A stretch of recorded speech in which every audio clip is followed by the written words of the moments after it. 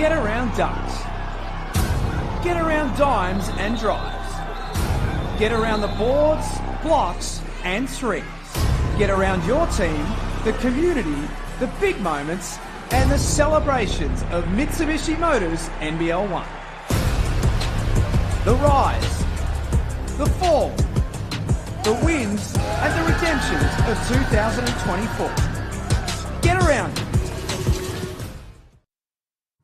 Hello everyone and welcome to your Mitsubishi Motors NBL1 Championship Show.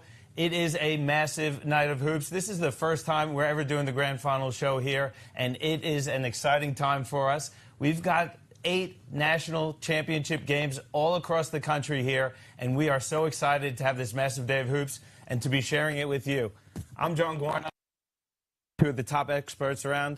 I got Sam Woosnam with me. Sam, you are the coach of the Dandenong NBL1 men's program. I know where you'd rather be, but how great is it to be here watching 8 games across the entire country? Thanks, John. I'm going to say this is the second best place to be tonight. I would prefer to be on court 1 at Dandenong coaching in the championship game, but I'm so happy to be here with you both, and how exciting we're going to get to witness so many champions unveiled tonight. And we got Michael Houben with us from Airtime Scouting. Michael, lots of talent across the entire country. We got 8 games to cover tonight. Anyone in particular you're keeping an eye on? Yeah, look, it's a monster across the board. I don't have enough screens at home to cover it all, so I'm glad I'm here, and I'm glad I'm with you guys as well. So much NBL1 knowledge between you both.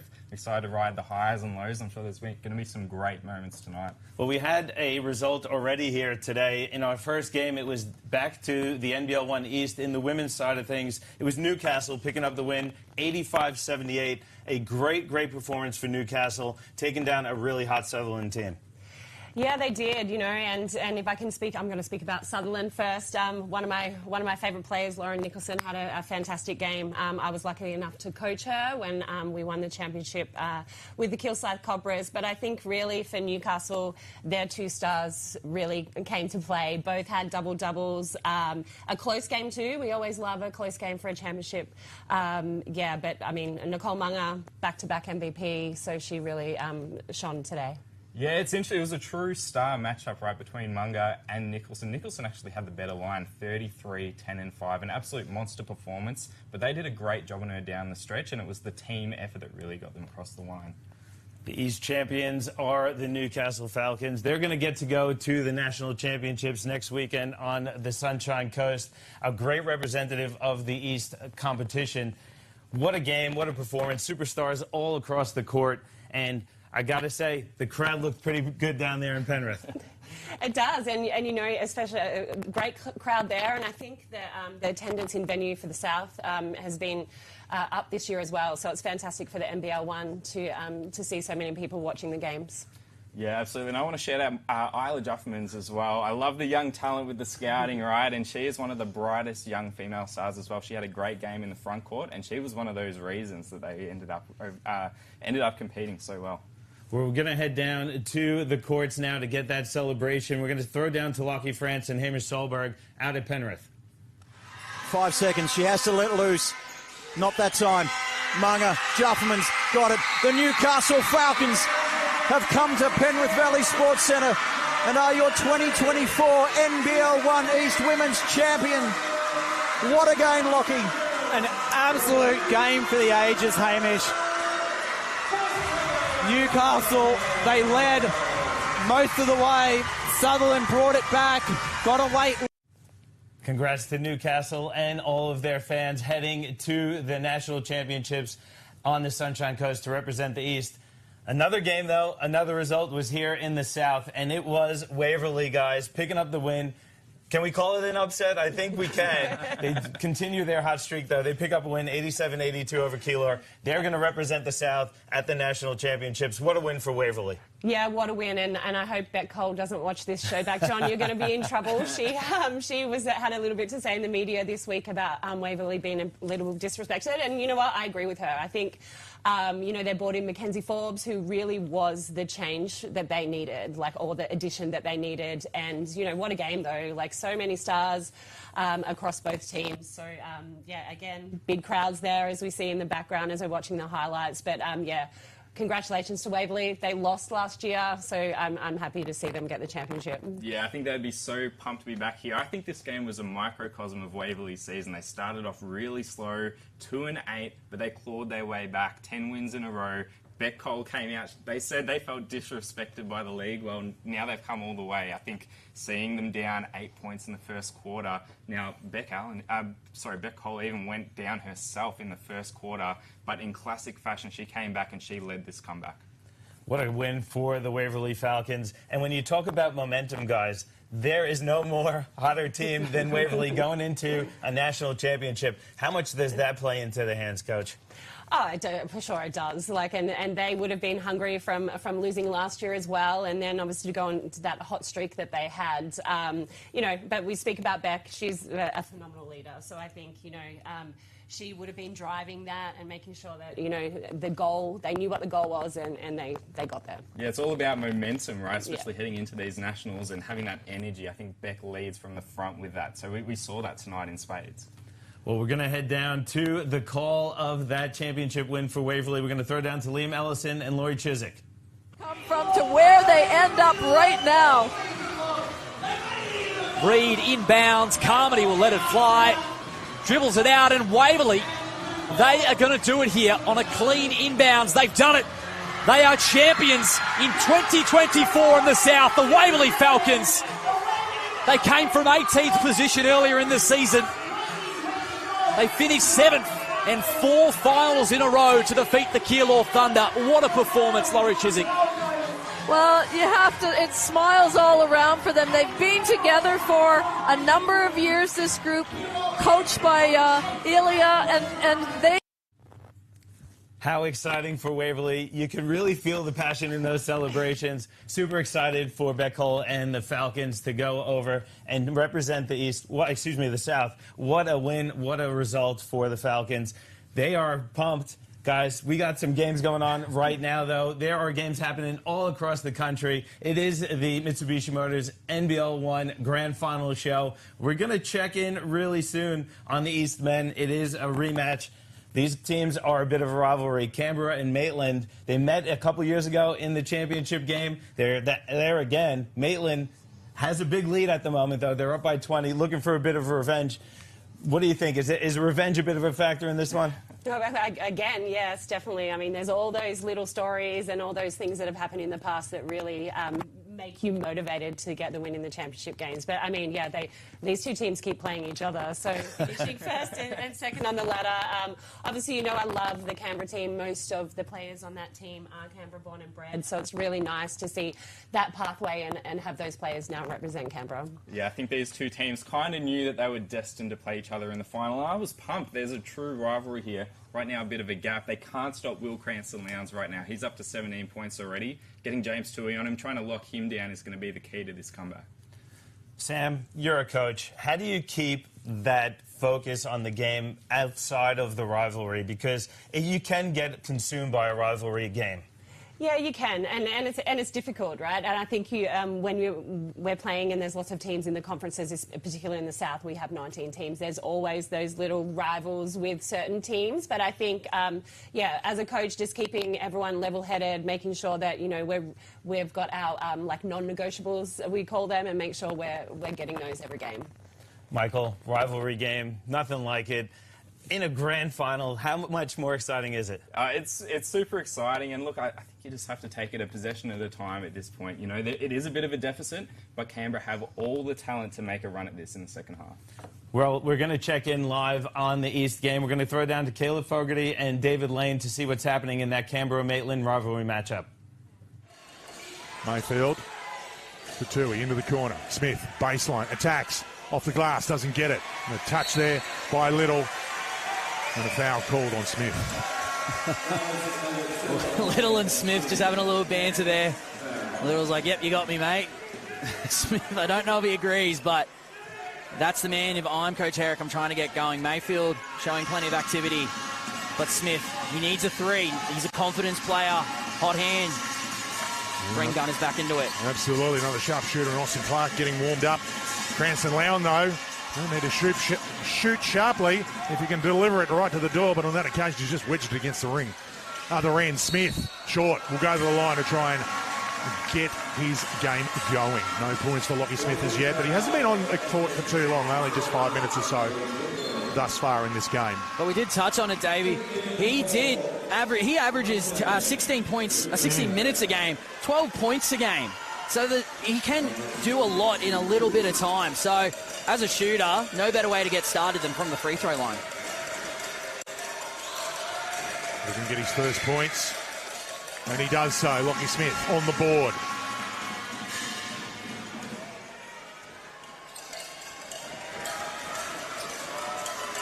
Lines up for the second. Gets that as well. And just as he finally sees it go through the hoop, he gets the hook. I do think Coach Eric said, don't worry, mate, you're going to get back into this one shortly. Absolutely. Well, Clark checks in. Stone cold Austin Clark.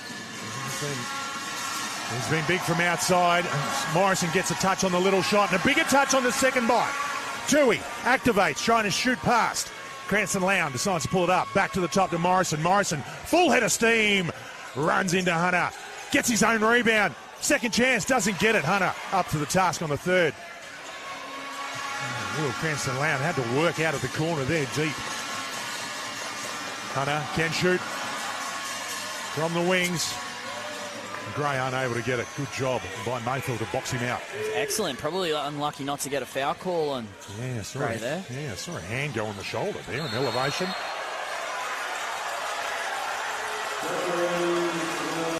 Call the foul. Yeah, a few people motioning that might be travel. The referees are conferring under the hoop there. I think it was a foul before the travel. Yeah, travel call. Well, that's the commentators. So they were indicating it there, and yeah, it resulted in the travel called. So the Gunners' offense just sputtering a little bit. Trail by 18 points, 61-43, with just over 3 minutes remaining in this third quarter. Haven't been able to rally their troops and dig deep in this championship quarter as yet. Will Mayfield, a big proponent of that in years gone by, doing some of his best work in the third quarter. Might have to save it late. And that'll certainly help their cause. That was a wayward pass. Yeah, right now, what's keeping the Gunners in it is the Mustangs turning it over. That's turnover number 11. You're going to find yourself down significantly when you're only shooting 24% from the field, though on the Gunners' side. Yeah. It's just not dropping. And that's been a constant theme when they have lost those 2 games this year. They haven't shot well. Mayfield, other way, doesn't drop. A little bit too much pressure on that right-hand side. Not really sure why he went there. It was nice and clear. For that traditional layup on the right, Little spins. Kicks it out to Cranston Lown. Vale almost got caught in that movement. Almost ran into him. His teammate, Cranston Lown, shaking off Smith. Doesn't drop, though. Strong rebound by Mortimer. And a foul spotted. So look to extend that lead. And try and push it back out to 20. Constant activity around the rim from Mortimer. Off to college in just a few days. Extended his stay in Australia before heading off. Dad, Andrew Mortimer, Mustang stalwart, 19 years for the club. Always good to see his son. The pebble in the shoe, they call him in Maitland. And, of course, the most luscious mullet. Oh, no, apologies to Lockie Smith. I think Lockie Smith has him. Oh, well, when it's long enough to add some dye, mate, you got to recognise game. We'll see. We'll send if this trilogy's extended. Maybe Mortimer adds red to the hair. Yeah, good job there. They push it back out to 20 points, too. Just under 2.5 minutes remaining in this third quarter. In the 2024 Mitsubishi Motors NBL1 East Grand Final. Tui looking to fake. Shovels off to Smith. Smith back to Tui. Inside to Morrison. Morrison, bit of space there for him to drive hard to the basket. And smart enough to draw the foul as well. Just follow the beacon. Follow the light. Glenn Morrison, what a move from your big man. That's why he's captain. That's why he's the leading scorer for this club. Just absolute patience in the post, and you'll get the rewards with the end one. Absolutely. So 4 blocks to his name, double-double, 13 points, 11 rebounds, and a couple of assists and a couple of fouls for Glenn Morrison, and still the quarter and a bit to go. Just rims out on that occasion. Mortimer cleans it up. Hands off. And Cranston Lown. Down that far passageway, finds Little. Back to the top. And Clifford off to Vaya. They've been good off the bench, Vaya and Clifford when needed. It's been solid in what they want, the Mustangs.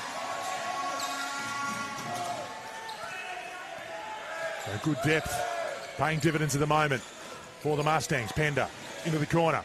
Tui, too much pepper on that one. Vaya. Oh, that was a travel there from Vaya, I think. It was a weird move to do in your own key. Another block. Oh, a bit too much skin on that one for Morrison. Oh, no, it was Pender on the down low. Pender reached in. Oh, good. I think that would have been Morrison's 4th foul too. I'll have a quick foul. Yeah, that would have been 3rd foul. 3rd foul. But 5th block. 5th block. The Canberra crowd's a little bit quiet over there. We can see them on the far side. Lots of hands on chins and spacey stares into the distance. Same from the Canberra bench right now. Heads are down. Don't usually see it from this club. Coach Eric having a moment to talk to the team.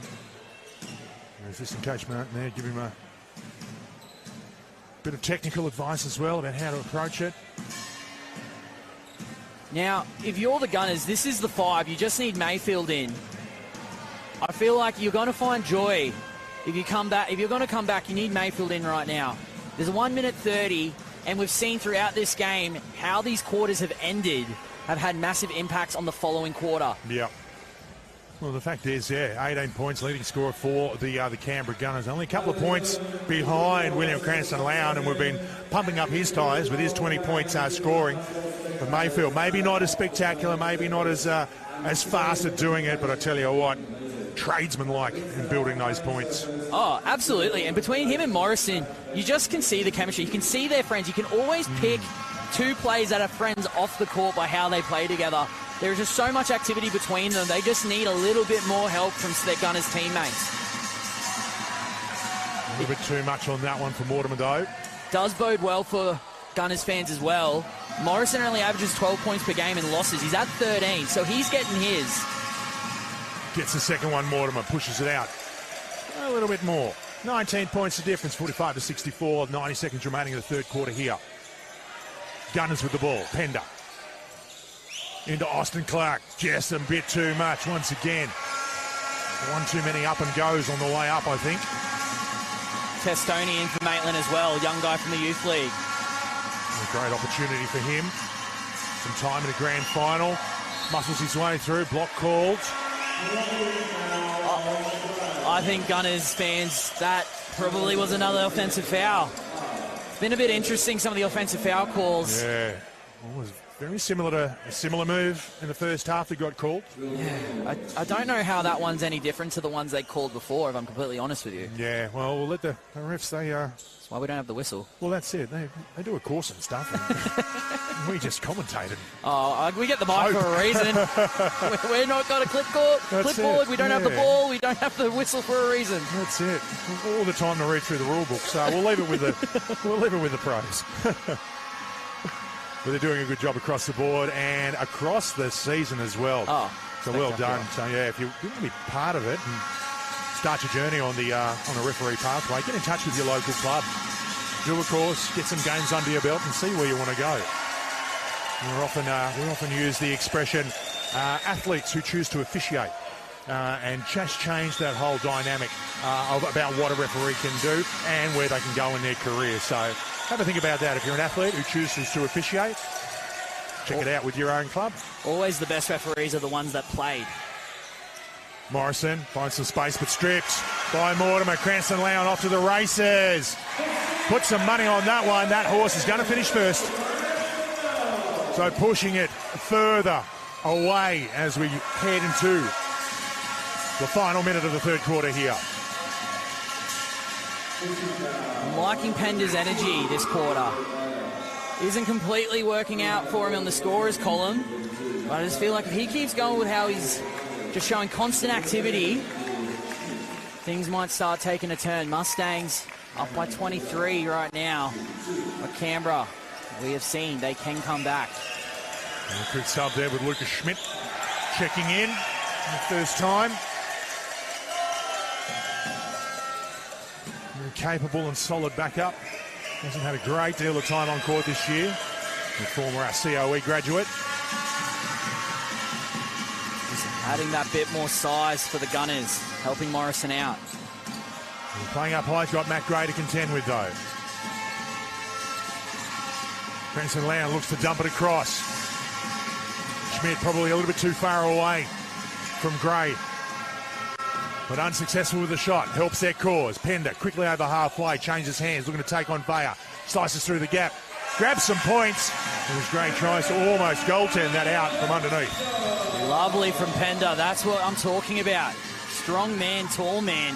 Finish it. The final 10 seconds in the quarter. 20 points the difference. Mustangs up by 68 to 48. Starting to dream.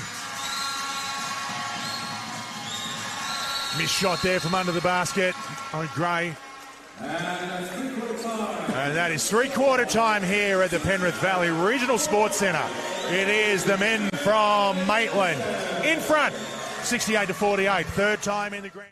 Hello, everyone. Welcome back to the Mitsubishi Motors NBL1 Grand Final show. Jon Guarna here with Coach Sam Woosnam and Michael Houben.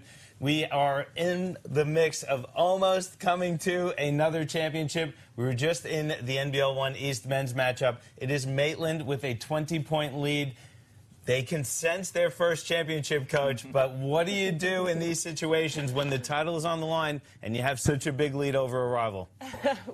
Well, you hope that, you know, everything that you've practiced during the year still stays in place, right? Because there would be a lot of emotion in that, especially because it's going, if they win 20 points, they're probably, I'm going to say they've got it in the bag, right? All right. But anything can happen, so you just got to make sure you keep them focused. But really, as a coach, there's not a lot you can do. It's just relying on the players and hoping that, you know, they do the right things. Continue getting stops, continue playing hard. That's probably the biggest thing. And, I mean, we watched that then for a little bit. Canberra are still playing 100%. They don't think they're out of this game, so anything can happen.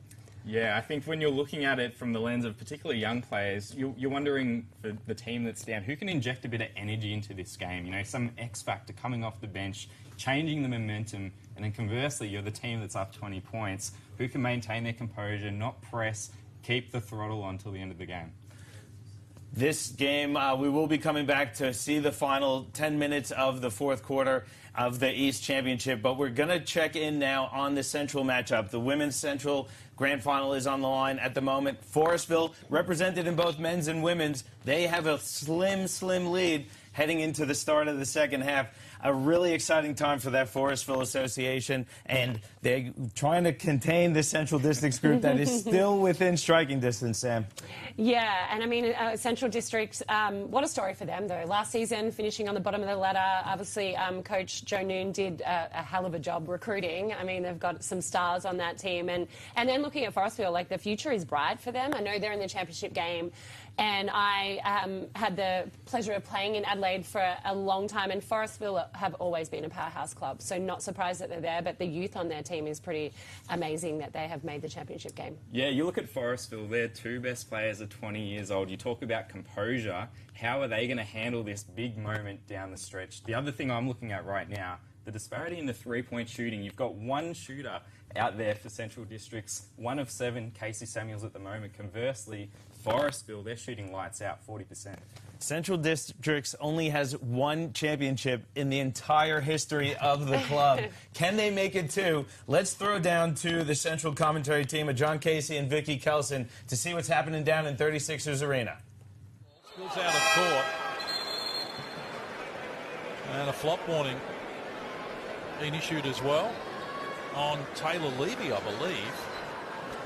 Just be mindful of physicality away from the ball too. Centrals can become quite physical, as can Forestville, but I think that's probably the first need to keep an eye on that. There's a few bodies hitting the floor. So the margin is 8. 2.5 minutes played. Quarter number 3. NBL1 Central Conference Women's Championship up for grabs here, thanks to Mitsubishi Motors. Levy behind the back in traffic. Tough D there from Ella Sawyer. Created a tough shot for Central. Jump ball, the possession arrow is with Central. So the Lions will get another opportunity here. But the hustle from the Forestville Eagles has been outstanding. Yeah, exceptional. But again, Centrals have just gone back to the individual game. It's not so much of a benefit for them right now. They can put points on the board pretty quickly, though. Levy off the mark.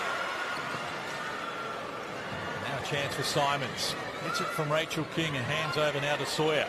But on their terms at the moment, the Eagles. Up by 8. 3 minutes played in the third. Led at quarter time by 2. By 5 at the break. This time they come up with the error. Jazz Fijo. Ritz in support. Puts it to the baseline. Good aggressive move, and she's rewarded with another 2 as well. Forestfield just need to be careful against that baseline. 4 points in the game now for Jazz Fijo. Sawyer penetrating. Kicks outside. Bria gives it up. Rachel King. Red numbers on the shot clock. Vidmar baseline. Casually and composed knocks down the shot. That's pretty impressive. Got the answers when they need them. Back to an 8-point buffer. Yeah, they do. Vidmar with 9 in the game. Freer slaps it away. Only as far as Ditmar. That'd be frustrating for Georgia. Levy with it. Single digits on the shot clock. Contact, no whistle there. Levy, wrap-around pass. Garrard pulls the trigger. It's well short. 3-point shooting has been a problem for them in this game. 1 of 11 from long range. Yeah, that's not the person they want to be shooting outside the arc either. So that's a great job by Forestville. In contrast, the Eagles, 7 of 18 from deep. 39%, including 5 of 9 from Jess Simons in the first half. It's a low-scoring affair here in the third. It's tight. Simons takes them on, retracted. Well done, good D. It spills to Vidmar. Yes! Excellent job from Freya, second efforts. Kick out. Marching back to double figures. Middle stages Again, here stagnant. of the third. Single digits on the shot clock. Jazz Fijo penetrates to the left hand. Couldn't finish it. Loose ball. Vidmar gets after it. That's nice work from Fijo, though. Just didn't finish. King, Simons, they exchange passes. This is Sawyer. Shot clock at 10. Feeds the ball back for King, who fires, knocks down the 3. I think she's their secret weapon, King. Game high, 14-point lead, 4.5 to play in the third. Forestville looking strong here. Lions need a bucket. Samuels can't provide it.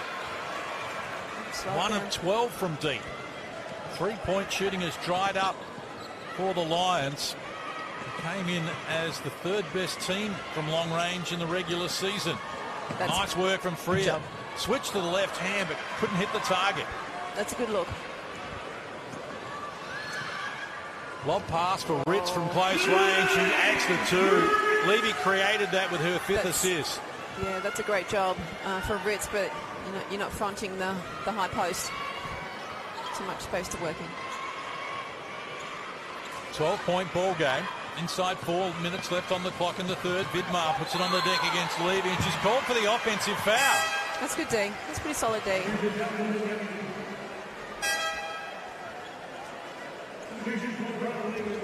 You see Vidmar aggressively and asked for the armbar, a little too extended for the liking of the referees, and Vidmar called for the foul. Timeout has been called as well. I think she knew that that was going to be offensive. So it's pretty solid D by Levy, but yeah.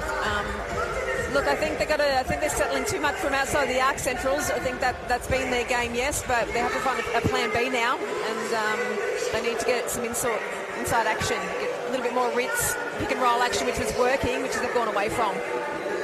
Eagles' highest scorer this season, in fact, Izzy Borlase, averaged 15 points a game in the 6 games that she played before her international and Olympic commitments took over precedence. And didn't she turn it on for the Opals early this morning in the loss to the USA? Finished as a game-high scorer for Australia, 11 points, 9 in the fourth quarter. Just great job here with Forrestal. We know she signed in the WNBA, electing to stay here and play with the Eagles, and just so impressive to see her play so well, given that she didn't have as many minutes as perhaps we were thinking, and that was dictated because of the Opals, just the way that the tournament unfolded for them. Yeah. But she is such a great player of the future and someone who's very proud of her Forestville background. And for such a young player, always ready to go. Yep, nothing phases her. Call me up, I'm ready to play, Yeah. which is just phenomenal. An exceptional talent. I'm looking forward to seeing her journey. Continue to unfold, and we're so proud of her here in South Australia as well. We've got a good one going. It's Forestville by 12. Inside 4 minutes left, term number 3 here. 12 was nothing, though, for Centrals. These teams met 3 times so far this season, and all 3 were taken by Central District, with 2 in overtime. There's not a lot separates them. Vidmar with a hand in the passing lane. Disrupted that. 5 on the shot clock. Casey Samuels continues to fire It's a from great deep. battle by King. Well, now Casey Samuels just slow to get back to her feet as well. 1 of 13 from long range. The Lions have got problems from deep. Oh, active hands. Fijo got a deflection, but it spills back to Forestville. No one wants to shoot it. Forestville up by 12 over Central Districts in the Central Championship game. Pretty impressive performance from Forestville. Central struggling a little bit, Michael. Yeah, they are a little bit, and again, I'm looking at those shooting numbers. Casey Samuels is having a fantastic game, 16 points, but up to 1 of 10 from the three-point line now. That's going to be the biggest factor. Right now, they're slipping away. They can hit some more shots. That'll help immensely. We're going to check back in shortly, but, Coach, I wanted to get your thoughts because Districts is still kind of hanging around with a few minutes left. They are, but I think, you know, there's still a quarter to play. I think what Michael's saying, though, it's going to be very, very hard for Central to get back into this game unless they can knock down a couple of threes. You know, and it also gives Forestville that bit of an advantage where they don't have to guard the three-point line, so they can kind of pack the paint a little bit. But yeah, hopefully, I want a close game, so hopefully they get back into it and we can watch the rest of this game. Well, we are going to come back in a bit to this Forestville Central Districts game. We're going to head out to the east. We got 5 minutes to go in this one. Let's check in with Caleb Fogarty and David Lane on the call. We are heading to another winner. Let's see who it's going to be. And at the moment, it's Maitland up 18 still with about 5 minutes to go.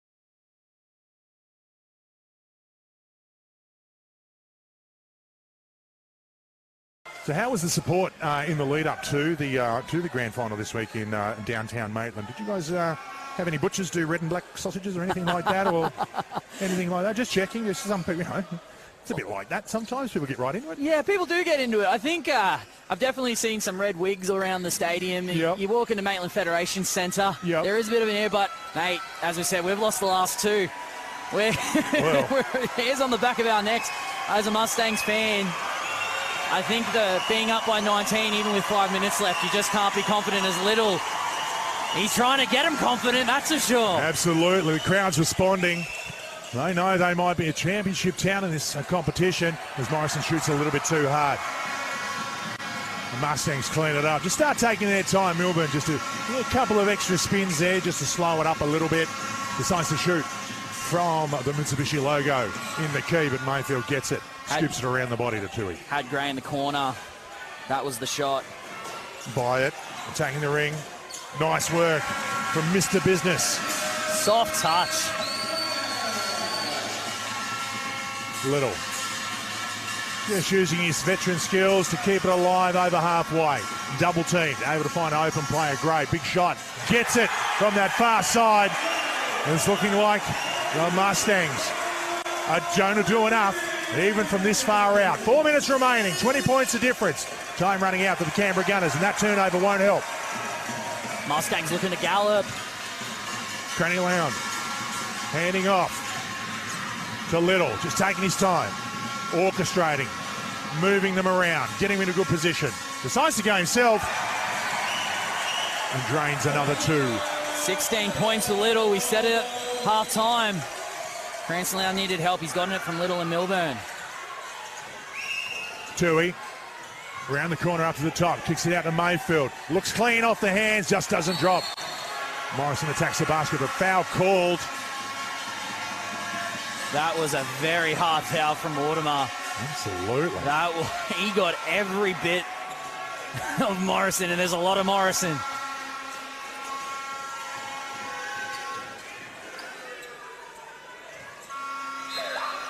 The subs called, clearing the bench. Young Mitch Robertson getting some time. 3:36. Coach Herrick realises where it's at.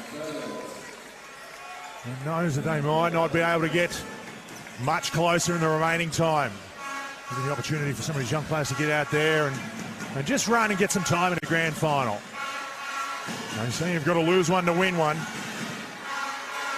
Still Morrison out there, bit niggle. As he said, the young blokes coming into the game, Davey J. Yeah. Little bit of niggle, we love it.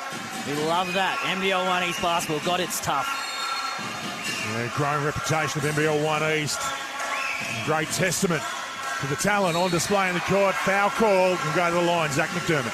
McDermott, mad respect to McDermott there. He was letting Gray know he was standing next to him. The refs came, told him to calm down. And then Gray, shows a tendency to recover and block from behind, but McDermott unfazed and go to the line for 2. Known as Zach McBuckets down in the Premier League competition, the ACT. And he's got 1 point in the grand final. And see if he can double that with his second attempt. Well, he's getting all of the Mustangs faithful right now.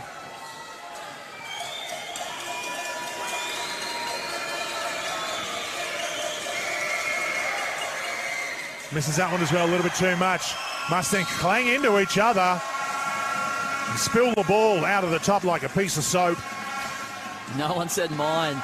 Basketball 101. Exactly. And playing good to each other, and it's the Gunners that'll get the ball on possession. Time really counting down now, 3:30 remaining on the clock. Gunners fans trying to push this team. Keep edging, keep pushing.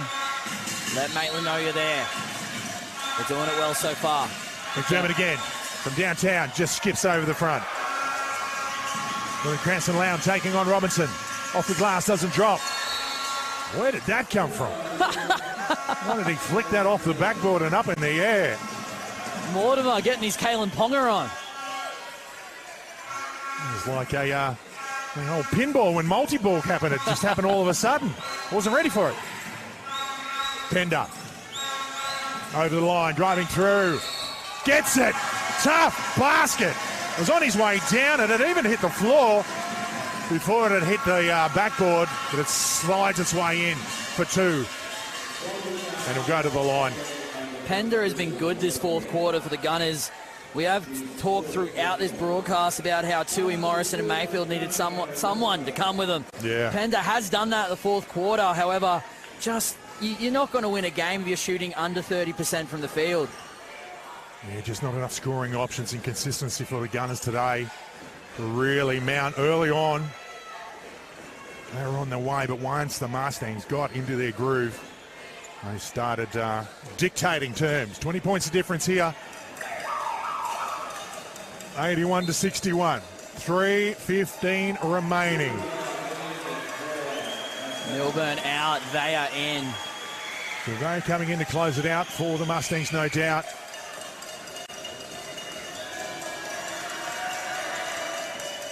And Pender ices that one. Inbound by the Mustangs, and in the hands of Little. Quick pass to Vaya. Down to Mortimer quickly. Plenty of time, 15 seconds. Just take their time. Speed it all up. Gray wanted that so bad. Slicing through, William Cranston Lowndes out the back of the hand to Vaya. Vaya, big shot. Just a little bit too big. Looked good out of the hands, but Gray gets it. The foul call on the floor. Gunners possession. So with 2 minutes 50 remaining and a lead of 19 points, 81 to 62. Heading into, well, tomorrow, mate. When does the, big block there. When does the parade start for you guys? Down the main street. It'll start on the bus as soon as we get straight up there. Me too. I don't mean to be going to be funny. I'm going to try and be funny. But 2 missed opportunities to grand finals means you've got plenty of balloons, plenty of streamers in store to use. 100%. They've collected dust the last 2 years. I think Maitland would tell you they were hoping against Cronulla last year. Oh, close too. They almost did it.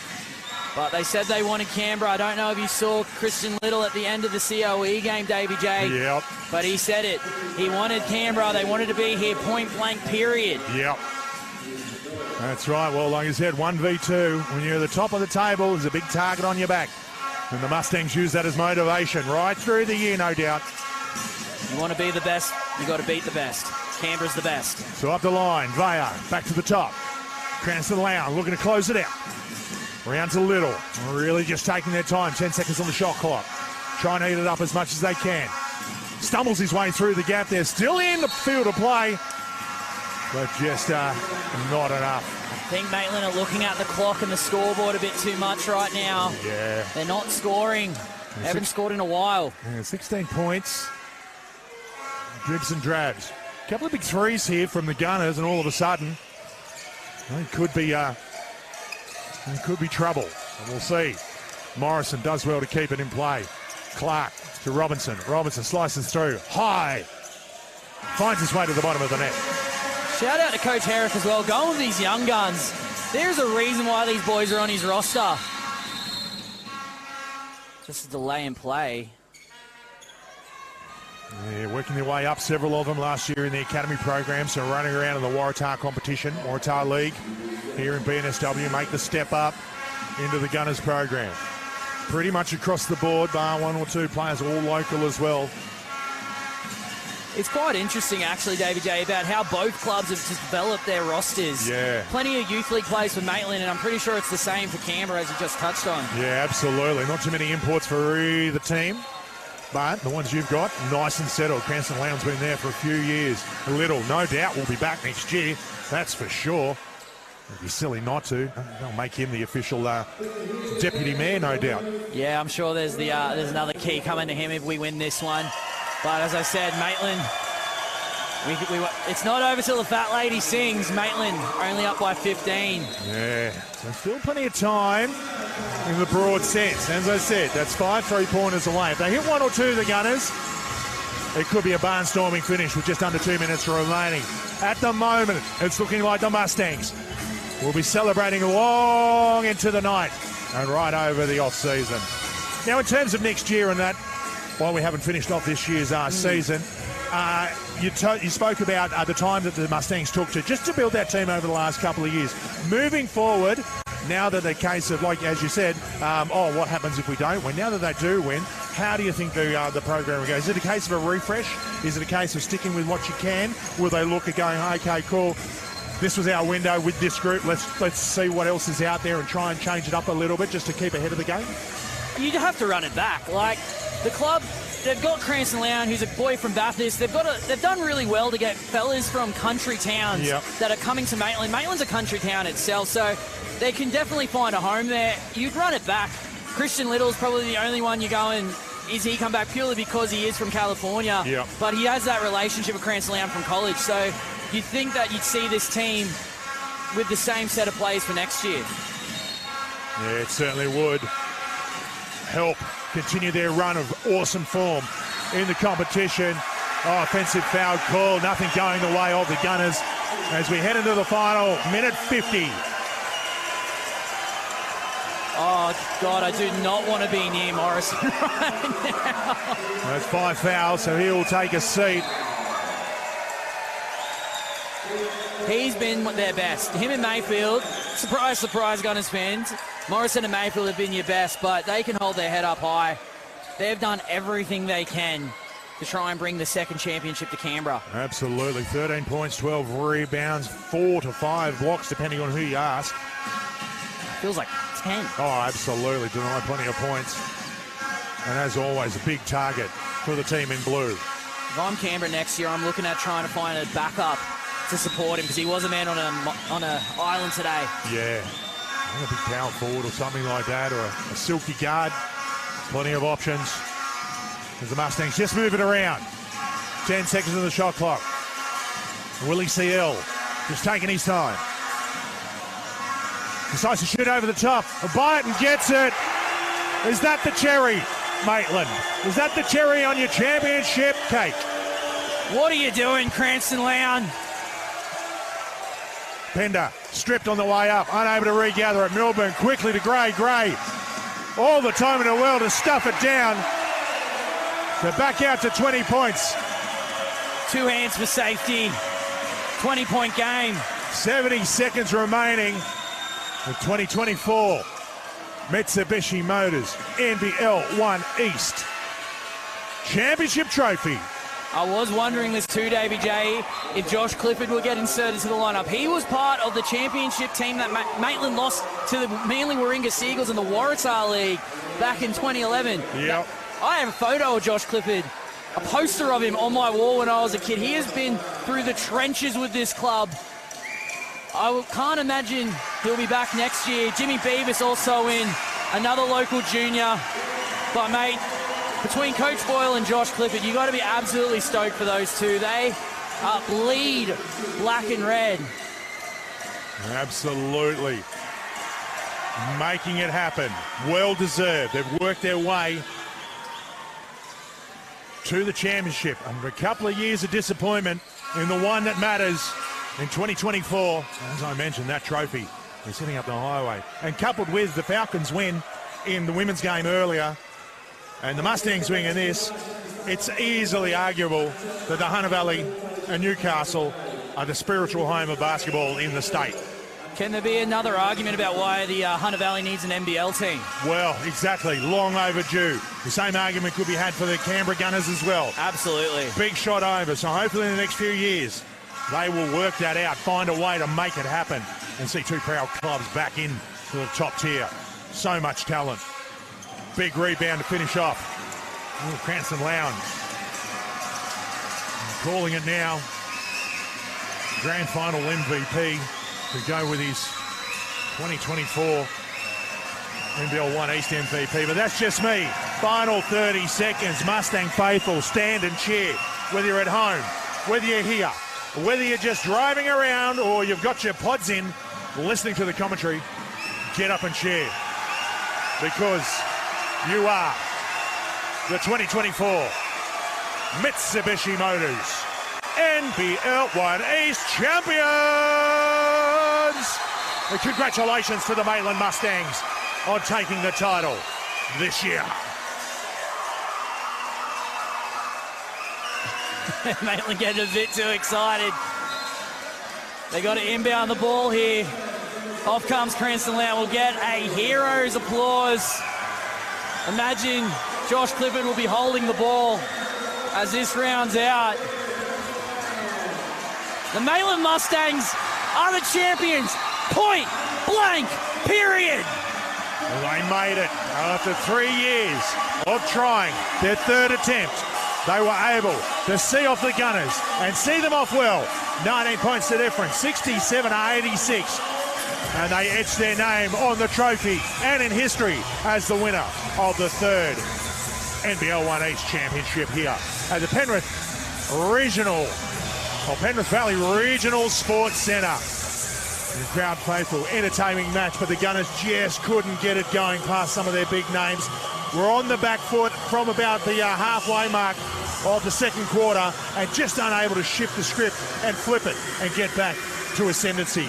The Mustangs, to their credit, are able to maintain that consistent scoring. Not too many patches there, Caleb. Welcome back to the Mitsubishi Motors NBL1 Grand Finals show. We're here in the studio, Jon Guarna with Sam Woosnam and Michael Houben. What a win for Maitland, their first ever championship. A fantastic result for the club. Yeah, definitely. And again, you know, we saw the stars really shine from them. They came to play. Obviously, Canberra being, you know, that more little younger team probably struggled with containing Will Cranston-Lone for one. I mean, back-to-back league MVP. I'm pretty sure he's about to get another MVP title to add to that as well. I mean, he had 28 points and 11 rebounds, and also Christian Little, he had 16 and 6. So probably a little hard when those guys play like that to get the win. Yeah, this means so much for that organisation and specifically for this group as well. They were in this position in 2022. They were up in the third quarter. They lost the game. So for them to get back into this situation and finish it in emphatic fashion is so big for them. Yeah, congratulations to Maitland, their first ever championship. They're going to be representing the East at next weekend's National Championships up on the Sunshine Coast. A great result for Maitland after trying for 3 straight years to pick up that inaugural title. They've finally done it, so congrats to everyone out in Maitland. Now, we got another game that is super, super close. It is over in the Central in the women's side of things. It is Central Districts up by 2. Can they do it here, guys? What do you think? I've adopted Central Districts. You have. The Central District is your team from here on out. Well, hit a couple of threes. What we spoke about, right? They're up to 5 threes now. I'm curious to see whether Forestville can keep their composure. As we said, they're a young team with some young stars. Look, it's going to be neck to neck down the end of this game. Well, let's head down to John Casey and Vicky Kelson. They're going to bring us home with the title on the line. It's Districts up 2. Offensively at the moment, Ritz. Forcing a little. Got the mismatch here against Sawyer. Wants to take her on and gets it done. 4-point lead. Timeout might be coming soon for George. 16 points now for Lily Ritz. Throwing 17 boards as well, and it's a reasonable audition for Player of the Game honours. And foul called on Levy, but look at Lily Ritz go to work here. Yeah. I mean, that's, a mismatch they've got to expose, but Ella putting the ball to the floor there, but they've got to continue to challenge one-on-one. Oh, it's been a terrific contest. That's a 5th team foul on the Lions now. Bonus. Free throws. Yep. And 2.5 still on the clock, so they've got some work to do here, Central. They hold the lead by 4, and Sawyer to the free throw line, a 78% free throw shooter this season. But they just can't get it done from the free throw line. 5 of 13. It's massive. 38% for the Eagles. And continues to go south. Freer reaches in, can only knock it down out of court. So Lions with possession on a 4-point edge. That's right. First, we just need a solid stop here. Centrals will most likely use the clock. Go through hands. Taylor Levy with it. Levy, there we go. 20 points, 6 assists, 8 boards for her. Has been good. That's a good job. Ritz, Samuels. Shot clock to 5. She works into the paint, found an opening, couldn't finish. A chance for Forestville. Samuels has stayed down behind play as well. We're going to take care of the advantage. Vidmar, the danger from deep, is off the mark with the 3. Sawyer can't keep it alive. 5 on 4. Choosing to shoot the 3 may not be the best option in that scenario. And just tightened up a little bit, Forestville here. Well, she's had a good game, Vidmar. 15 points, 10 rebounds. But again, it's decision-making down the stretch, isn't it? Inside, 2 minutes remaining. It's a 4-point buffer for Central District Lions. Here's Ritz, puts it on the deck, dances past a would-be defender, adds another 2, and the Eagles need timeout. Lions with a 6-point edge. They've never led by more in the game, and we're 153 away from the decision. No, I think it's just those moments there where you overcommit.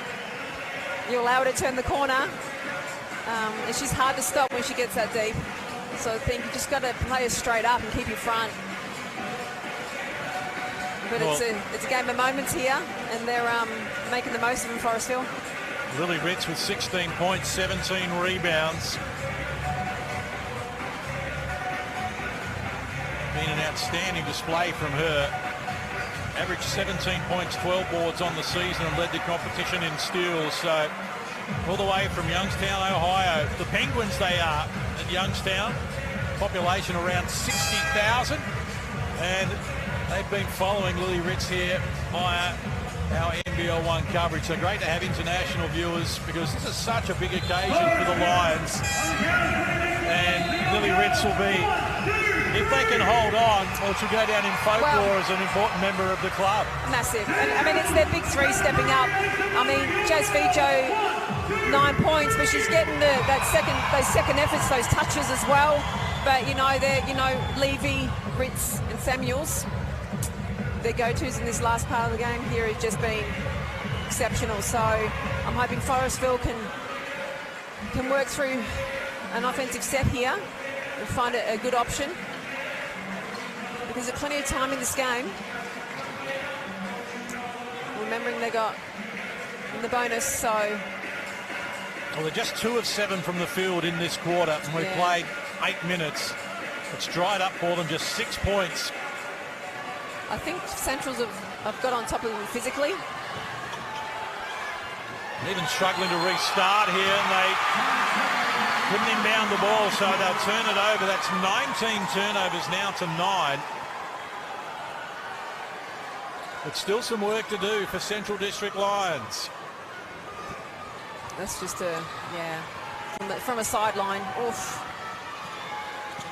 What can happen, we've seen it happen to the Opals and to the Boomers at the Olympics in Paris. Yes. Samuel's feeling good now. She is feeling very good. Lions have their biggest lead of the game, and Casey Samuels is turning it on. Yeah.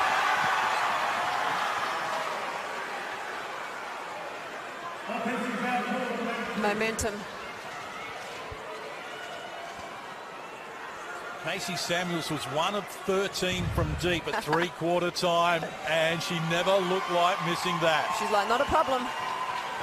We'll keep going. That's why she's Hall's medalist. Big game player, making big-time shots. 26 or 23 in the game now for her, including 7 in this last quarter. It's been massive. Forestville have just kind of wilted a little bit. And the offense has dried up for the Eagles. 90 seconds left to play here. The Lions by 9. Levy happy to milk the clock. Single digits on the shot clock now. Fijo in traffic, forced into error. Ball spills free. Levy shut down. Good stop. Forestville, the defensive end, get it done. Now they need some points. Simons, solo, off the mark. Fijo the rebound. Levy, Samuels, Ritz, they combine well. And the offense just not clicking for the Eagles here in the last quarter. They led by 6 when we started this term. They find themselves down by 9 at the moment. Yeah, I think Centrals have got, like I mentioned before, got on top of the physical game. And I think they haven't come back at them, Forestville. You know, you push me, I push you, type of thing. I think they've kind of struggled in that space. And just the decision-making under pressure has been questionable.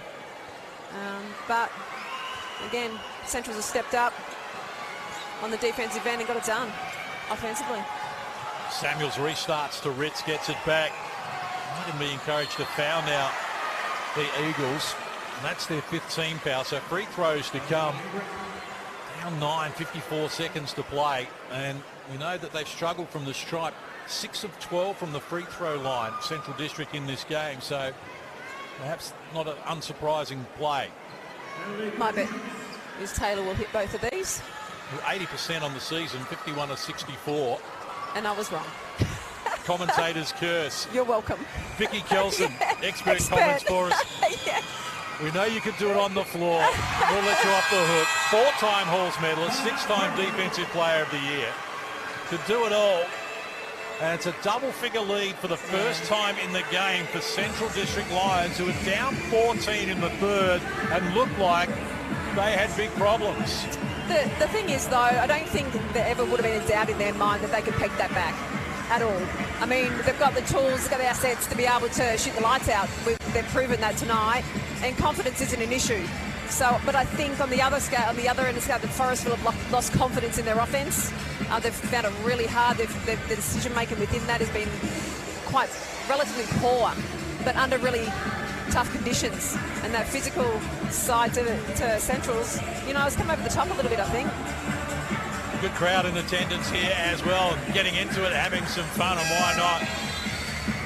But for the Central District Lions, they don't want to celebrate yet, but they'll be celebrating. There'll be a bit of talk in the huddle, I think, from certain people about where they're at. It's been a terrific competition, the NBL1 Central Conference this season. Sturt Sabres finishing the regular season champions 14-4, Central second 14-4. Then we had Forestville and South Adelaide 12-6 in the regular season. North Adelaide made finals with an 11-7 record as well. And we had the highest scoring team in the competition, Centrals, and the best defensive team statistically, the Eagles, squaring off for the championship. Lob pass was good. Simons from outside. Well, she was 5 of 9 from deep early in the game, but she couldn't get it done there. And in the second half, it just hasn't been the Eagles' offense. Huge final quarter here. 22-6 is the run for Centrals. Dried up completely, hasn't it? Sawyer again happy to foul and send Fijo to the free throw line. Will walk to the other end of the floor. Fijo, 90 of 110 at 82%, got to the stripe more than any other player this season. And she's smiling now. We're starting to enjoy it a little bit more now. And Joe put this team together to win a championship, and it's as though he's done it. That's correct. And for Jazz Fijo to share this with her sister Renee, important as well. Handy footballer in the Sample W as well. Yeah, what a nice moment for both the Fijos to celebrate this together. And particularly to write yourself into the history books as well. Yeah. At Central District Lions. Outside shot here from Amy Brett. All the bottom of the net. Oh. Central quickly up the floor though. Lily Rich for some finishing touches, gets the 2 and she's fouled. Well, really had to gamble there, Forestville. Yeah. Wasn't any option for them. And Lily Rich adds to her tally. You just probably want to foul here more so than foul Ritz on the shot. 20 points, 17 boards for Lily Ritz. She's top 5 in the league in scoring, 3rd in rebounding, had it in skills. She's had a marked influence on this, and the Eagles gambling again have come up empty. Levy is fouled. And more free throws to come here. Foul called on Amy Brett. But they've been brave in this one, Forestville. And while they're going to be disappointed, having led by as many as 11 in the second and by 14 in the third, it really has been an impressive display. Oh, they've had an exceptional year. Obviously, you lose Izzy, they lose their Import West, the horrific injury, 4 to 5 weeks ago. They've come up against it. So to be here right now, they should be extremely proud of themselves. Obviously not the result they want. They can hold their heads up high, definitely. 13 the margin. Freya knocks down the triple. Some late wallpapering over the cracks in terms of the final scoreline, and more free throws to come. Not sure if you want to continue to put Levy to the line. At this stage, 10-point margin, 18 and a bit seconds on the clock. Maybe that'll be the end of it. Yeah. Taylor Levy, also an accomplished footballer as well. She's had a great season. 3rd in scoring at 20 a game. 2nd in assists at 5 a game. And 3 and 5 rebounds as well. And 34 threes, 34% as well. Yeah, she's had a great season. And then she'll be able to celebrate it in style as well. I think they will. So they're going to wind the clock down here. The Forestville Eagles were brave, but they have succumbed to history in the making. For the first time ever, the Central District Lions are state champions in South Australia. They claim the NBL1 Central Conference title, and in the final analysis, they've done it by 12 points. Full time, it's Central's 79, Forestville 67. Good on them. They deserve it. They played they kind of physically outworked Forestville in the end. They had the tools to get the job done, so they deserve the win. Massive final quarter, 30 points to 12. Massive. Coming from as many as 14 down in the third to win it running away by 12. And the Central District Lions are celebrating, and so they should. History-making first women's championship for them after starting in 1981. Hopefully Forestville walk away from this, yes, disappointed, but really proud of their season. Back to your Mitsubishi Motors NBL1 Grand Finals show. Congratulations to the Central Districts Lions, my adopted team in the Central. They picked up their first championship since 1984, the first time ever the women's team has won a championship. Coach Sam Woosnam, what does that mean for that club to pick up their first ever championship?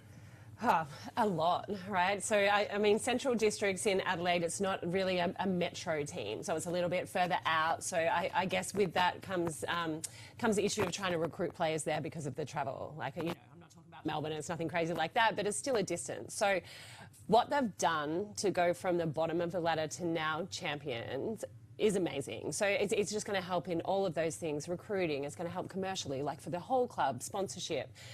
Those girls now just being role models for the junior players coming up. So I'm super happy for them. I have a connection with the coach, Joe Noon, so congratulations. I'm really, really happy that they've won that championship, your team. Definitely my adopted team for sure, Coach. Michael, though, we were talking about it earlier. The three-point shooting for Centrals came alive in the second half, and that really helped them pick up this big win. Yeah, look, I really harped on that metric, and by all means, Forestville shot the ball a little bit better, but conversely, by all the other metrics, that was where Central Districts really shined. The turnover count, there was a big disparity there. That's where I think a little bit more experience played in their favour. And also the rebounds as well. They won that battle. We're going to have a look in shortly, though, but before we do, let's congratulate Central Districts again. First ever women's championship in the Central competition. They're going to represent Central at next weekend's NBL1 National Championships on the Sunshine Coast. What a win for the Lions. Now let's check in on the West, because we haven't been out there for a bit yet, actually, and it is Coburn and Rockingham. They're tied at 56. What a game here. And let's talk about Coburn. They are looking to go back-to-back, Coach, and it is being led, and they are being led by Alex Ciabattoni. She's been fantastic here so far today. Yeah, she has. I mean, and what I think that's just a perfect example of how amazing women athletes are, or women in general, right? I mean, Alex had a baby earlier this year, and she was just named to the West first team. So phenomenal. She's having a great game, and obviously really keeping them, but it's so close, and I'm looking forward to watching some of this. And Michael, if Rockingham can pick up a win here, though, they're going to join the men's team at the NBL1 Championships next weekend in the Sunshine Coast. What do they need to do to pull this one away? Yeah, I mean, look, it's neck to neck right now. There are so many variables that could get them across the line. I'm looking at Robbie Ryan right now. She is an absolute gun, but she's had a quiet game so far. Coburn are doing an amazing job on her. If she gets going and starts hitting a few threes like we know she can, that could really break the game open for them. Well, how about we head down to RAC Arena, a packed-out RAC Arena. Big shout-out to everyone in the NBL1 West showing their support for the competition out there. A great result. We got a good one here, though, so let's head down to the commentators. Eric McFarland, Vlad Alava, Tanya Fisher, and Matt Splatt. I don't know if we should be going into that one. As Amos thankfully gets us out of there, gets Coach Alava and myself out of the hot water to have to respond to that. Can Robbie Ryan respond for Rockingham here? And Cuba gets the hand in there, disrupts the play. Having that, yeah. That was just a bit too much dribbling for Chibber. She was having it. It was indeed. There was only so much she could stand. Yeah, that's right. She's going to have a swipe at it. That's right. Right. Now, Pinot's got some space there. That looked absolutely textbook. Yet another lead change. Wow. Back and forth here. Exactly what you expect when you have the consensus two best sides in the competition going at it here for the chip. Chippertoni, another dump pass into Raybar. We've seen that a couple of times tonight, and if it ain't broke, don't fix it. She does well pulling that back out, though, to re-attack. Amos runs into resistance, so gets it out, and Jenkins. Second time mid-range shot, same space, no hand. Yeah. Got to tighten that up. Drawing that help. Oh. Yeah. Williams ambitiously tries to convince anyone that that was in the act of shooting and fails. You've got to admire the effort, though. Yes. Those cogs are always moving in Jill Williams' head. But I think I've seen more dubious calls made. I think Shani Amos almost gave herself away there. Yeah. The game went for another second or two, and then she put her hands out and said, "Whoops, not me," and the referee said, "Whoops, you." Yeah. Oh, Jill Williams. Oh, well done, Amos. Redemption immediately. Oh.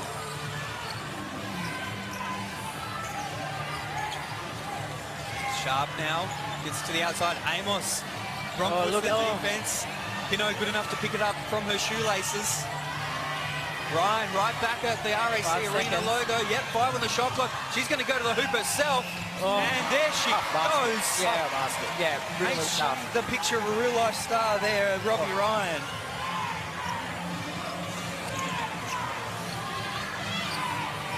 Chipper, she's got those, and I say this politely, those shark eyes. Everything else is moving. She's just looking calmly, surveying the best way to the hoop. She decides she's the best way, and only the foul could stop her. She knows how to tuck that ball in a wing and really get to the basket. Veteran patience. Just waited, always attacked. You know what she does really well too? She reverses it back to create that space instead of always going front. And it's just really, really effective. First one is good there for Chibba at the foul line. Hoping we might hit a decent percentage by the end of the game. Well, that's going to go the right way of it. She's doing her bit. Yep. Exactly. She's keeping the blood pressure low here in the commentary booth there for Tanya. Ryan now moving with pace, and then she. Oh my goodness. That is elite. There's no other word for it, elite, to move at pace and then pull up. And that shot looked like it was going nowhere but the bottom of the net. Oh, Raver. Raver again with another board. That's her 12. Gorman for 3. Oh, that's no. Oh, they're going the long pass. Oh, Jill Williams did well. Reflection. Oh. And as you correctly said there, Tanya, Jill Williams is the one who really got that off kilter, managed to make Robbie Ryan go to the outside, maybe a bit of a panic pass there or a loose pass, and an important stop there for Coburn. Yeah, it really was. That was a clear score coming up there, wasn't it? Song selection is accurate. That pass was a bit of a wild one. That one's much more controlled, and Lejeski is fouled on the way to the hoop. Amos pleads her innocence.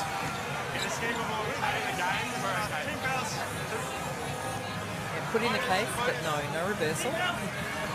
Second for Amos in quick time, but only her second for the game.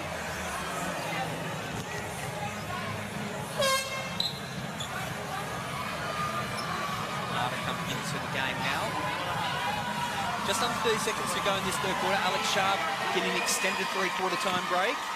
He's got a big 10 minutes ahead of her in this last quarter. Lejeski. Oh, that one had too much mustard on it. Fundamentals, people. Tell you what, when you've got near on 6,000 screaming, it does make a difference. As Lejeski goes 1 of 2. It's a 2-point game here. Both the superstars from both teams, sorry, I should say, having a quick break heading into the fourth quarter. Brave move considering the scoreline. The brave move from Coach Alava saying there's only 2 superstars as well because they are chock-loaded with talent. Only 2 superstars up there. Yeah, Yes. I think you meant 2 of. 2 of. Of the superstars up there. 5 seconds between game clock and shot clock, so Ryan will get to the outside. Amos. Oh, it's wrong. Oh, that one's missed it all. And very fortunate there. Lejeski was running out of space, but manages to maintain possession for Coburn. 7.8 on the clock. The last shot of the quarter will go the Cougars' way. Yes, he was coming back in for last offensive possession. One of the superstars, yes. Absolutely. A superstar of his superstars coming in. Come on, Blade, you can say that with every sub in this game. Lost it there. Jimmer reaches out there, has a look up at that shot clock, goes to spin cycle, goes every way, and it misses. Jeez. Marcus Wong completely obscured my view then. Well, I think a lot of defenders will be using that excuse as well.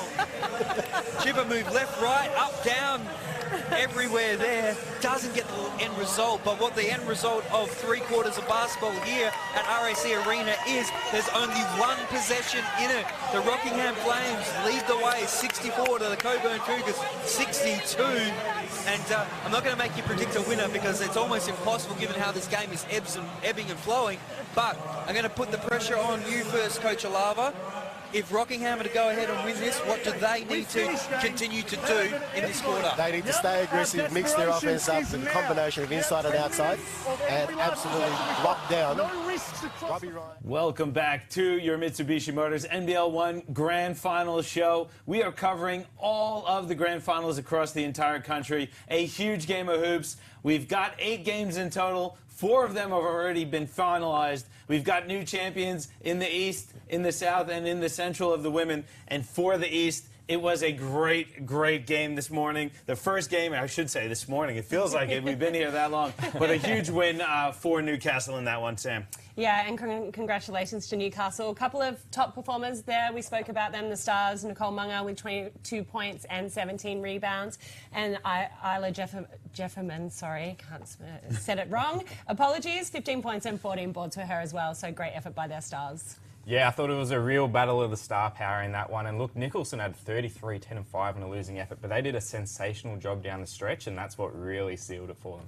In the South, it was Waverley. Again, we're going to go upset. Don't get mad at me for saying it. I'm going to roll with that. It's gotten you this far. They pick up the win over Keilor, 87-82. A great win for the Falcons. Yeah, fantastic win for the Falcons. Hottest team in the league. They still are, right? So then their WNBL Stars really came to play with Carly Ernst, 26 points, and Bet Cole having that captain leader game, 21 points and 7 assists. Yeah, momentum was the name of the game for Waverley all season and in this game as well. They came on strong for the second half and they really came home and had a fantastic victory in that one. Huge win for Waverley. A huge win for my team, the Central Districts Lions, winning their first ever women's championship. It's only the second championship in the association's history. 79-67 over Forestville. Coach Sam, you've got a little bit of a connection, a little soft spot for the underdog. That's a great story. Yeah, I do have a soft spot for them. And also, shout out to Central.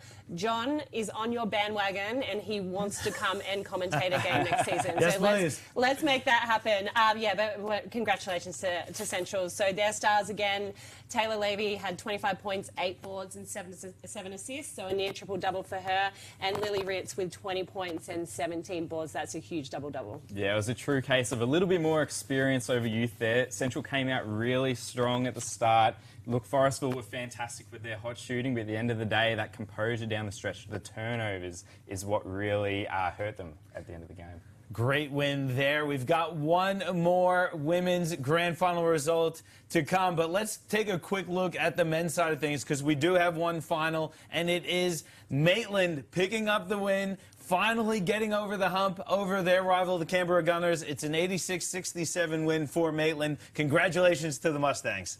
Yeah, and Cranston Lown, 28 points, 11 boards. I mean, he was unstoppable in the game. And with Christian Little also with the 16 points and 6 rebounds were the tops, the best players for them on the day. Yeah, the narrative was all about their backcourt, just so much firepower there, and massive for Maitland and that whole organisation for their first ever championship. What a result for Maitland. We've got 3 more men's games.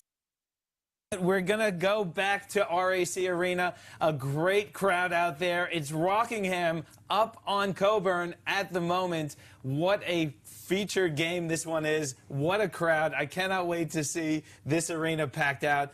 Big shout out to everyone out in the NBL1 West for going out to RAC Arena. Let's throw down to the commentators, Eric McFarland, Vlad Alava, Tanya Fisher, and Matt Splatt. Well, you see Alex Sharp coming out of the game at this early point in the fourth. Yep. Because you don't want to run the risk. Especially Absolutely. if you're up by 5, there's still a good chunk of time left. You trust the rest of your squad to be able to get it done. Yep. And then put it back in Yep. towards the clutch. And hopefully when the focus is off, because when everybody's really conscious of it, you just know the entire offense is going to be focused on going at her with the potential chance of actually racking up that fifth and taking someone like Alex Sharp out of the game. You know, like, yeah, you just, yeah. You certainly don't want to be fouling. No. Alex Sharp, he makes 3 from 3 there. Oh, my goodness. He's going to be single-handedly raising Coburn's free throw percentage. She does often single-handedly do a lot of things at times as well. Uh-oh. And Jessie Edwards caught with her hand in the proverbial cookie jar. Veteran move there by Robbie Ryan coming to the rim, getting that switch out of the big, just lean in when she's on the move. Yeah. Draws the foul. And that's why Robbie Ryan is someone who's always in demand. You know, 12 months a year is playing basketball. She's off to Poland after this as well. So she's just moving around there. An asset to all teams. Off to Gandini. Misses that one. And Gorman, after a few swipes through there, manages to come away with it. Gandini just watches Chipotone go past as Jenkins pretty clumsily goes for the bear hug, it seemed. That was not clumsily. That was making sure that shot did not see air. So professional. That's nodding. So, we both knew what that was, didn't we, Blake? Good foul. So that's clumsy professionalism. It was a good foul. Yes, okay. Although one would say the way Alex Chipotone shoots free throws. Yeah, maybe, yeah, that's right, exactly. But at least... there we go. There we go, see? It's, at least you get the coin toss on that one, don't you? Maybe yes, maybe no. I think it just answered the question that was for me. Is like, if you see someone who's good at the foul line, do you still bother with it? But yeah, you do, because they can drop... Yeah, absolutely. It's a 1-point ball game here, just over 8 minutes to go in the last. Oh, dear. Parker Williams goes. Oh, dear. Wow, how did that happen? I don't think Parker Williams was in between 3-point goggles and saying, how did they leave me so open as well? No. Where is the respect? Raver tries to... She does! Danny Raver! I love this game right now. Oh, my God. You love it because you're not coaching. Gandini now. She's she follows the shot. She does. She's off the foot. The foot. Oh my goodness. It's often said by performers when you're in an arena the sound takes the time to get to you there. Gandini was appealing for the foot violation there as the whistle had already gone there. So.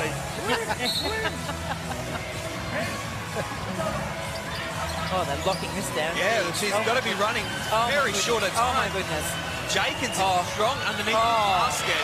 From behind the backboard, wow. Unfortunate for Coburn that Danny Raver fell on the floor. Yeah. But still, made a tough shot.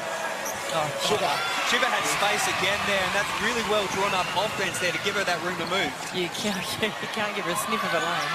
Steph Gorman. Uh-oh. Gorman another Oh, Chipper again.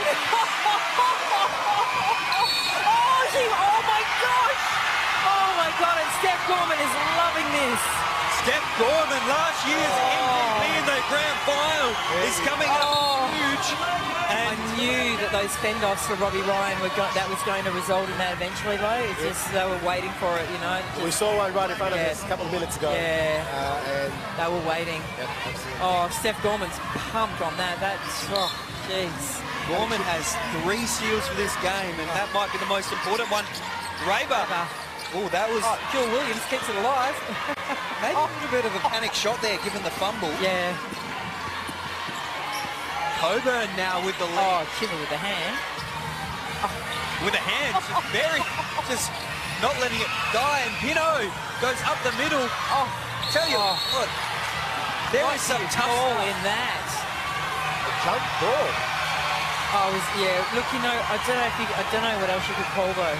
There was just so much in it from everybody. Like, you really how do you go and ping a foul on anyone on that? You know.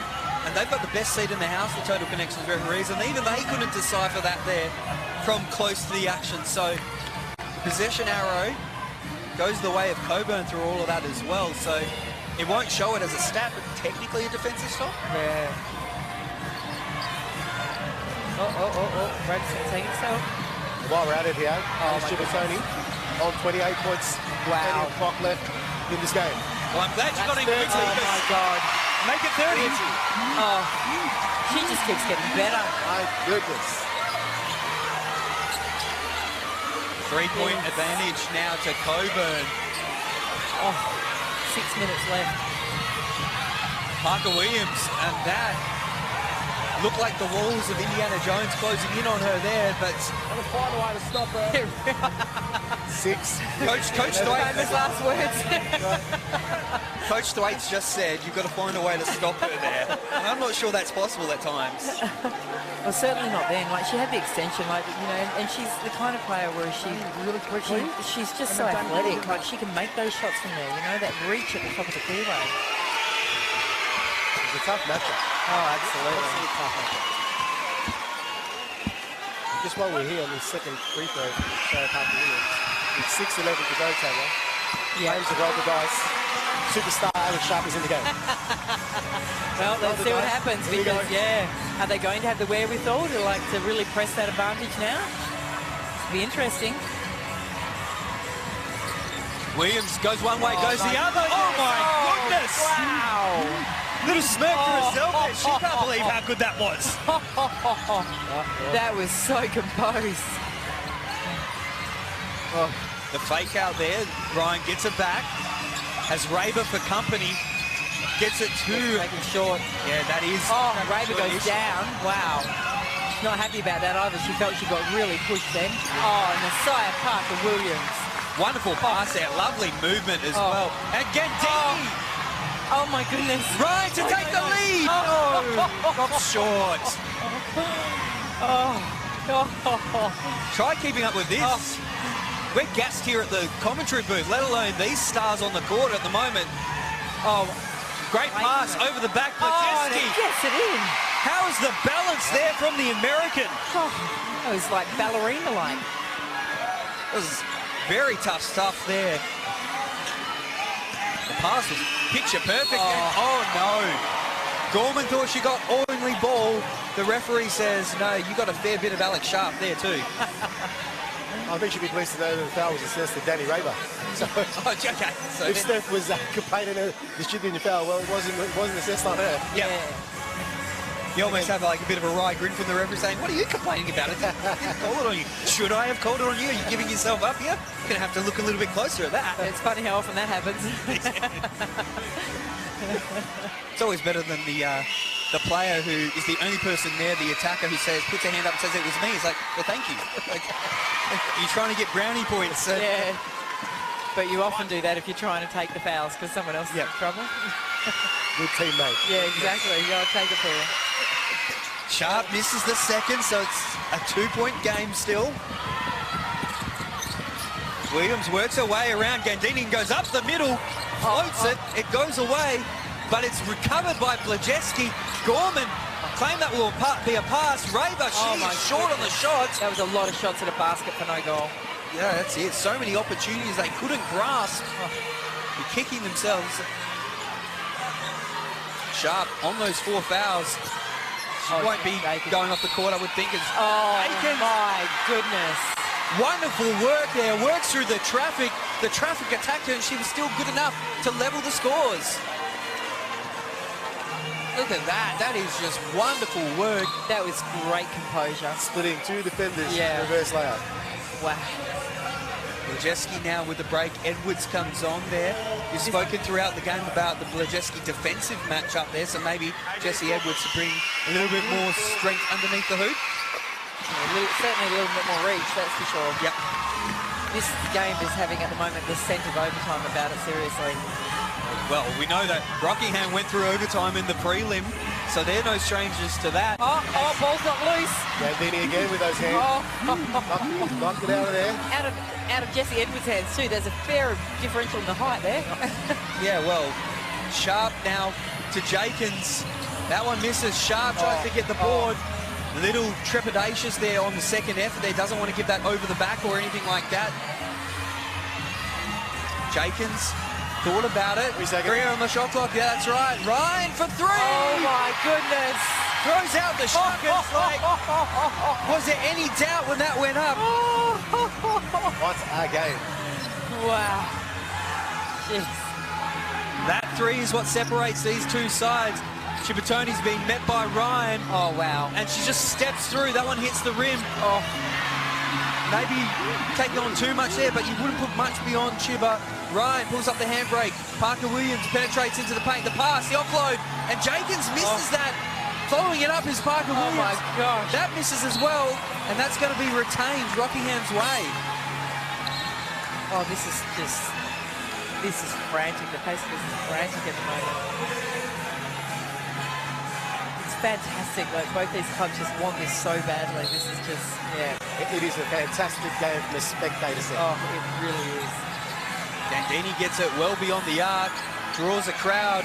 Jacobs from inside the arc misses. Oh. Sharp battles, and there's Ryan to clean up. Oh, my goodness. Like a seagull on the beach, cleaned up the crumbs. Comes away with 2 points. It's now a 5-point margin Rockingham's way. A steadier needed for Coburn. Oh. And it's stolen from Emma Gandini. Oh, my goodness. Off to Ryan. And Ryan with the foul from Chibotoni. She can't believe it. Ryan can. And now she'll go to the line to add one more to the total. And referee Easter says timeout, unsurprisingly, with 7 points being the margin. And Emma Gandini, I tell you what, if she wasn't an expert basketballer, she'd be in Paris right now as one of those thieves along the tourist strips. That's how much of a pickpocket she is and how big she has been this quarter for her. Has been nothing short of amazing. Whether it's a deflection or in that last play, a clear-cut steal, getting to a transition and one. 3 minutes of work. Yeah, amazing. We've got to amazing. go early in plenty of time here. 2:46. One-on-one. It has to go the other side. Get a step up high if you need to, and there's got to be activity on this side. We got 3 minutes of commitment to the glass. Yes. Hey, next possession, run a snap hold, please. Yep, run it to Chib. Get Maz in the corner. Okay, and Chib can get the slip out of that pin down on the other side of the floor. You okay with that? We got to play in trends. We stay with it. Even if they score, we stay with it. 3 minutes is a ton of time. We good? I got one timeout left. All true things. All true things. Yeah, I love that timeout there. I love that timeout.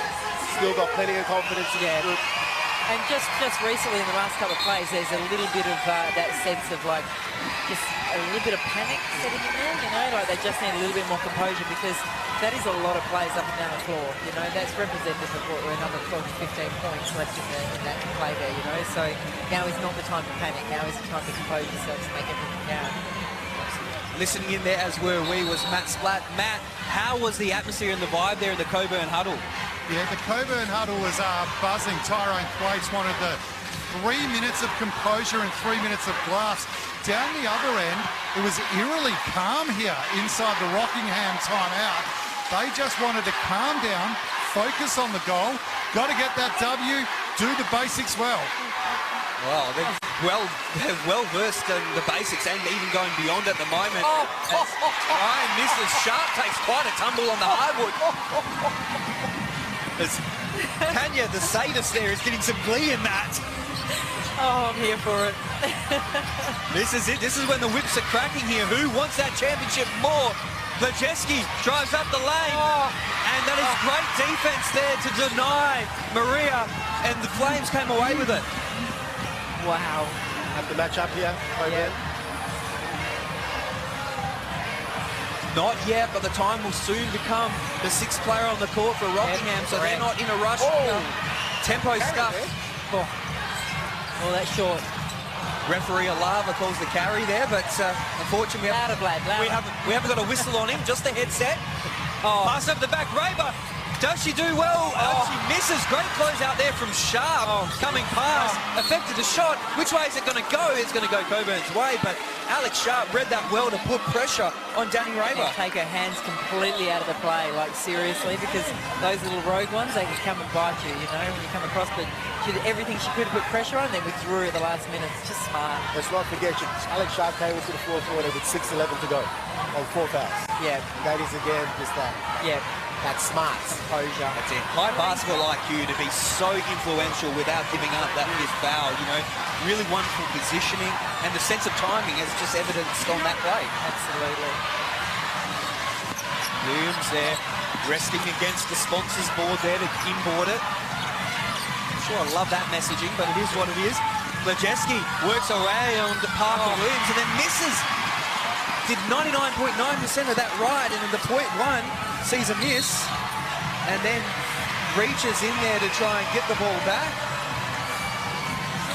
That's 4 on Lejeski now as well, so she's going to have to pull back a bit on that defense.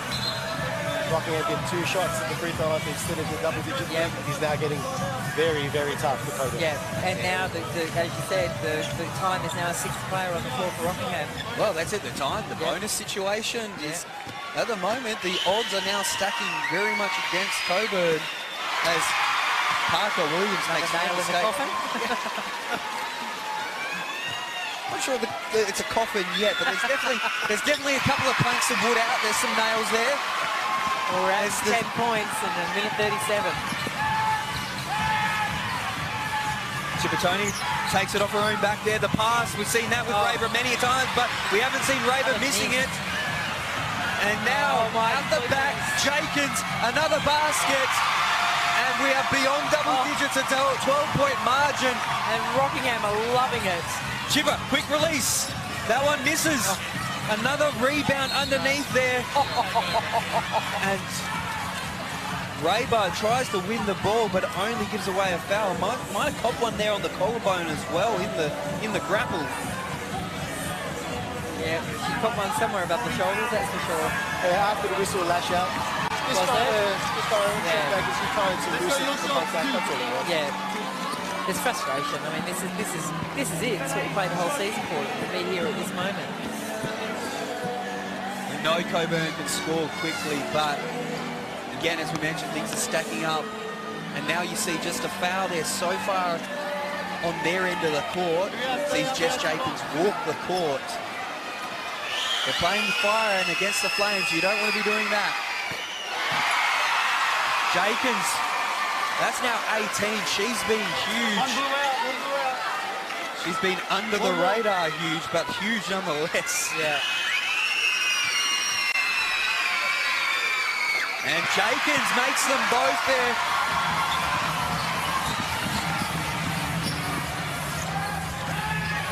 They've got to move quickly. They've got to shoot quickly.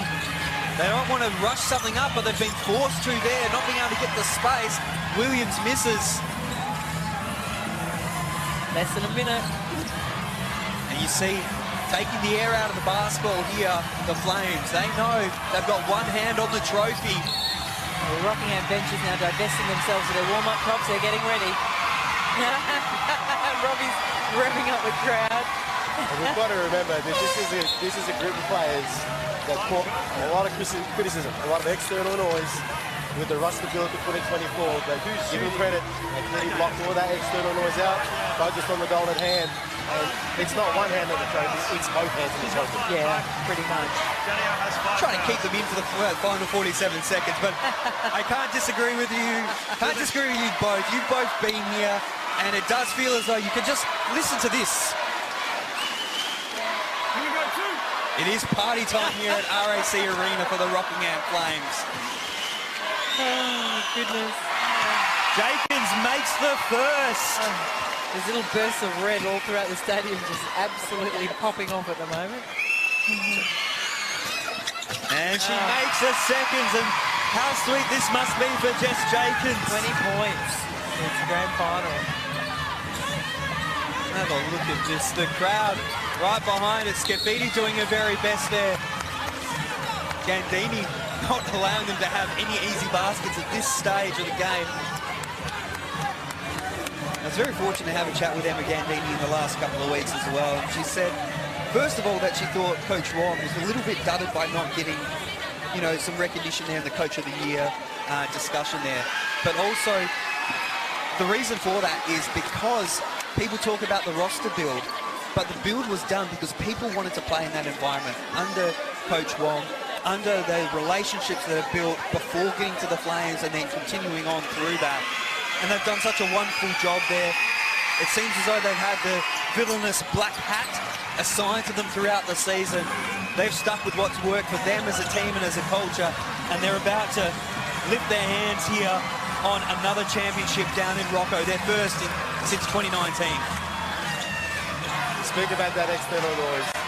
Yeah, full credit to them. They've clearly blocked it up. Yeah. Mission accomplished.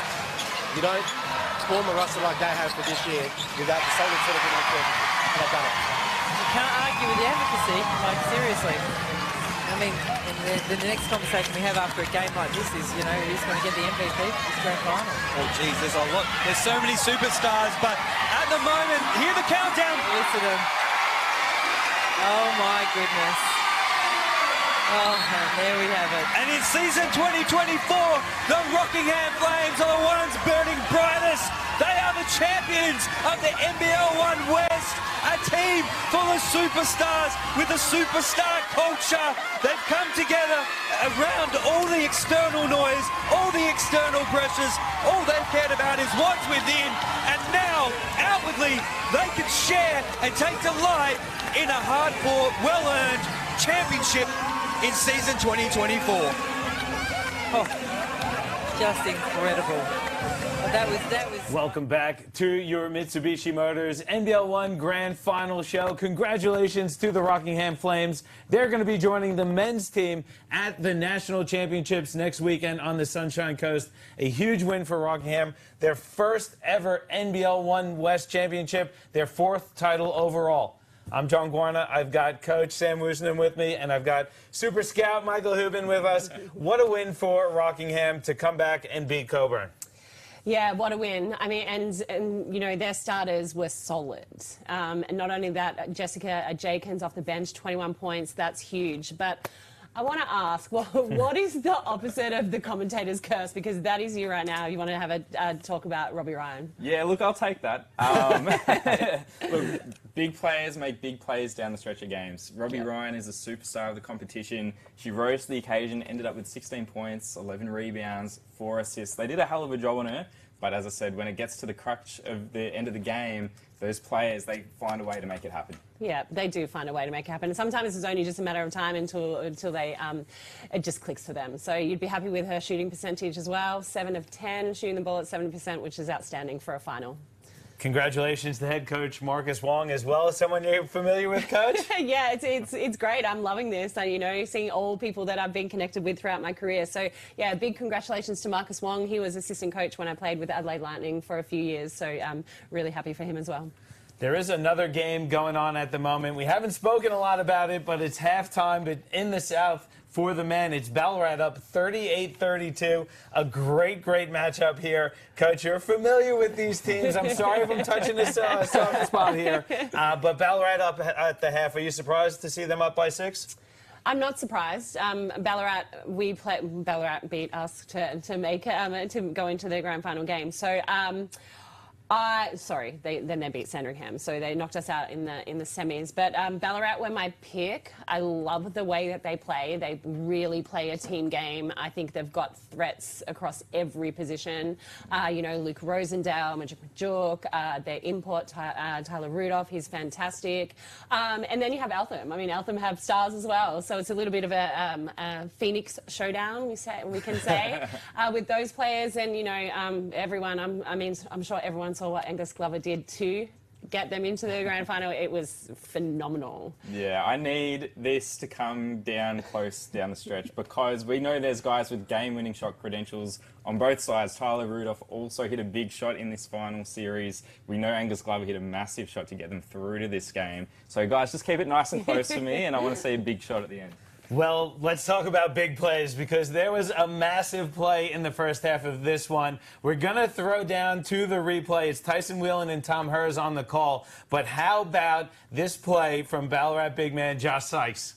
Champions will compete on the Friday and Saturday and meet for the championship game on the Sunday in both the women's and men's. Oh, Josh Sykes levitates above all and slams it. What a putback dunk there from Josh Sykes, Coach. You were not surprised to see Josh putting that one down.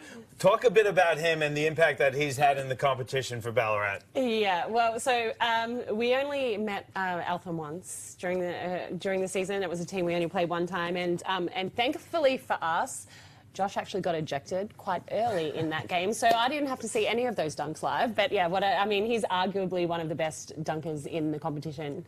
So a super exciting player. He's been at Eltham for a few years now, and I'm sure they're happy to have him. Yeah, look, he's one of the highlight machines in the NBL1. He has been for a number of years now. Great to see him crashing the glass, but I'm a little bit worried about Eltham on the glass because they are quite small in the front court.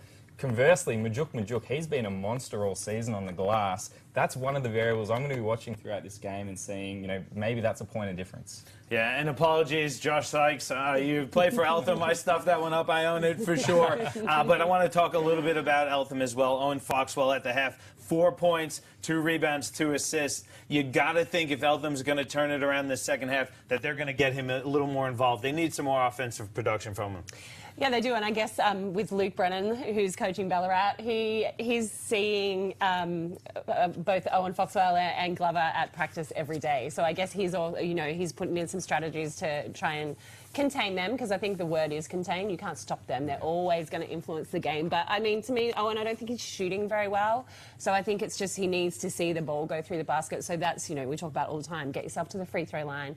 Let's see the ball go through the rim, that kind of stuff. So I fully expect Eltham to come back. I think we're going to have some, hopefully a game-winning shot by one of the teams. Yeah, it's a bit of an awkward situation, right? When you have a slow start to a game, but you know that you're one of the offensive pillars. You need to get going. How to balance trying to find your game, find your shot, versus not forcing the issue as well. I think that's going to be Foxwell's biggest hurdle here.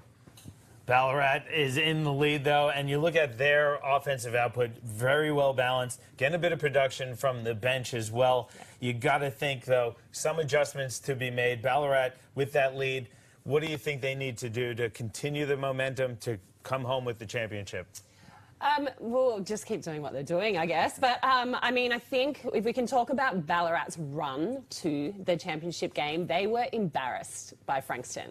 Like, Frankston absolutely beat them. I think Ballarat had 58 points for the game. So 58-97 was the final score. And I think that was the worst thing, if I can talk personally for a minute, for us to then face them in the next game. Because since then, I think they've just been playing, like, sensational basketball. So, I mean, I know Luke's a great coach. I'm sure you'll have them in the locker room, making sure he's, it's a 0-0 game. And one thing that I like to say when you play or coach in championship games is it's not about being outstanding. I think it's just about being consistently good for the entire game. Like, you have to control the ebbs and flows of the game, and I'm sure that Ballarat have the people to do that. Yeah, absolutely. And, you saw the drubbing they got a few weeks ago. You're starting to question, which Ballarat are we going to get in this grand final? But it looks like they've turned the corner based on the form so far. Guys, it's been a huge, huge day. We have had a couple of results. I want to touch on some of the highlights. First up, I want to look at the women's Central matchup. My adopted team, Central Districts, picking up the championship again. They got the 79-67 win over Forestville. We're going to throw out to the highlights from that game just shortly, but congrats again to the Lions, picking up their first ever women's championship. Good start from both teams. Confident start, knocking down shots. Levy, penetration is good. Nice finish as well. Got to do a better job of containment tonight. Vidmar shares it with Sawyer. Pass batted down, active hands again. Ritz, and gets it done and draws a foul. Chance at a three-point play for Lily Ritz, and we can see why she led the competition. And from that range, she's going to be deadly. Yeah.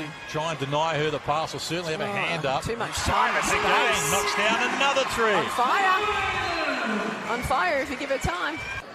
This is Sawyer. Shot clock at 10. Feeds the ball back for King, who fires, knocks down the three. Oh. Central quickly up the floor, though. Lily Ritz for some finishing touches, gets the 2 and she's fouled. Time against Little down in Canberra in round 11.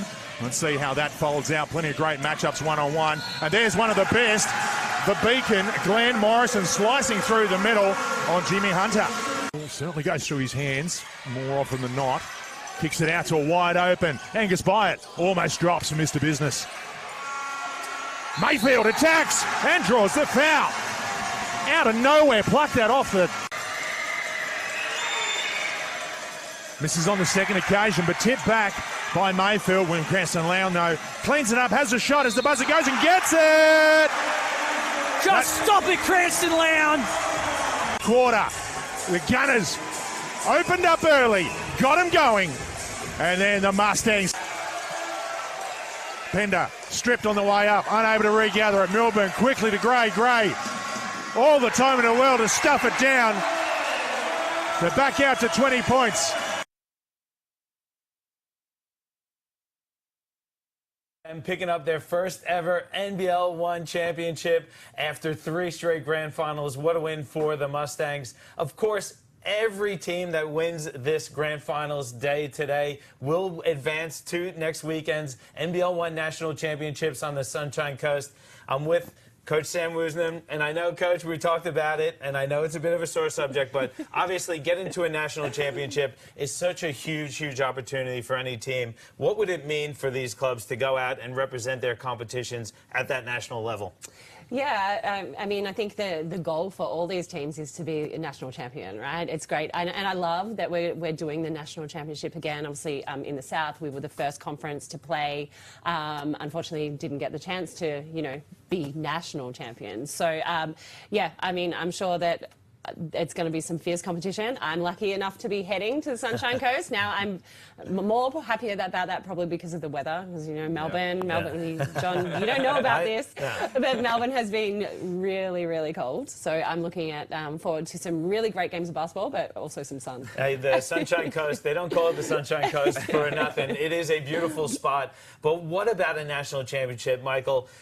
Talking from a scouting sense, you have every team that's won their respective conferences there. There's going to be so much talent. What's your approach to something when you have so much great basketball on in one venue? Yeah, it's an incredibly fun format. Obviously, bragging rights to be national champions, but for me as well, being able to contextualize just how good all these teams are. We don't get to see them play each other in any other circumstances. So being able to pit all the conferences against each other really gives you a feel for just how good everyone is. And I got to ask the question because I have a couple of South people here with me. I'm from the North. But if it's not your club or your team, do you get behind the South when you get to that nationals level?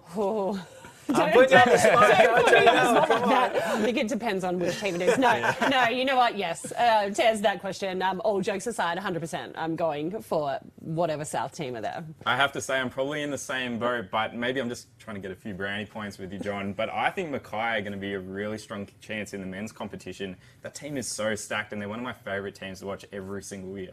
Thank you, Michael. The check is in the mail for sure. I'm sure the Mackay meteors would appreciate that. But it's not just Mackay. We have teams now. Let's talk about the teams that have won today. We have the East women that have gone ahead and won. You got Newcastle winning. I'm looking at the Central women. The Central Districts Lions have won to advance to the national championship. We're in the East, in the men, Maitland Mustangs have won to go to the national championship. We just saw Rockingham win to go for the women's alongside the men. And then when we talk about the South, of course, it was Waverly. This is super exciting. It's been such a huge day. We still got a few more games to go. Look at those results, though. Any surprises for you guys when you look at that? And I know I've said it a few times during the show. The one that jumps out at me is Waverly. And again, I'll cop whatever I have to cop. But that Keilor team was on paper one of the best teams that we've seen in a long time on paper. But credit to Waverly for picking up that win. Yeah, 100%. I mean, I know that you were calling the Waverly the underdogs, but for me, I thought that they would get this win, and that was just purely because of and nothing against like the Keilor and Maddie Rochi and those girls, but Beck Cole was hungry, and a determined Beck Cole is very hard to stop. Yeah, a team with Beck Cole doesn't just sit down and die. They could have done that mid-season. They didn't do it. They came back 10 on the trot. They got into this game. They were down a deficit. Beck Cole gets knocked out, well, not knocked out completely, but she gets a knock to the head. She goes out for a while. She comes back. She had a phenomenal rest of the game. I think that speaks volumes for herself, but it was also the case for the entire team. Yeah, and I want to give a shout out to Rockingham as well. That was a nice comeback win for them over Coburn, and Rockingham a really solid team as well. We saw that.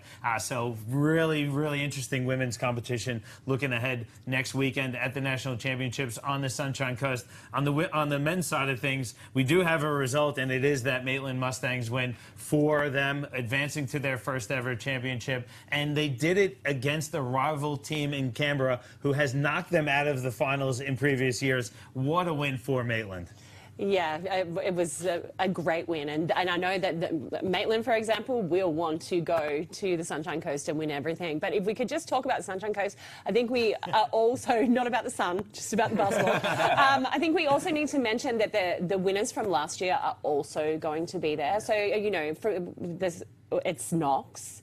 Knox went out in the first round of finals. You know, we can still see a team that, you know, got knocked out in the first round of finals still potentially be national championships. So I love that piece to it as well. Yeah, ironically, a team, you know, that could have been knocked out maybe by the team that ended up winning it in a particular conference could then go and get their vengeance and win the national competition, which is pretty crazy. Yeah, I have to cop that one. I was saying Rockingham, it was Knox. I was at that game, I called that game, and it was Knox picking up the win. So goes to show you when you get old, you lose your memory, that's for sure.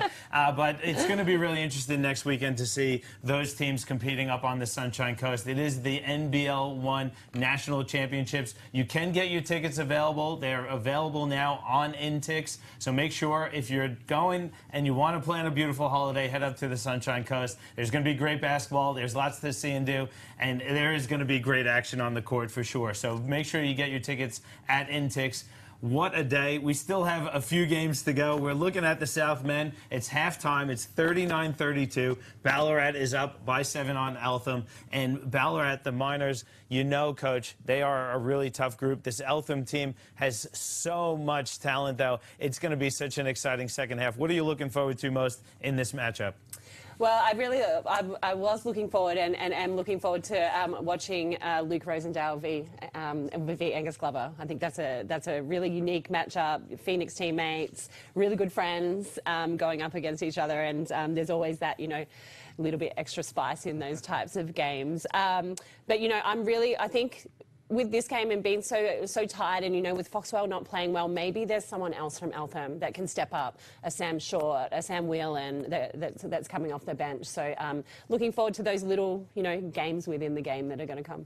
Yeah, some really fun matchups there. And again, we've been able to have a look at the box score here. Majuk with 13 rebounds at the half. If he's going to be able to play big minutes and dominate the boards, I think that's going to be massive for them. Well, we got the second half about to get started, but don't forget, stick with us. We still have the Central men to tip off, as well as the West men. It is the Mitsubishi Motors NBL1 Grand Finals show. We're going to head back out to Dandenong Basketball Stadium for the second half of action. It is the Ballarat Miners up over Eltham, 39-32. We're going to head down to the court side now. Maybe Magbagor in this second half, which is an interesting change from Craig Stratford for Eltham. Maybe just a little bit of a bigger body to try and battle Majuk. We'll see on that. Magbagor not in any foul trouble, so it's an interesting one. But he's also possibly quite jet-lagged, having only flown back in from Paris yesterday. 48 hours ago, yeah, coming 2 back days ago, after a long flight from Paris, watching his sister in the Oval. So probably still finding his feet underneath him, but he'll no doubt have a role to play off the bench. Zach Cunningham and Eltham Jr. out on the floor has been phenomenal, and him and Sykes fight it out for the rebound. Yeah, neither team necessarily high rebounding teams. Ballarat ranked 7th in the league. Eltham ranked 12th in the league in that statistical category across the season.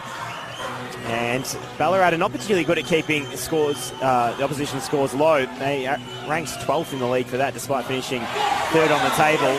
As Owen Foxwell gets that floater to go, it's been a feature of his game for as long as I've seen him playing. And with that, Eltham continue fighting their way back into this contest. 5 on the floor here for the Miners. Stoddart, Dunmore, Rosendale, Rudolph and Majuk. As I mentioned, there's Rudolph finding his range.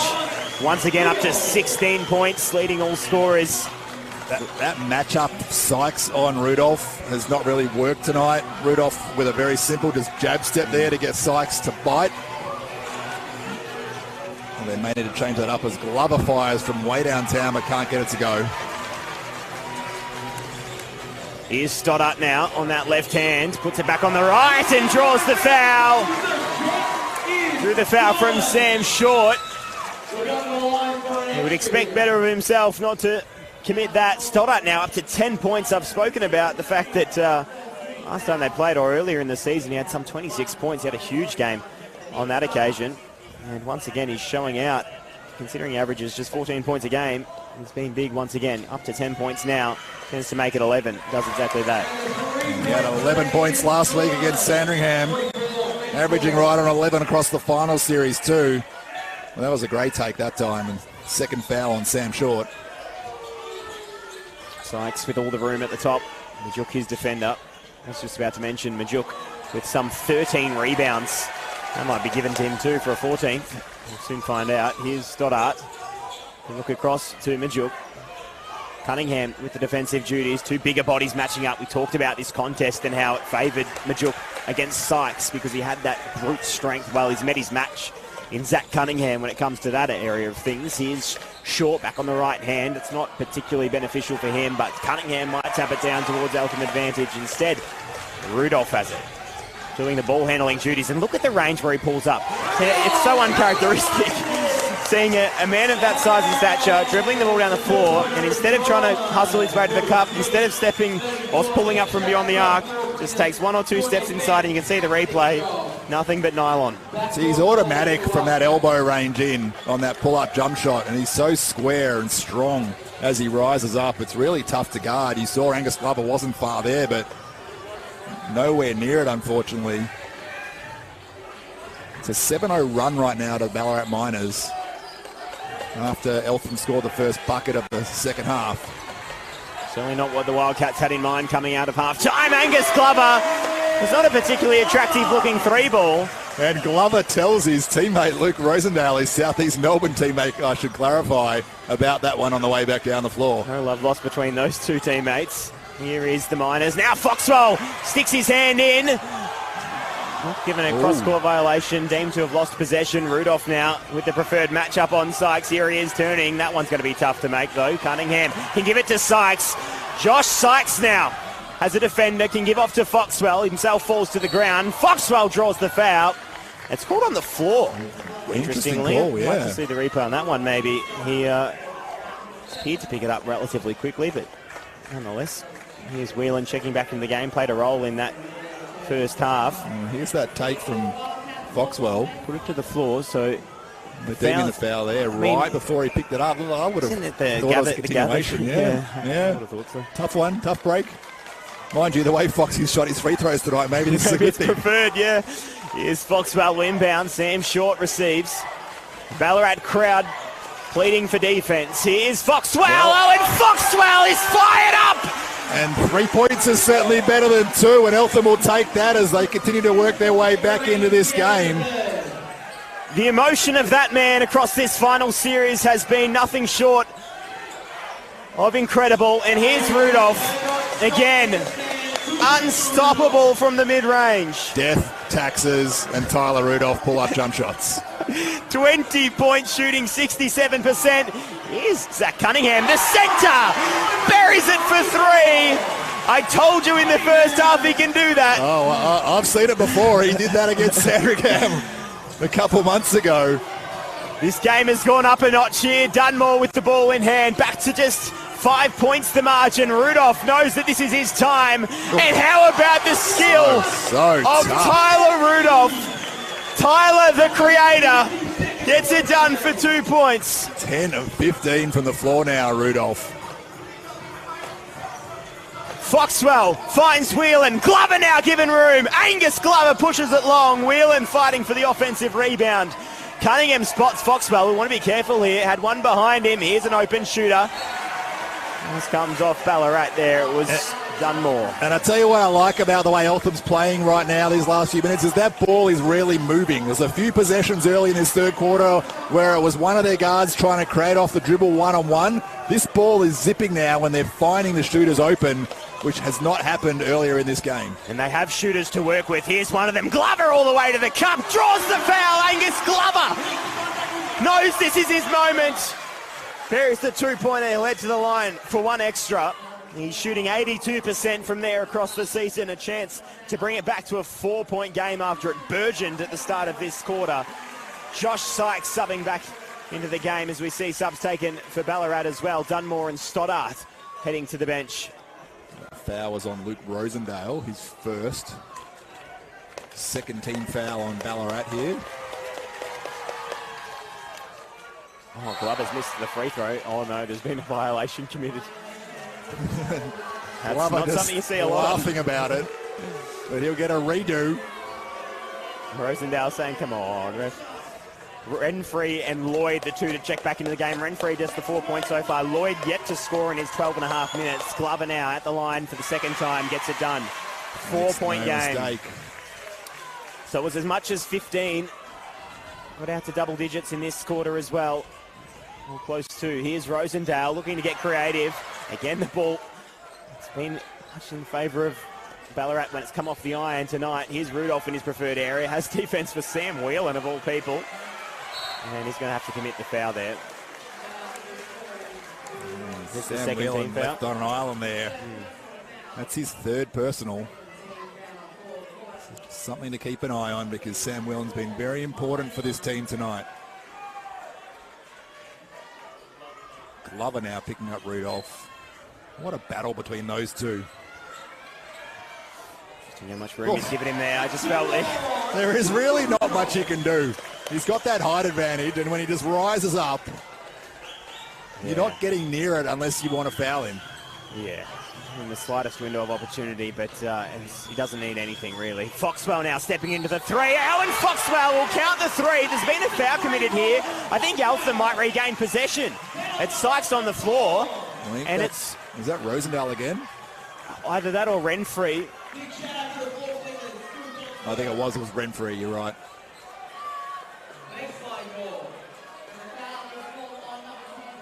No, it was on Lloyd. Yep, I was going to say it's his first foul, so it can't be Renfrey. Yep. Lloyd picks up his first. I didn't see the contact. You might have had a better angle of the foul at home. And it will be Eltham who'll have possession after that foul. 3-point game here, Tom. Everything we had expected coming in. It's just taken a while to get here. Didn't feel it was doing justice when it was out to 15 points in the first quarter. He is short to build this fight back even further, potentially take the lead, or at least tie it up. Knocked out of court, 8 seconds on the shot clock remaining here for the Wildcats.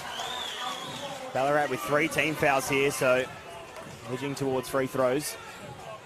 The whole Eltham bench up on their feet at the moment, apart from Zach Cunningham, who's absolutely blowing on the bench at the moment. Pass comes into Sykes, draws the contact, and Majuk will get whistled for his second personal.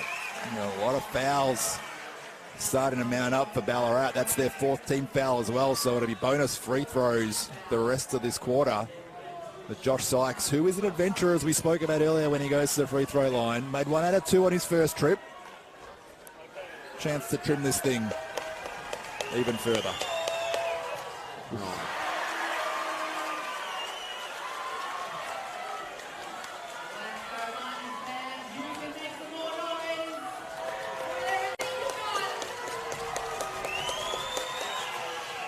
And Sykes can't split those two.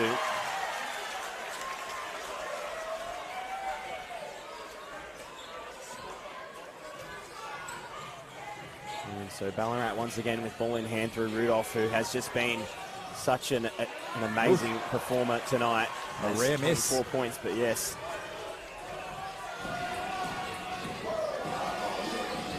And that would have tied us up if that 3 ball went down for Sam Short. Rudolph now. Really want to be careful not to get his 4th there. He did enough. Good D by Sam Whelan there. Met Renfrey in the paint and forced the tough fadeaway. So it's in the hands of the Eltham Wildcats, a chance to tie it up here, which seemed very difficult as they tried to fight back in that first half. Here they are, edging towards 3-quarter time. Foxwell to tie it up. Ballarat is up by 3 over Eltham. We're going to take a break from this game, but we will come back later for the finish. But what we're going to do, we're going to head out to 36ers Arena in Adelaide as the Central Men's Grand Final gets underway between South Adelaide and Forestville. Let's hear from the commentators John Casey and Brett Maher. Turnover there off the bat. Comes unstuck for them. So a chance for the Panthers to open scoring, and they work the ball to Jeremy Smith straight away. Gets a double team, attracted Mays. That left Starling open. He pulls the trigger on the 3. Nice shot there by Alex. Had all the time in the world. You can't leave anyone that open, not in these sorts of leagues. And you don't want him to get his confidence up. I think if both him and Jeremy end up in those high 20s, 30s, then Forestville are going to be in a little bit of trouble. So a good start from Forestville as well, getting on the board early here, knocking down the 2. Through Mays. Starling once more is off the mark. Big crowd in attendance here at Adelaide 36's arena. Doyle moving okay for the moment. Uses Rathjen, who penetrates. Whistle on the play. Foul going to be called here on Jeremy Smith. Yeah, nice drive by Rathjen there. He's taking it hard to the bucket.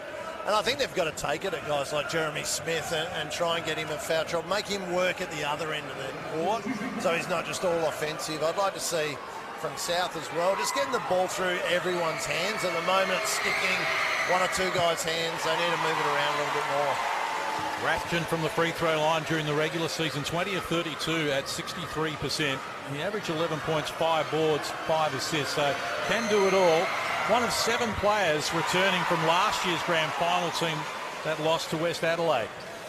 And he's guarding Jeremy Smith here. That's really going to test that ankle out that he's hobbling on.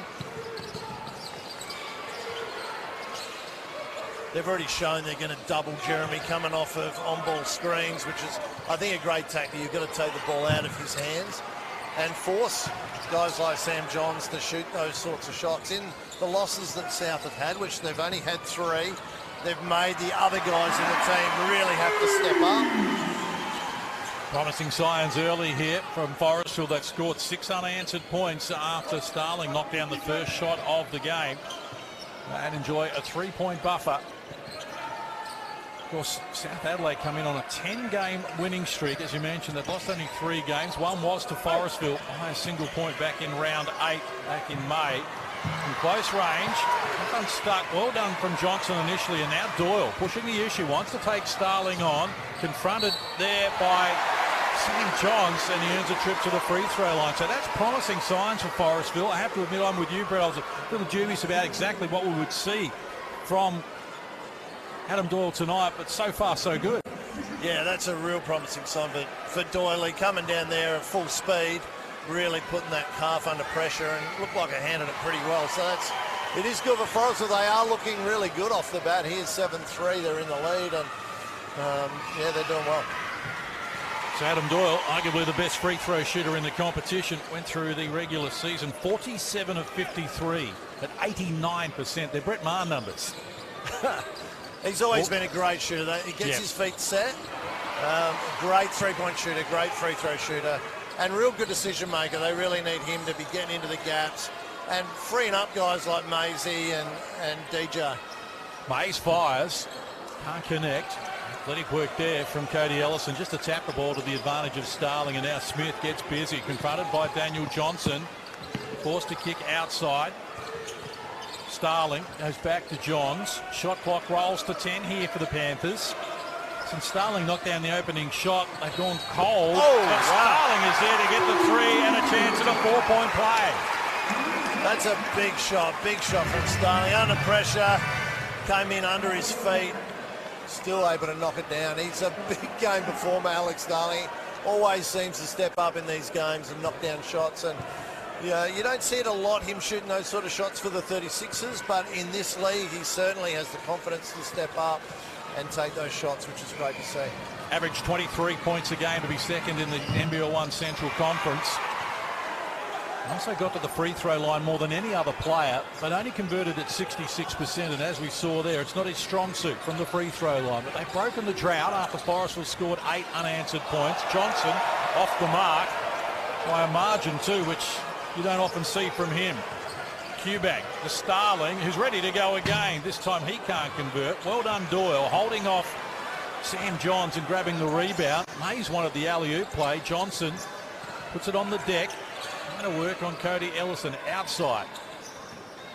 Rathjen back to Johnson. And a mismatch here on Sam Johns. Fall away. Oh, the bottom of the net. Daniel Johnson. Much better. Tight start down in 36ers Arena. It's Forestville up by 4 over South Adelaide. We've got another tight one, though, down in the south. It's Eltham and Ballarat. It's a 3-point lead for Eltham. Let's head down and check in with Tyson Whelan and Tom Hers. Remaining on the floor. Bonus from now here for the Miners. Third on Sam Short. Eltham leading the quarter 25-15. Leading the quarter by 10 points here. The Wildcats, they also won the second quarter 20-15. So it's been a 45-30 game since quarter time, which is why they find themselves in the lead. Here's Rosendale. Then hands to Rudolph. This is his range. Is Sam Short doing enough? Majuk with the rebound. Majuk fighting for it. Foul called. Well, Rudolph's missed his last couple of jumpers, but if you're going to give up O-boards, you're going to get back into the same problems you had in the first half.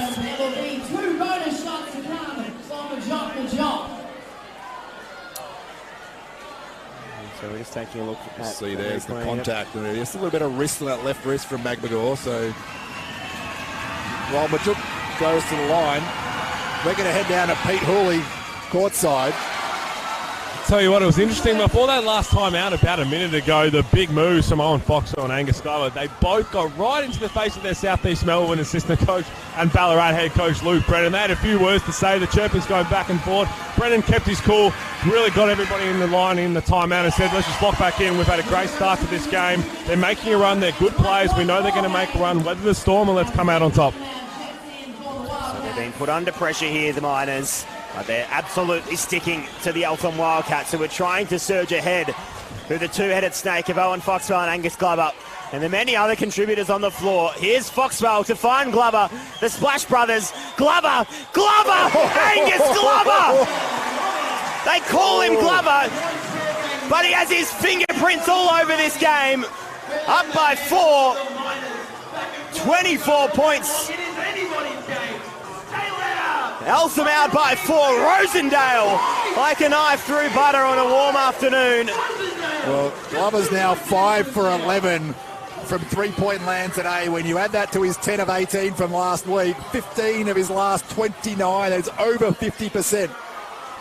Red hot. And we've got a cheap foul up top. 2 free throws to come for Owen Foxwell to push it back out to 4. He has 17 as Owen Foxwell. That's on Rosendale. Second on him.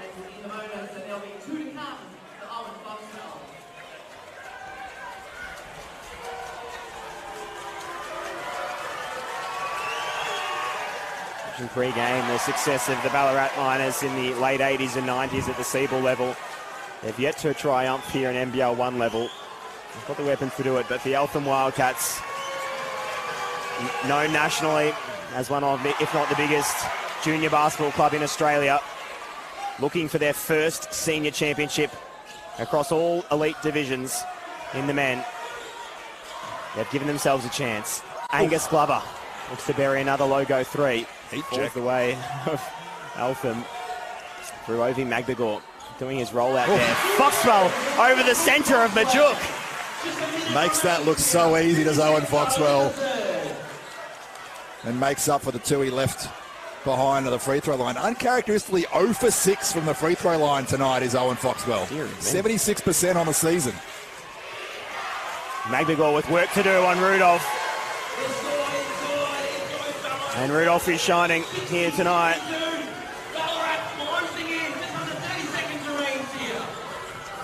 Foxwell again. It's that quick first step.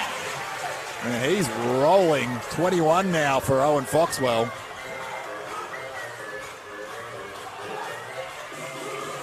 Ten seconds left here. Shot clock being turned off. Here's Rudolph now. Magbagor's there. He'll pull up for 3, Rudolph, to bring it back to a 1-point game. It's not his range. Foxwell throws it away. Asks for the foul.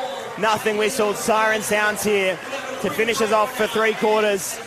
And this crowd are absolutely stuck into this one, much like us and those at home. It's a 4-point game. The Eltham Wildcats have turned it around from a 15-point margin to lead at 3-quarter time by 4 points. in a quarter that they've won 30-19. 32 to 21 actually in that one, Tice. Yep. They scored 32 in the first half and they put on another 32 in the third quarter. Their offense has really gone to another level, and of course through those two men that no one's surprised about in Angus Glover and Owen Foxwell. 45 of the 64 points for Eltham have come through their starting backcourt, and they've just been sensational. Welcome back to the Mitsubishi Motors NBL1 Grand Finals show. What a tight matchup we've got in the South. I'm Jon Guarna. I've got Coach Sam Woosnam and Michael Houben with me. A great matchup there. Things certainly turned around in that third quarter for Eltham, led by their Splash Brothers, like Tyson was calling them, Owen Foxwell and Angus Glover. No surprises there, Sam. No surprises. And it's not often that you see Foxwell put together, not so good full games, right? So you knew he's going to go into the change rooms, he's going to reset, and, I mean, to his credit, he now has 21 points. Yeah, we were so shocked, right? He was having such a quiet start. They didn't last too long, and they're going to have to rely on that backcourt to source a lot of their offense. The other thing I'm really looking at, Tyler Rudolph, who is going to defend this guy? The glass is one thing, but also you can't afford to throw guys like Angus Glover on a guy of his size and pedigree. He's got 26 points already right now. I think that's going to continue to be the case.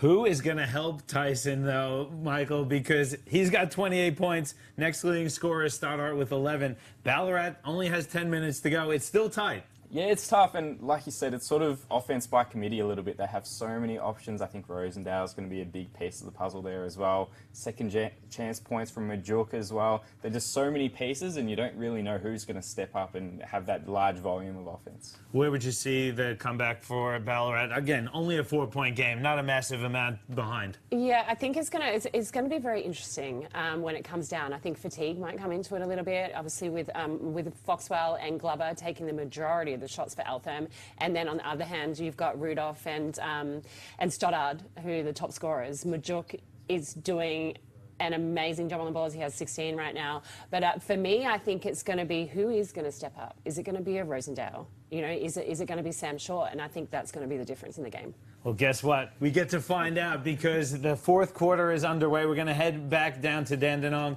for the final quarter of action. We'll, of course, have the NBL1 Men's Central and, of course, later on, the NBL1 West Grand Final Championship game. But first things first, let's get back to Ballarat and Eltham.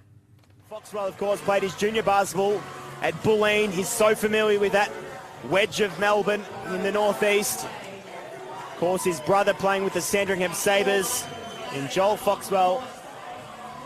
His younger brother, Ozzy Foxwell, probably not far off an NBL1 contract himself. Extremely talented family, and now Owen Foxwell ties the leading scorer, Angus Glover, with 24 points.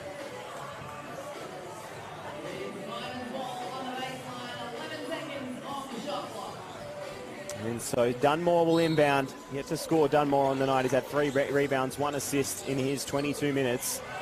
Rosendale off. Ovi Magbegor is going to try and blow up the pass. Knocks it out of court. Not a whole lot of time elapsed off the shot clock. And moves to their sideline possession there. Luke Brennan directing traffic from the sideline. Coach of the Ballarat Miners. Moved across from Perth after being a loyal assistant coach over there at the Wildcats to join Mike Kelly at the South East Melbourne Phoenix. Magbegor with a hard show turned into a double team in the corner. Zach Cunningham sends the ball packing. And he's made some big plays defensively. He got that strip on Majuk just a moment ago as well. Cunningham, an underrated contributor for this team. Well, he's not underrated if you watch a lot of Eltham Wildcats basketball, but if you don't know much about him, you might be surprised by the impact that he has, but he's huge for this team. And so it sits at a 7-point margin here. Foxwell pulling up to make it a 10-point margin. Couldn't do so. Left it short. And so a minute has elapsed here. Ballarat looking to find a score. It has dried up seriously for the Miners since that first quarter where they had it all their own way. Tyler Rudolph has got 28 points to his name. But you feel he has more to give after 37 last week. Short with the defensive play. A very late whistle. I must say, I did think it was coming, but it was just very late. Well, that's going to be the 4th foul on Sam Short as well. So that's a big loss for Eltham. He's going to have to sit. Yeah. Sam Whelan will take him out. Seeing a replay on that one, it was Short, who committed the foul, as you mentioned, 4 for that one, and so it sends Rosendale to the line where he's 80% plus on the season. Needs to hit these.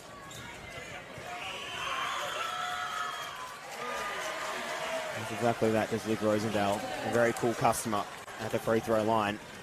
And Ballarat, despite being under the pressure they are, they don't look rattled yet. They don't look rattled, they look calm and composed.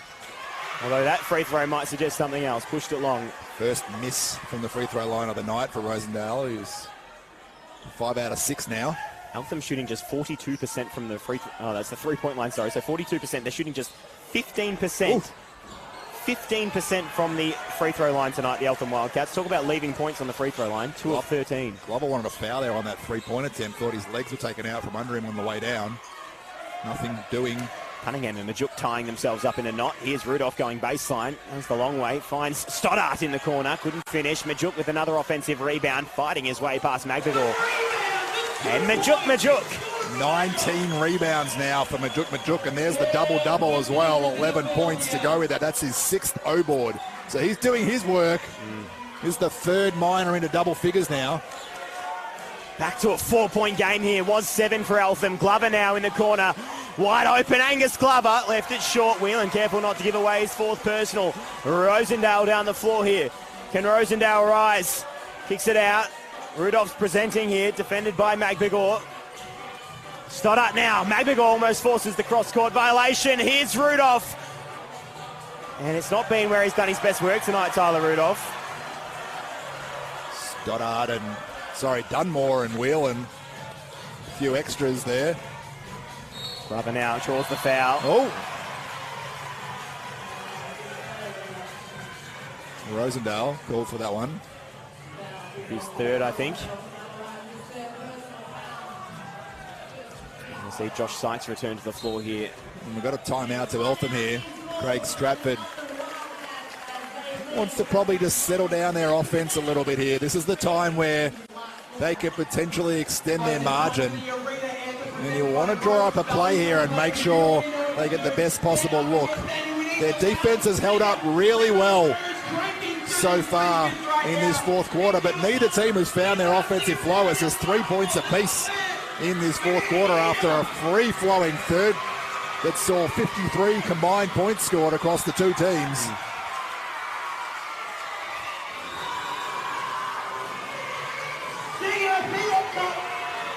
It's obviously Foxwell and Glover leading the way, but shout out to Sam Whelan and Zach Cunningham for the impact that they've had for this team as well tonight for Eltham.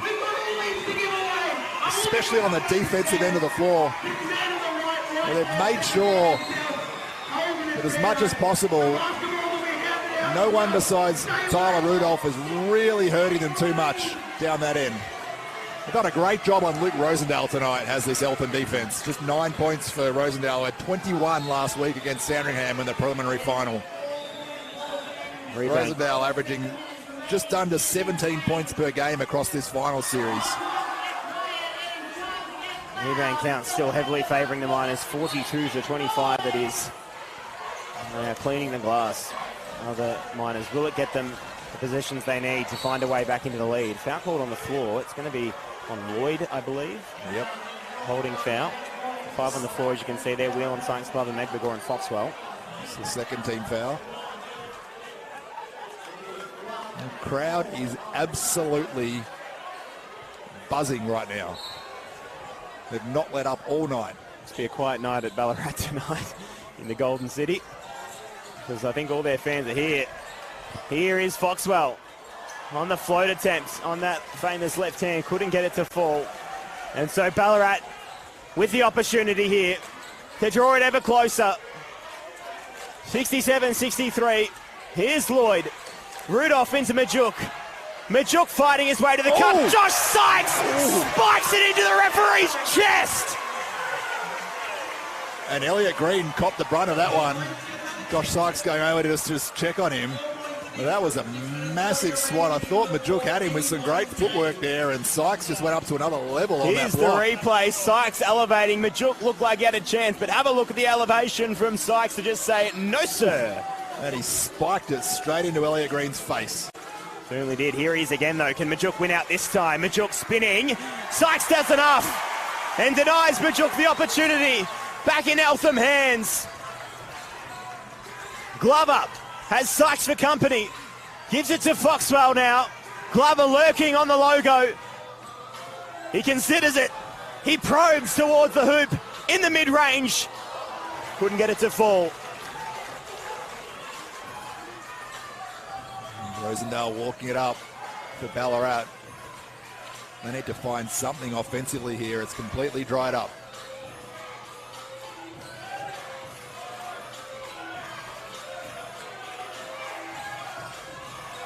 So here's Rudolph looking to get busy. McNagor is there, 2 on the shot clock.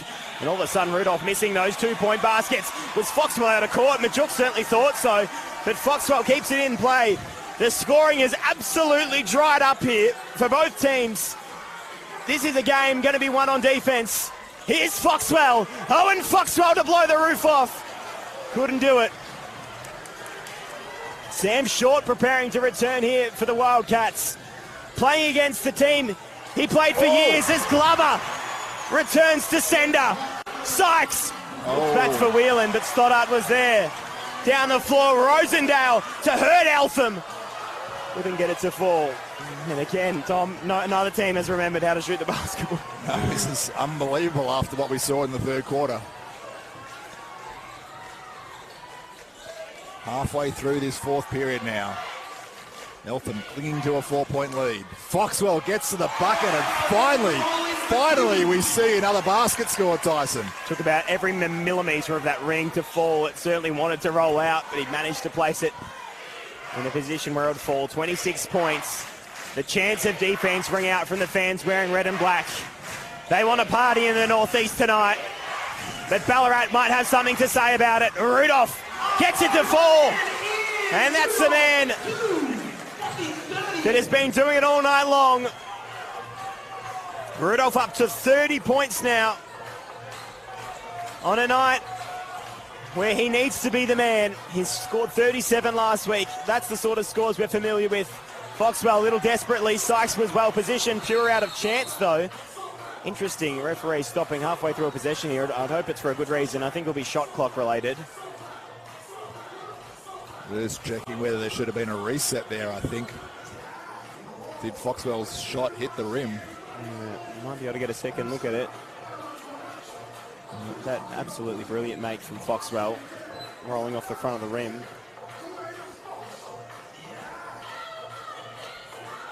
There's the Rudolph bucket, so tough when he gets into the paint.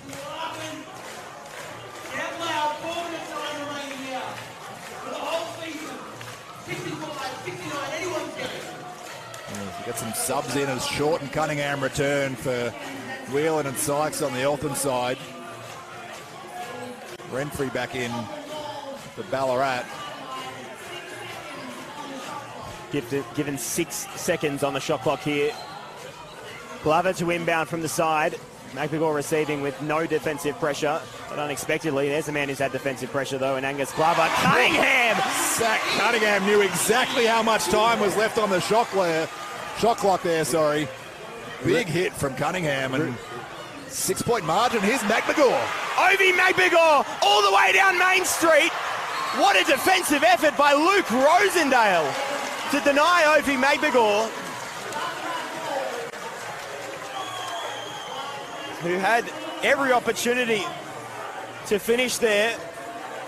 Here was the steal. He's going down the floor. Rosendale didn't give up on the play though, streaming down behind McNagor, and there it is.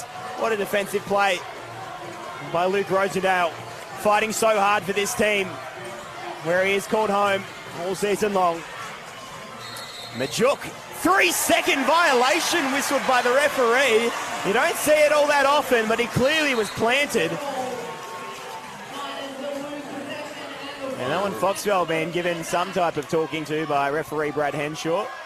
Cunningham pushes him away and says, go get the ball, Owen. Stays at a 6-point game and both teams making unforced errors, it feels like. And the Eltham fans think they are moments away here. The Ballarat Miners fans might have something to say about it. Here's Foxwell. Millimetres in the right side of that mid-court line. Cunningham sets the pick. Instead goes to the right through Angus Glover. Foxwell to push it out. Couldn't get it to fall though. Chance to build an 8-point margin with 3 minutes to go. You almost feel like that's edging towards real trouble here for the Miners. But they stay within 5. They stay within 6, I should say. Here's Rosendale. Kicks it across. Big moment. For Lloyd it was. He was wide open. That's the best look he's going to get. And just shot it way long and came off Majuk last. So it's going to be Eltham ball again. One of those ones where you're probably too open that you just overthink it. And did push it far too long. Did Lloyd. Still scoreless on the night is Lloyd. 40% three-point shooter on the season too. Wouldn't expect that sort of shot from him, would you? Nerves probably playing a role. Here's Foxwell. He's looked calm and composed. Behind the back to Angus Glover! Well, those two, what a combination. Foxy passed up a shot he probably could have taken and kicked it back to his mate, Glover, who makes no mistake. And this is the largest lead of the night now for Eltham. They're up by 9. Two-time NBL champion has 27 points. There's Angus Glover. And Ballarat, all of a sudden, looking a little rattled here. Sam Short urging on these red and black fans to give them the love they need to get them over the line.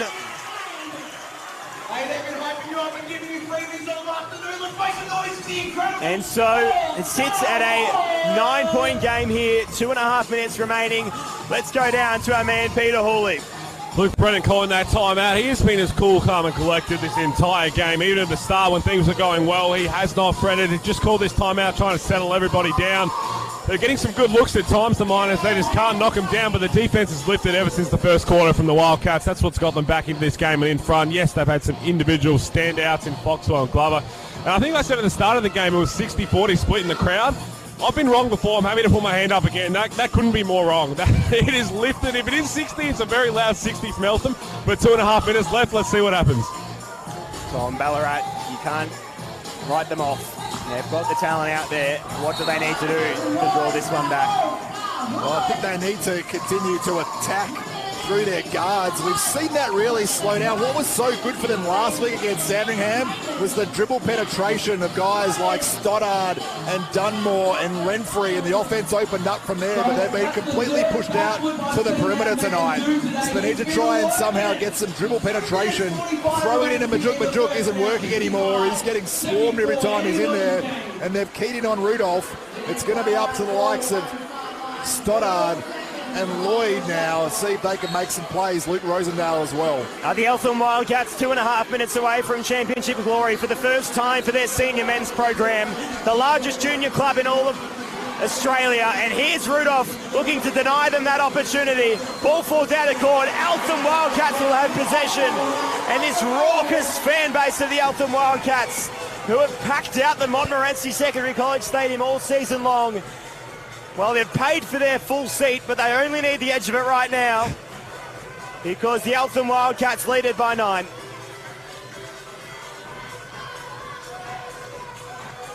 Five on the floor for Ballarat. Stoddart, Rosendale, Lloyd, Rudolph and Majuk. Foxwell looking to get creative. Glover now. Oh no, Angus Glover sets the moment. And he struck.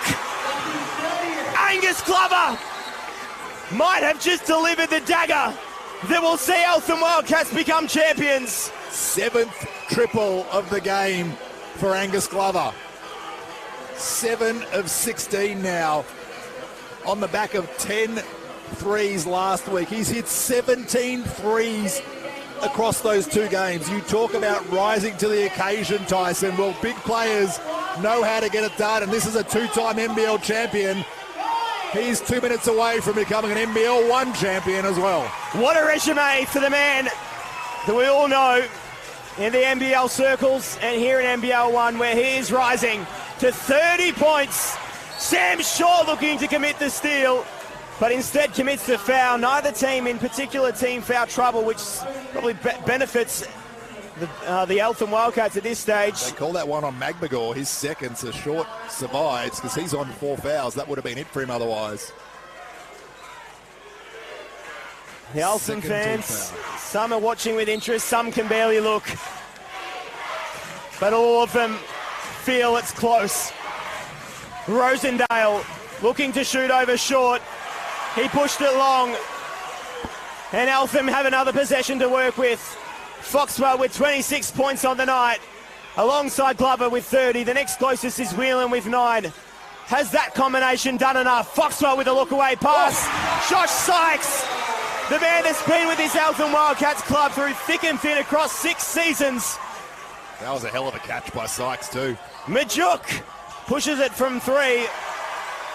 And Sykes just to 7 points tonight. They aren't leading in all the statistical categories. I mentioned it, 48-34. The rebound count favours the Miners. But how about these turnovers to the Miners? 13-4. So they've been far more disciplined with the ball. And Josh Sykes has pulled on the ring there at an inopportune time. And you can see the emotion of this Eltham Wildcats bench, who are feeling they are just 1 minute away from championship glory. It's a timeout taken for the Ballarat Miners. It's a 14-point lead, and it feels like the Eltham Wildcats might have just done enough. Well, they have done enough. You're not getting 14 points back in a minute. You can try, but I don't know what Luke Bennon's going to draw up here, to be perfectly honest. I'm sure he's got some better tricks than I do, but I've not heard of a 10-point play very often, Tice, and they probably need 2 of those, so it's not looking likely. But you can talk about the history of this Eltham Wildcats team again and just how much this championship would mean to them. Well, as I mentioned, the largest junior club in Australia, of course, the host of the Eltham Dandenong tournament that is so famous across Australia and indeed the world. International teams competing in that. The Eltham Wildcats, they oversaw the creation of the Eastern District Junior Basketball Association, which everyone who's played junior basketball in Melbourne will have heard of, led by David Hickman, of course, such a proud and important part of that Eltham Wildcats basketball club. They have built from the bottom. They sat bottom of the table at the end of the 2013 Big V season, and through coach Trevor Lee from 2014 to 2018, they rose through the ranks. They were runners-up of Big V in 2018 before stepping into NBL1. The journey has been hard for the NBL1 team, and that core group, including the likes of Sam Whelan, who moved to Eltham when he was in under-16s, has seen this team evolve. And coach Craig Stratford now took over in 2022, finished out of the finals in 2022, qualified and missed out last year. And here they are in the final, feeling on the edge of glory. With 1 minute to play, the Eltham Wildcats are just a few moments away from celebrating the bank 3 from the Miners. Stoddard, that was. Yeah, Stoddard, who gets himself to 14 points. They're choosing not to foul here, at least momentarily. Pass to Glover now, has options to his right and left, but wisely winding the clock down. Foxwell has it now. A given to Sykes now. Look to go through Magbagor, knocked out of court, 6 seconds on the shot clock. And they're using clock here at Eltham, which is smart as well. Can they conjure up with 6 seconds on the shot clock?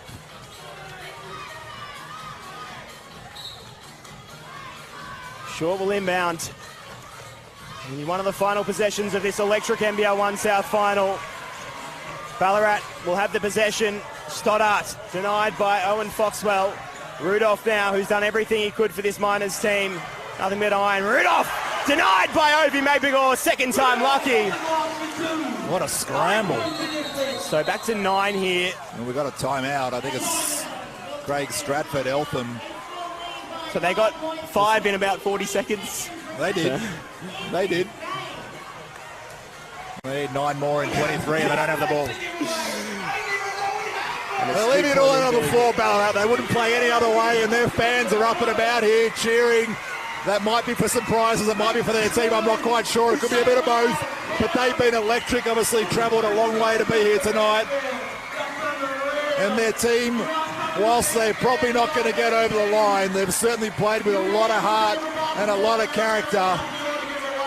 And this Ballarat Miners franchise can hold their heads high on what they've achieved this season.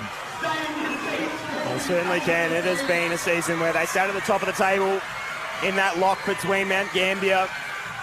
And of course, they finished the season well placed. They had very much a struggle against Frankston in that opening final. And then ever since then, they have looked a team that could go the distance. But Eltham, in this marathon, seem to have the capacity that needs them to get through and across the line to win Eltham their first championship. It would be their first men's senior championship. The women won Big V State championships in 2005, 2011 and 2012. The Eltham men have never done it at the elite level. Foxwell's fouled. Eltham will maintain possession here. The shot clock is turned off because Eltham chose not to advance it. So they can run down some more time here. It's going to be in the backcourt. The amalgamation of junior players like Zach Cunningham. Ovi Magbagor, of course, played his youth basketball at Eltham. Sam Whelan since under-16s. Teaming up with guys like Angus Glover, Owen Foxwell, Sam Short out on the floor. And it's hard not to feel the emotion for these players that are experienced thick and thin throughout the season and at times looked like they were going to miss out on finals. And here they are 11 seconds away. That's the 14th foul now on Ballarat. No bonus just yet. It's given to Glover. The time will expire here.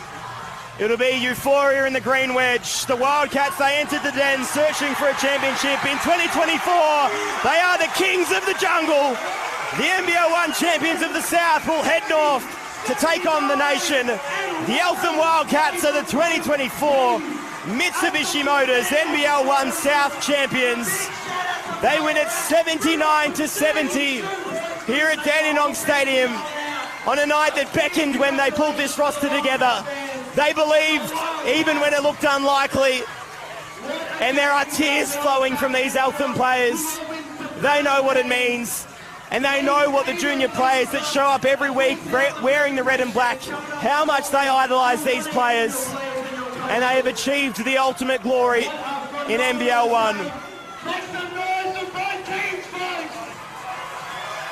What a performance, because it was really ugly early from this Eltham team tonight, Tyson. They really struggled in that first quarter. They couldn't get anything going on the offensive end of the floor. They started to clamp down defensively in that second quarter.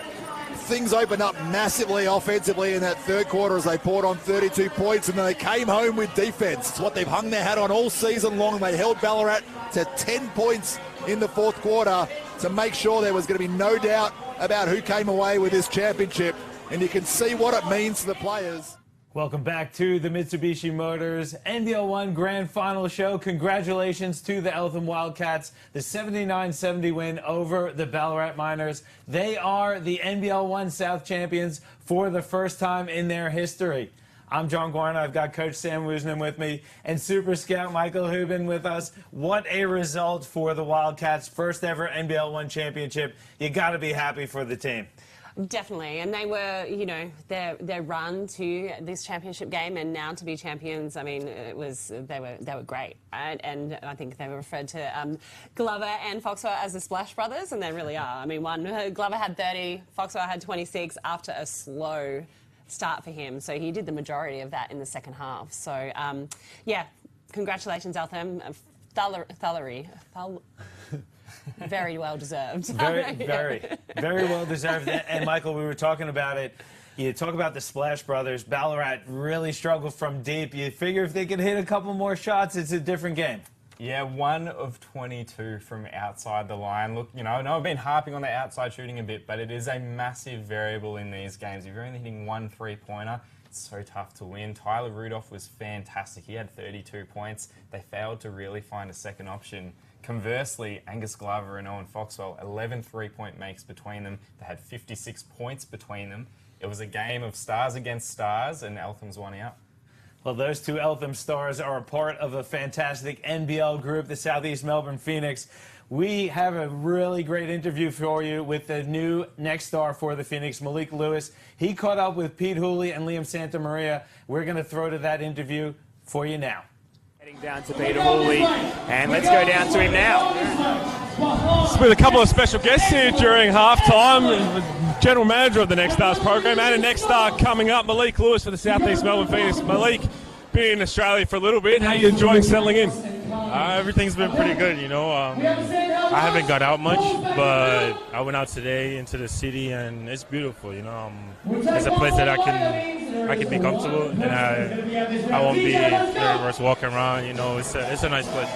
How's the basketball been? A couple of your new teammates who you're about to play with in the NBL season on the floor right now. You're settling into the basketball side of things? Yeah. They all of them, they helped me out a lot in practice. You know, there was one time I fell down and I looked up and everybody was there, you know.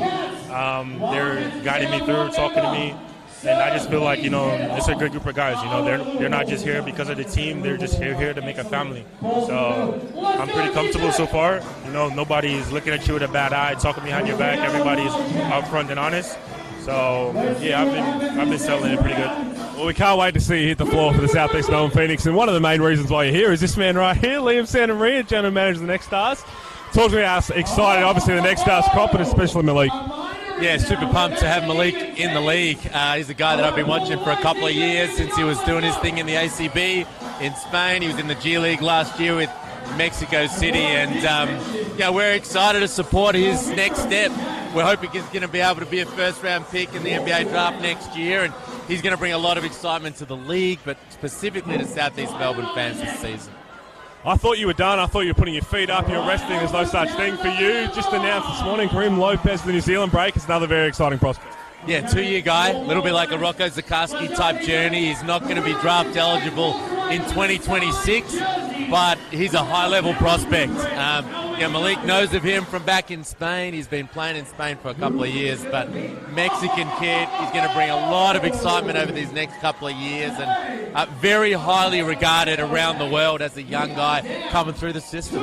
You never rest, and that's what greatness does. Before I let you go, Malik, for Southeast Melbourne fans and the rest of the NBL, what are we going to see from you on the floor this year? A lot of everything. Just excitement, you know, pumping up the fans, dunks, blocking shots, knocking down shots, defending everybody, you know. Just a lot of everything. Can't wait to see it. Thanks so much for your time. A lot of everything. That's high expectations for Phoenix fans to look. Great interview there with Malik Lewis. Can't wait to see him in the Next Stars program in the NBL. We have action out west. The game has just gotten started. It's Willetton over Mandurah, 7-5. Let's head out to RAC Arena, a packed crowd there for the action. On the call, Ben Peether, Matt Parsons, Seb Salinas, and Joel Wagner. Had some early success. Yeah, just got to get that defensive rotation a bit quicker. You know, MVP there, Jon Murray, was a little bit late to get to that rotation. He's still in the charge circle, and you know he needs to be a bit quicker, get out there earlier. Michael Dupree in 2024, averaging the 75%. Spent time last year in the Goldfields for the Giants.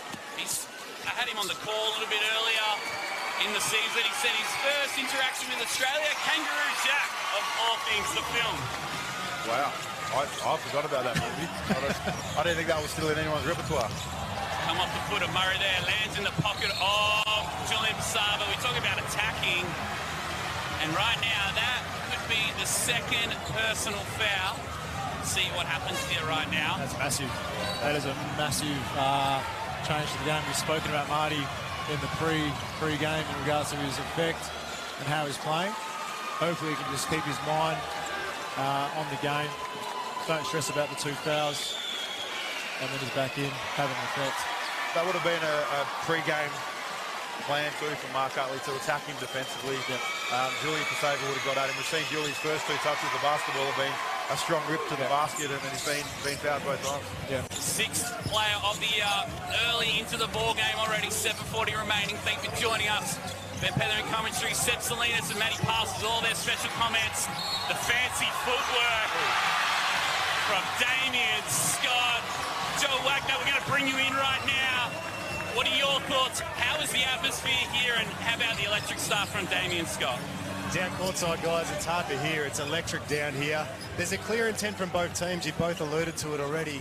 We're attacking Joel Murray, and we're attacking Marshall Nelson early. And Damien Scott right now is getting the better of Joel Murray defensively. He's trying to keep his hands out. There's back cuts, stuff at the rim. Both teams really good at their points in the paint early. Damien Scott finishing the bonus. His father, Russell, only missed 5 games of the 350. He'll go home tonight and watch the replay as he does each and every week. Here is Murray. Loses his defender, the step back. The man out of Roll West, Texas. There it is. That was pretty. The dump pass. Speaking of pretty, yeah. Look at again, putting pressure on that Kiwi. that penetration's everything. You get into rotation and the overlaps there, and Gak made a play with that nice sweep dunk. Murray, we're right behind that one, short. Damien Scott pulls in the rebound. Both teams still feeling each other. Downhill, Damien Scott. Transition, is there anyone harder to stop, Steph? He's been doing it for years, Ben. And it's the scout, but how do you stop it? No one knows. Here's Durr now. The mid-range. Out of Atlanta, Georgia. Defensive player of the year, getting it done on both ends to start. He's got a nice jump shot, and when he really looks to use it, he opens that keyway up a little bit too, and we saw there, it's got a really nice finish on it, nice touch. Roosevelt Williams went right around the world, eventually settled on his own jump shot, couldn't connect. Here's Murray again. Kept his composure, found Durr. Big fella. Big time triple. You take those trail threes any day of the week, and he's feeling confidence. He's seen a couple go through. Let's see if that turns into a bit more activity on defense. Finds Vigor now. Loves the trail triple himself. Knocked down a big one late in that fourth quarter against the Bucks. Here he is now. Got the mismatch. Couldn't finish. Vigor just got himself a little bit too far in the charge circle. Here's Marley. Oh, nice pass. The finish from Pasaba. Gentlemen, we've got a ball game. We've got a game. We do. 16 points all. 5 minutes 40 left. That's a lot of points to put on the board so early. Both teams are throwing punches here. Match-up zone again from the Magic. Too much heat on the pass. Eventually finds Dupree. Mid-range. Michael Dupree. Willerton are going into that high post action with Viggs because he can shoot the ball. He's a bit of a threat, so it sucks that defensive towards him. And that's creating options out for Willerton. So interesting to see if they adjust out of that. Pasaba.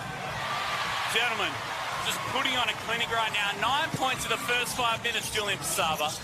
This is the Pasaba v Scotty show at the moment. Both guys leading the way for their teams. Two great young WA talent who've spent many a year now, seasoned veterans in our league. And referee Mark Griff bringing in our first subs for this evening. Chad Meagle seeing his first minutes, the captain of the Manchester Magic, the partnership between him and Mark Utley, and, well, the best young talent in 2024, Lockie Bertram, seeing his first minutes in 2024 Grand Final. Yeah, I'd love to see how Lockie comes out in this game. He's obviously a really good young player. That spark off the bench is needed for both teams, so let's see how he adjusts to the big lights. Great defensive possession there from the Willerton Tigers. Now, Coach Nina swinging the changes as well. Dan Gak going to come out of the game, and, well, a man who's played in many big clashes. He's won multiple gold medals for WA Metro. That is, of course, Thomas Jerovic. He's out on the floor. A young Clint Reed, Salinas. Got some big, broad shoulders. Saw Clint in the crowd tonight. That doesn't connect there for Michael Dupree. We're over the halfway point of the first quarter. 18 apiece. Single coverage here. Back out to Bertram. Durr. Banging bodies with Vigor. Spins to his left. Drew contact. Yeah, good patience there by the Magic. They had a couple of little overlap passes so they could have attacked it, but no, they put it back out. Found the big guy. He went to work. Looked like he fumbled it a little bit. Bailed out call maybe, but the reality is he's at the free throw line, and for the touch he's shown early, he's probably going to knock these down too, but don't want to give him the commentator's skill. As mentioned before, out of Atlanta, Georgia. He's played for some huge universities, Indiana University, South Florida, and finishing his collegiate career, Michael Durr at UCF. Gentlemen, something to notice, Defensive Player of the Year, Michael Durr. When he was not on the floor for the UCF in his senior year, his team gave up 13 more points. That's a big influence. I think any player that can do that, change as many shots or give them extra possession as they can, that's a superstar, and he played his role there, and he's definitely playing his role tonight. Jerovic spins on Meagle. Kicks it back out to Vigor. He's going to put the ball, showing his handles now. Finds Williams, back out, bit of give and go. Bang, bang, Papa Vigor. That's Papa Viggs in a nutshell. Trail three, wide open, nothing but net. Born in Scotland, he represented them at the Commonwealth Games. Found a home here in Perth, Western Australia as a 6-year-old. That's the advantage that he has, though. He can pull the big guy away from the basket. If he knocks down that three, Durr's not there to change the shots that we've talked about. Spin cycle from Dupree. Draws contact, and he'll go to the line to shoot 2. 3 team fouls for both sides as Thomas Mitsubishi coming in. Joe Wagner, the battle courtside right now. You're seeing it from the point guards, the ball handling, the stress of being able to bring in the likes of Williams and Mitsubishi to guard Murray and Bertram in the backcourt. Super important keeping that intensity for the full 40 minutes as you get your rotations in.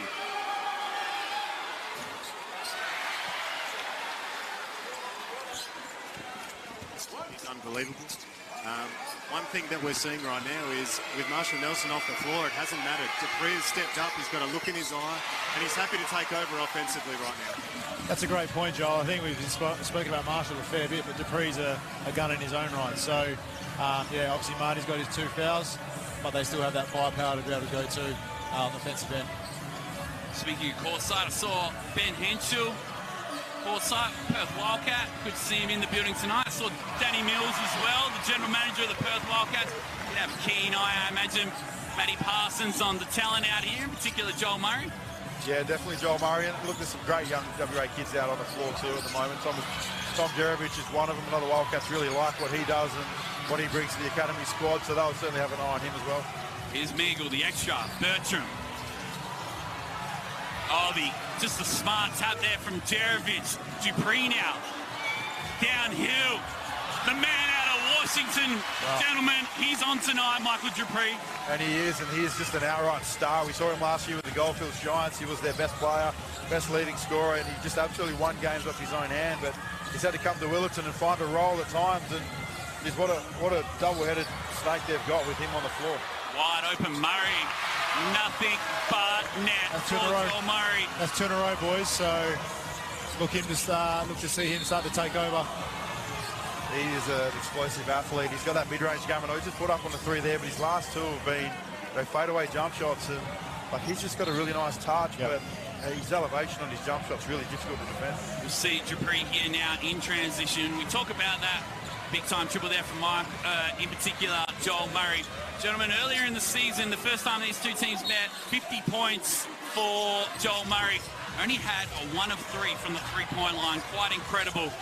Here is Dupree. Speaking of hot shooters, can't find the bottom of the basket that time. We've under the 2-minute mark. Thank you for joining us here at RSC Arena. Contact on the dribble. It'll be a baseline ball. Got to look in his eye. He's got to look in his eye, boys. He's hit 2 in a row. He's looking to attack. So, yeah, Willetton really need to be focused and make sure they can manage that situation. Question for you, Benny. He is NBL talent. Murray, he's NBL talent. The way that he is tonight, he gets to put on a show for everyone watching at home. And I think what we'll find with him is he's going to have a big one. And that 50 points last time was probably just a start for him. But we'd love to see him on another level. Easily checks into the game. Can't find that jump shot that time. Here is Williams. Aggressive move. That's come off his leg. He saved it.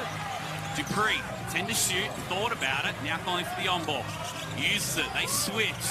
Williams lines it up. They gave him a lot of space on that jumper then, Ben. They didn't rush out to close out on him. They've obviously got a tactic there that Roosevelt's going to be left open to shoot that 3. How about the handle from Murray? Now fading away. The offensive rebound, Michael Durr, right in front of Andy Stewart, and offensive rebounds. Well, he had the rebounding machine of Jared Prue. 1 year, 12 offensive rebounds. They're so important for second chances. And that's what they do. Good teams find extra possessions, and Michael Durr's going to give them that. Trent Jerovich's going to do that for the Willetton Tigers. Dan Gack's doing that already. It's the possession game is everything when it comes to basketball. Here is Bertram. Good hands there from Mitsubishi. They're out here. 2-for-1 opportunity for the Tigers to close out the first quarter. What a great take by Lockie. Maybe a bit more patience need to be shown there. Dupree's going to get it back. Just couldn't quite connect. We've got an 8-second differential between the shot clock and the game clock. We rode that one. Yep. Shot clock's turned off. Third plays for.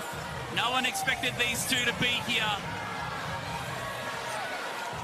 Dupree now. Island on Island.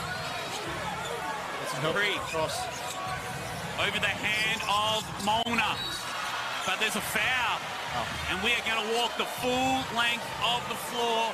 Gentlemen, I'm going to leave it with you right now. The impact of Marshall Nelson going to the bench. 2 minutes 10 only played in the first quarter with those 2 personal fouls. We've now played the first quarter almost. How do you find right now that's changed how the Tigers have gone about it? Yeah, look, it has, but, you know, they haven't really missed him at this stage. Like, Dupree's got 9 points, so he's really carrying the load.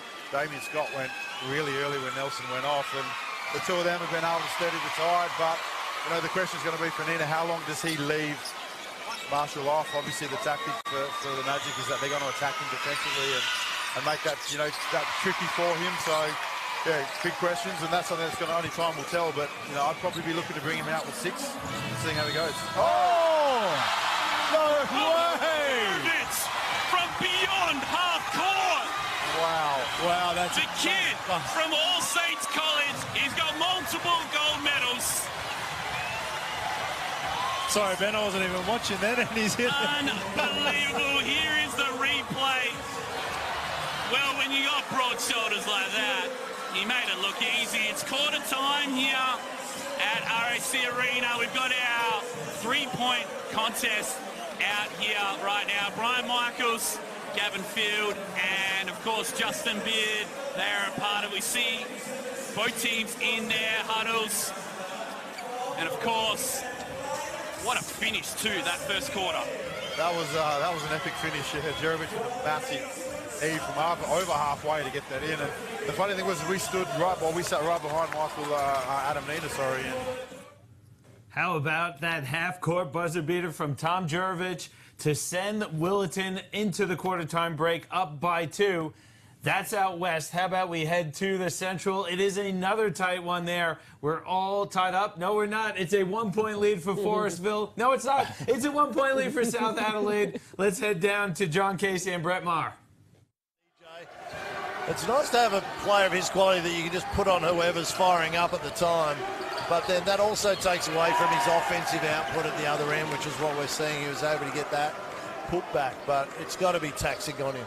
18 points, 6 boards, 2 assists, 2 steals for Starling so far. But only 4 points since quarter time. Johnson muscles up against Ellison, gets to Mays. Ellison fouls him, and Mays earns a trip to the free throw line. So bodies on the line here. That's a good foul there by Cody Ellison. Mays was going to go up there for a dunk if he didn't get that contact. I think that's a good foul. You want to make him earn it from the line. Second personal on Cody Ellison. Mays to the free throw line. 65% from the stripe. Not his strong suit. High arc on that shot. With average 20 points a game, 7 boards, and top 10 in the league in block shots. Made the All-Star 5, as I mentioned, Greg Mays. High quality player. And Forestville back on level terms. Middle stages of the third. Lots of play out here. Spot in the Mitsubishi Motors NBL1 National Finals up for grabs. They start next Friday night, run through the weekend on the Sunshine Coast. So much to look forward to. Oh, wow. Here's Starling from deep. Gets his own rebound. Now Ellison goes back to it. Single digits on the shot clock for the Panthers. Starling looking to go solo. Tough shot over Mays. Banks 2 off the window. He's got 20. Tough shot there by Alex Starling. Just that nice little step back.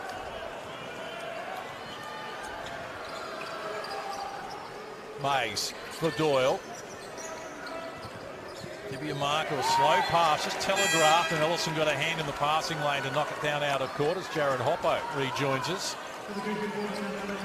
Glad that Adam Doyle's been able to get through his calf problems and still be here middle stages of the third, because there was plenty of doubt around both he and Brad Rathjen with that ankle problem. So fighting through the pain, both of them. They're such tough guys, and speaking to Andy Simons before the game, he wasn't sure if he was going to get 4 minutes out of Doyley or the whole game, and I think it's worked out very well for him at the moment with Doyley being able to play this much in the game.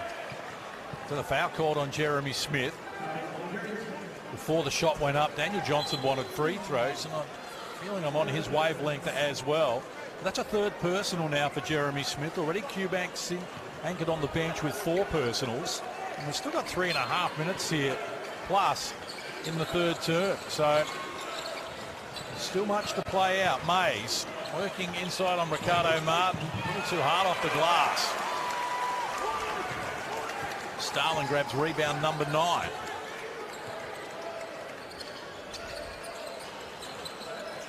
Martin puts it on the deck. Against Rathjen. Also on the play from James Griggle as well. Now going to be called on Brad Rathjen. It's only the second team foul on Forestville in this quarter. Second personal for Rathjen as well. South Adelaide with 4 team fouls already in this quarter. It's an area that perhaps Forestville can exploit. Yeah, I think both teams defensively have been pretty good. They've really tightened up. They haven't been, like we saw in that second quarter, those turnovers from Forestville, they've really tightened up in that area. South Adelaide haven't been able to get those easy buckets that we saw in the second, and they've fought their way back. Uche Dibiamaka goes coast to coast. Couldn't finish it. May somehow found the O ball and then shut down by Hoppo. A whistle on the play as well. James Griggle is calling a foul, and it's going to be on Alex Starling. They're over the limit, so free throws to come here. And Starling's foul count. Oh, it is there.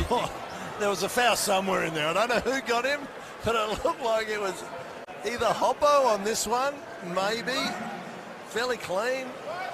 Sheepers, yeah, just a lot of body clashes on there. You got to call something on that. Mays to the free throw line. 2 of 3 before this trip. First foul in the game on Starling. So no problems there. Greg Mays getting an explanation there from Hugh Starkey. Down 2. Yeah, Mays, nice. He's consolidated. At least made one of the 2 there. Really got to make those free throws in big games like this where it can often come down to just 1 or 2 points. They're so important to knock down those free throws. Good tee. Smith works it down low. Here's Starling monstering his way into close range, but left it on the rim. Kept alive by Martin, who gets it done and draws a foul as well. Tangle there between Jeremy Smith and Dibiamaka. And Dibiamaka, they both went down. I couldn't see what happened there. There's a tangle of bodies. Alex Starling probably upset. He missed that little finger roll there, but really good follow by Martin there to put that one in and get the N1 as he's seen. What's happened here? A little tangle. Hard to see in that frame, but just a tangle of the ball. I don't think there was too much in that. No malice. A pivotal point of the game. Both teams just taking a second to regroup. They're having their little team chats, which is good, just while the court attendants mop up the sweat on the baseline.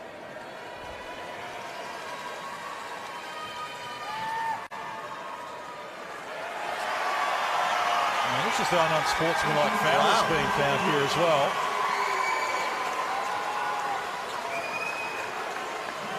Andy Simons, as you can see, not happy. Ricardo Martin getting his first points of the game at a pivotal time. And off to the free throw line. 70% free throw shooter this season. Fans letting him know about the miss as well. Forestfield fans becoming very vocal there on the sideline. Jeremy Smith gets to the stripe. It's 76% this season.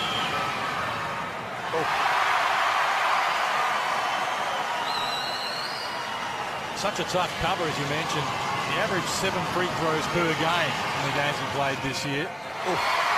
Rattles the second one in. He's so hard to stay in front of with that herky-jerky that he has. He can get you off balance, get past you. There's a really good pull-up game, good fadeaway game. So a little over 2 minutes out from three-quarter time. South Adelaide by 4 with possession. This is Curtis Scott going to work, and with a happy feet has been called for a travelling violation. Had a really good angle on that one, and he definitely does drag his feet here with that little hop. Yeah, good call there by Durant. Doyle feeds Rathjen. They clear out for him against Jeremy Smith. Now the screen arrives from Mays. They get the mismatch. Mays against Smith turns baseline. High arc on the shot. What a finish. For someone that struggles from the free throw line to be able to go from a similar range, turn around, fade away jump shot. That looked really nice, that shot. 19 in the game now for Mays. Doing it at 50% as well. And another foul. Here we get a look at Greg Mays down on the previous play. Baseline, elevation, hang time, finish. Shot too. Real nice arc.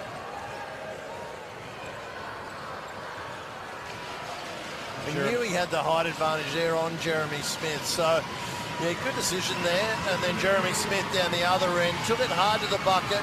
Had picked up the ball, so he was awarded the 2 shots at the free throw line now that we're seeing. Ooh. Free throws has been a problem. South Adelaide 8 of 9 at halftime on the free throw line. They've made 1 of 5 since then. But they get it back. Smith, high arc on the shot, forced into a tough one. And last touch out of bounds.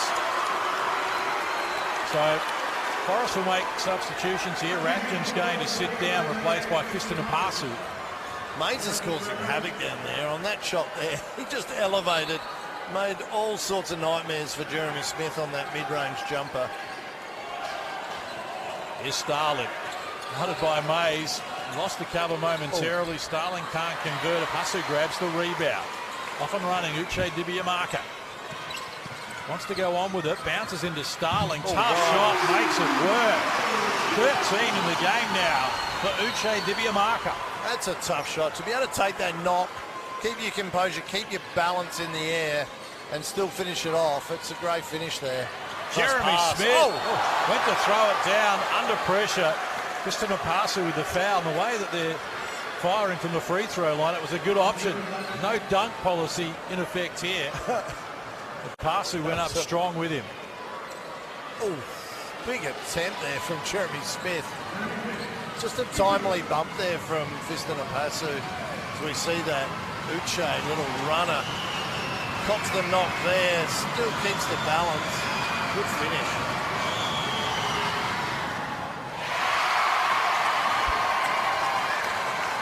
Well, he's been consistent, Jeremy Smith. Had 4 points in the first quarter, 4 in the second, and now another 4 here in the third. Perhaps about to surpass it. So 13 in the game now for him. And the margin is 2. A little over a minute out from three-quarter time. Both teams in the bonus in terms of fouls here. It's a poor pass. Apasu, it's picked off. Smith got support ahead of him as well. They can't afford to foul, but good luck trying to stop him. Excellent defensive play. Mays. Far out. He is well above the rim. Dibiamaka. Starling at the other end came up with a monster defensive play of his own. Oh my God, this is fantastic. What a swap fest at each end. You see Mays at that end. Pinned it on the backboard. Starling come down. Dibiamaka thought, I'm going hard to the hoop here. Stand by. Out of the way, thanks Jared Hoppo. Pass Curtis. And the third wave of D was there. And they sent him to the free throw line. Big crowd making their presence felt as well. 1 and 2 from the free throw line so far in the game. Dibiamaka and took that. Both teams with their problems from the stripe. So much pressure on the free throws in grand finals. It's the only time in a game when everyone's looking at you. Some players really struggle with it. Other players thrive. But knocks down the second one. It's a 1-point game. You were 80% plus. In fact, even when the streaker ran past you at the West Sydney Razorbacks, you didn't bat an eyelid and knock down the 2. Oh, wow. Jeremy Smith gets it done, draws a foul, chance at a three-point play, and he's talking as well. That's a tough shot. I don't think Fiston Apasi could have played much more other than fouling him, but could have done a lot more there. That's just a big shot there by Jeremy Smith, and I would expect him to really step it up in this last quarter. I think he's going to really elevate, and if South are going to win, he's going to step up in this last quarter. Had 31 points in the win over Forestville in the semi-final, including 7 of 9 from the free throw line. So the margin is 4. Concluding stages of the third. Pressure up the floor on Doyle. And a technical foul has been called on the Forestville Eagles coach. Wow. Andy Simons. He was furious with referee Hugh Starkey and just went across the line. That's a big one. A real big one for Forestville. Really has turned the momentum at the end of this third quarter in South's favour. Gives them a chance to really pop away here. They take that lead to 5.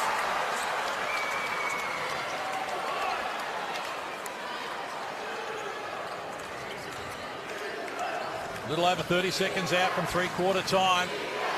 Eagles actually got their noses back in front here at one stage. But it is South Adelaide who have closed out the quarter just a little better. They led by 5 at half-time. Forestville by 7 at the first break. Shot clock to red numbers here. Uche Dibiamark. Now there's contact off the ball here. Johnson was being impeded by Jeremy Smith. So free throws to come, and now Jeremy Smith has 4 fouls. Yeah, that's a big one for South Adelaide. They've got to protect him. They'll take him out. Sam Johns looks like he's going to check in. Having Tom Kubank and Jeremy Smith now in foul trouble is not good news for South Adelaide. Daniel Johnson going to the line is not good news for them either. He's a very good free throw shooter. Both coaches with their hands full at the moment. Andy Simons getting a tee. Graham Kubank there looking for an explanation from the scorer's bench. Daniel Johnson to the free throw line. Crafty veteran, 81% this season with Forestville, 80 of 99 in the regular season. That made him such a weapon in the NBL. You can't afford to foul him because he just gets it done from the stripe. If you play off him, he knocks down the shot. Just a beautiful player to watch. For his size, he's such a good shooter.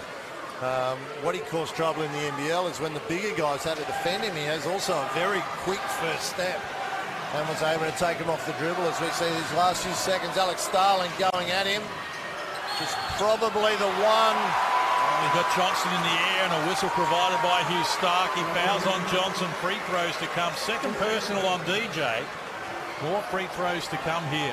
It's probably the one criticism of DJ that people had was at the defensive end. Probably wasn't as committed as some. And Alex Starling taking it right at him there.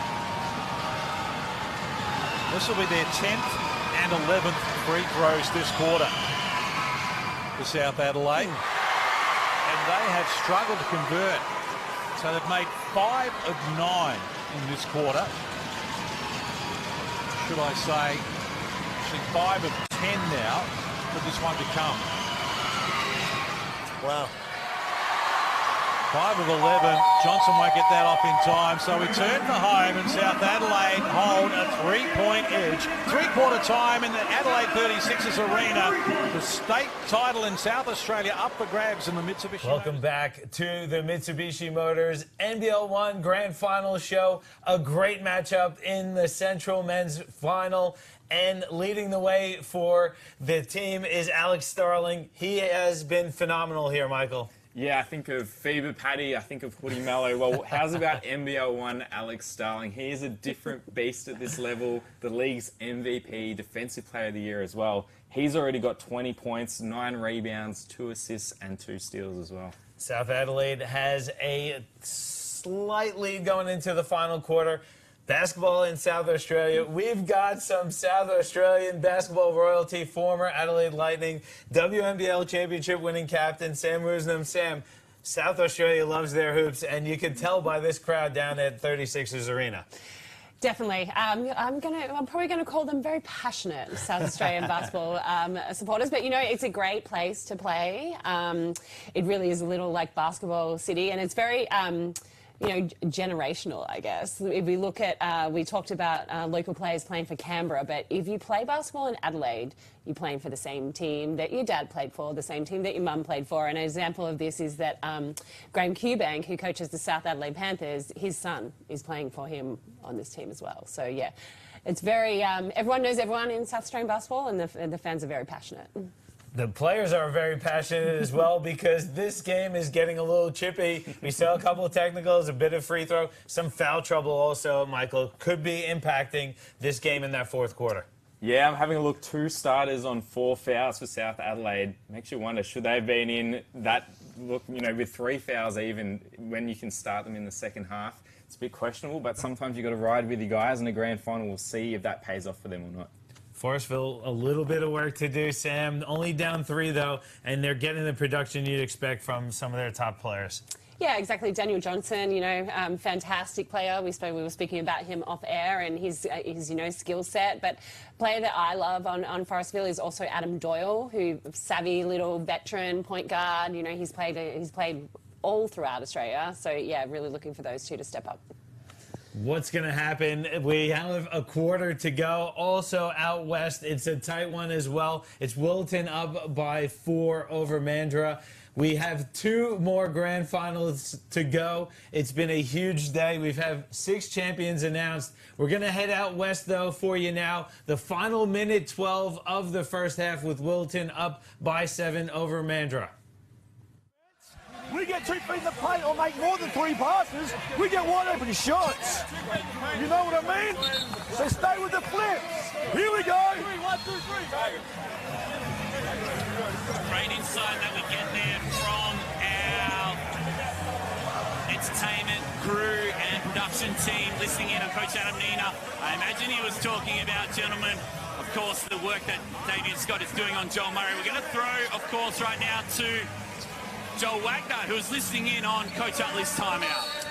Yeah, clear focus there from Mark Utley. We're going to see Joel Murray here catch it on the wing, boys, and a bit of a hammer screen action on the weak side, I believe, so keep an eye on that.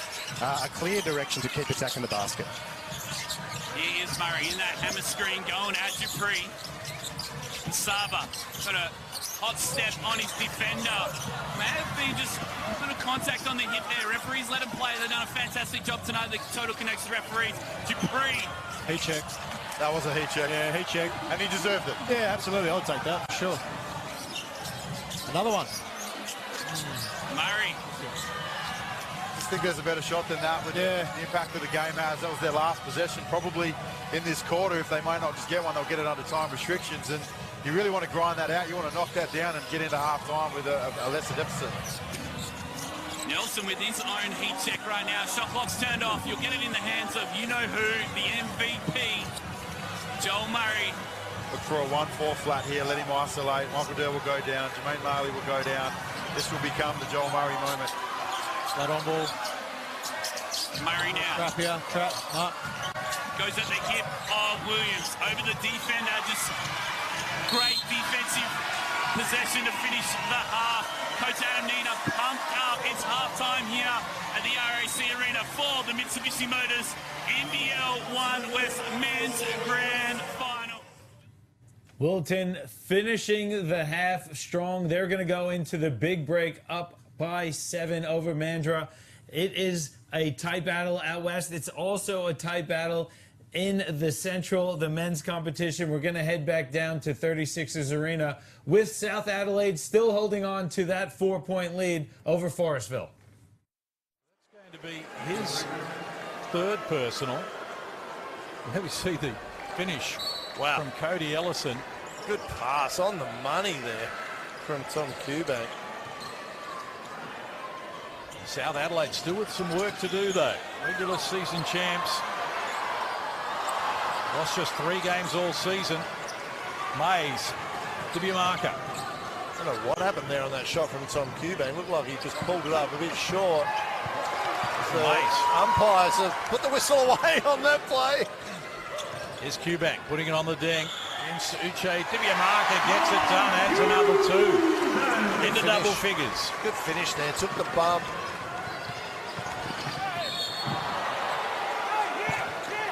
Eubank, the third player in double figures for South Adelaide. They've got 8 scorers. Forestville with 7, and Adam Doyle just a little second hand after that play phase. Daniel Johnson trying to make room for him. Heavy contact there with Cody Ellison. Third personal foul called. Doyle to the free throw line. And if there was anyone in this building, apart from Brett Maher, that I would ask to take free throws if they needed to be made, Adam Doyle would be your man. Yeah, great free throw shooter. Just really good form on that. You just see the good shooters. They're not nervous.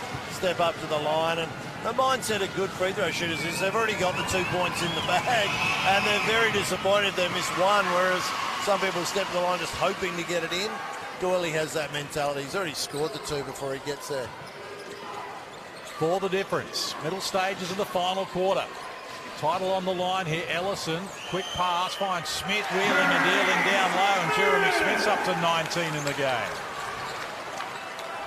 Good finish by Jeremy Smith. Had DJ coming over from the weak side. He had to get it up quickly. He was able to do that. Johnson hands over. Doyle from deep. Can't connect. 3-point shooting has been a problem for both teams. Forestville just 14% from deep. 2 of 14. South 4 of 19 at 21%. Not much better. Here's Starling from close range, starting to make things happen. Timeout called. Middle stages of this final quarter, and the margin is blown out to 8 points. Just a smart finish there from Starling. He had Mays on him. Obviously, we've seen his athleticism, but got into his legs, took his legs away, so he couldn't jump up and block him. So we see here, he just gets into his hips. Protects the ball well, finishes with that left hand.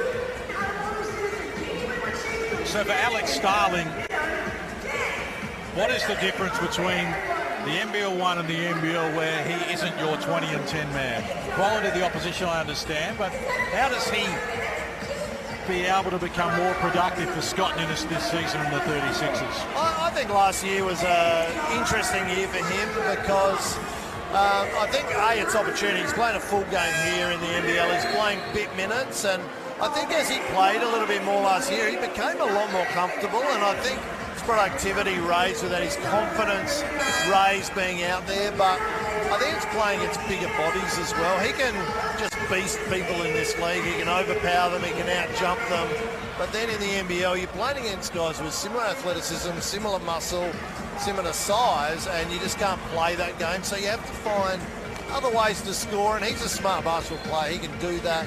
What he brings, though, is 100% energy for the 36ers. He gets out there whenever he's on the court, something's going to happen because he offers that energy, which is great to see.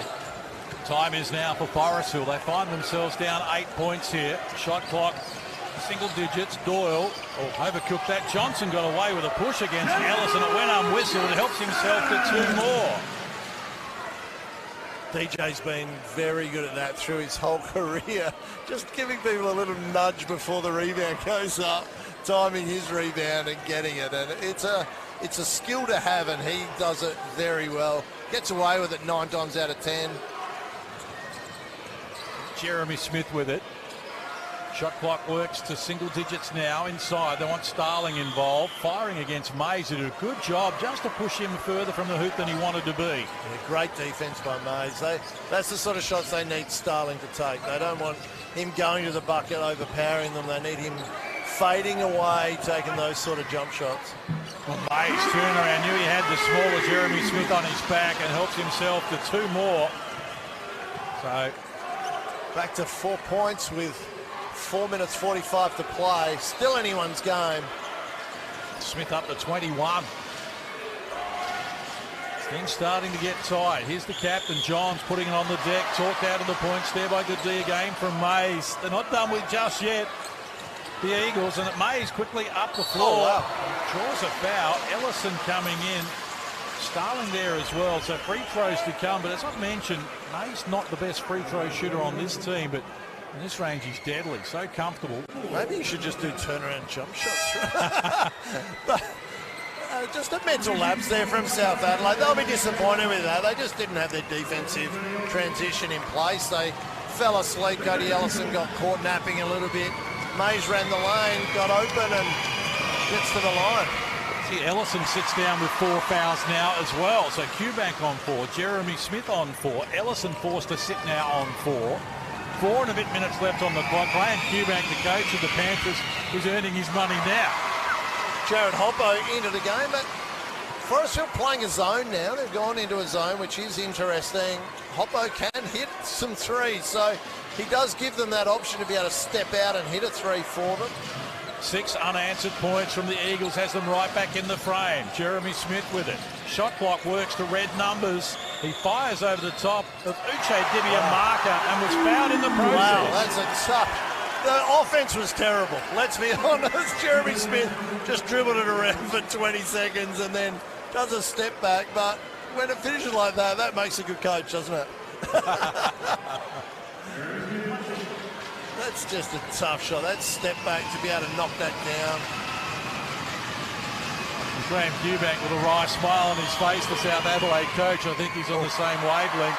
Free throws continue to haunt the Panthers, though. The door is ajar. Inside the last 4 minutes of the season, South Adelaide by 4 against the Forestville team that can put points on the board very quickly. Mays for Johnson. Lob pass cut out by Starling. Smith running. Gets it back from Cubank. This time he retreats away from Ratchin. Just to show him some tricks, and now looks to get to the baseline. Shut down by Daniel Johnson. By Daniel Johnson under pressure.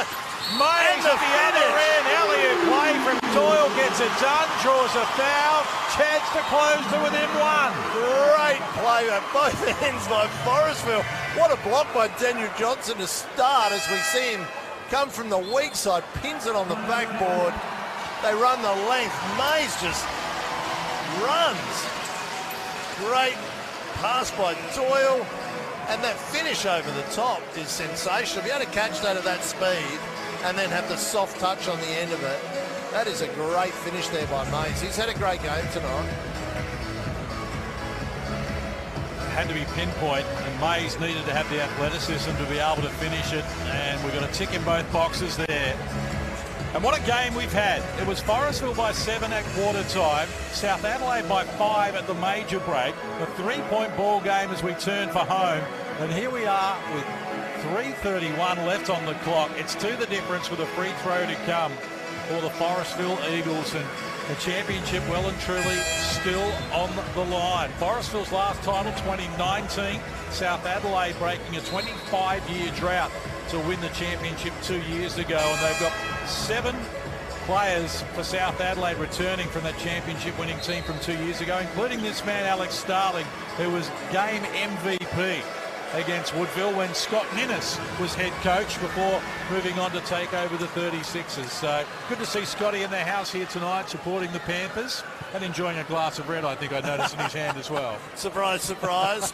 No, well, he's coached the 36ers again this year, and it'll be interesting to see the team that the 36ers have put together, how they're going to come out. Of course, haven't done too well in the last few years, but we'd like to see them back up in finals basketball, as Mays is finally starting to hit consistently from the free throw line. It's a 1-point game with 3.5 minutes to go. South Adelaide need to start moving this ball around. They need to get it through hands. It's just really sticking. Swing it from side to side. This is good. They're moving it from side to side, getting inside, outside. And it's sticking again. But Starling against Mays, baseline, forced up a tough shot, loose ball, up onto the shot clock. So Forestville will get it here. Big contingent of Forestville fans in the house, given that their women played in the grand final earlier. So they've outnumbered South Adelaide and Central Districts fans for both games because they came out on force. And both right now they've got plenty to cheer about. Both teams are huge clubs anyway. The South Adelaide and Forestville are huge clubs with their district and domestic competitions. They both do such a good job in those areas and have huge amounts of players. Doyle works inside Quebec. They share it around. Here's the danger man. Mays puts Forrestville back in front. Big shot there by Mays. The arc he has on that shot with his fadeaways, that mid-range jumper. Beautiful to see. 11-2 run in the last 2.5 minutes from Forrestville. They're back in front.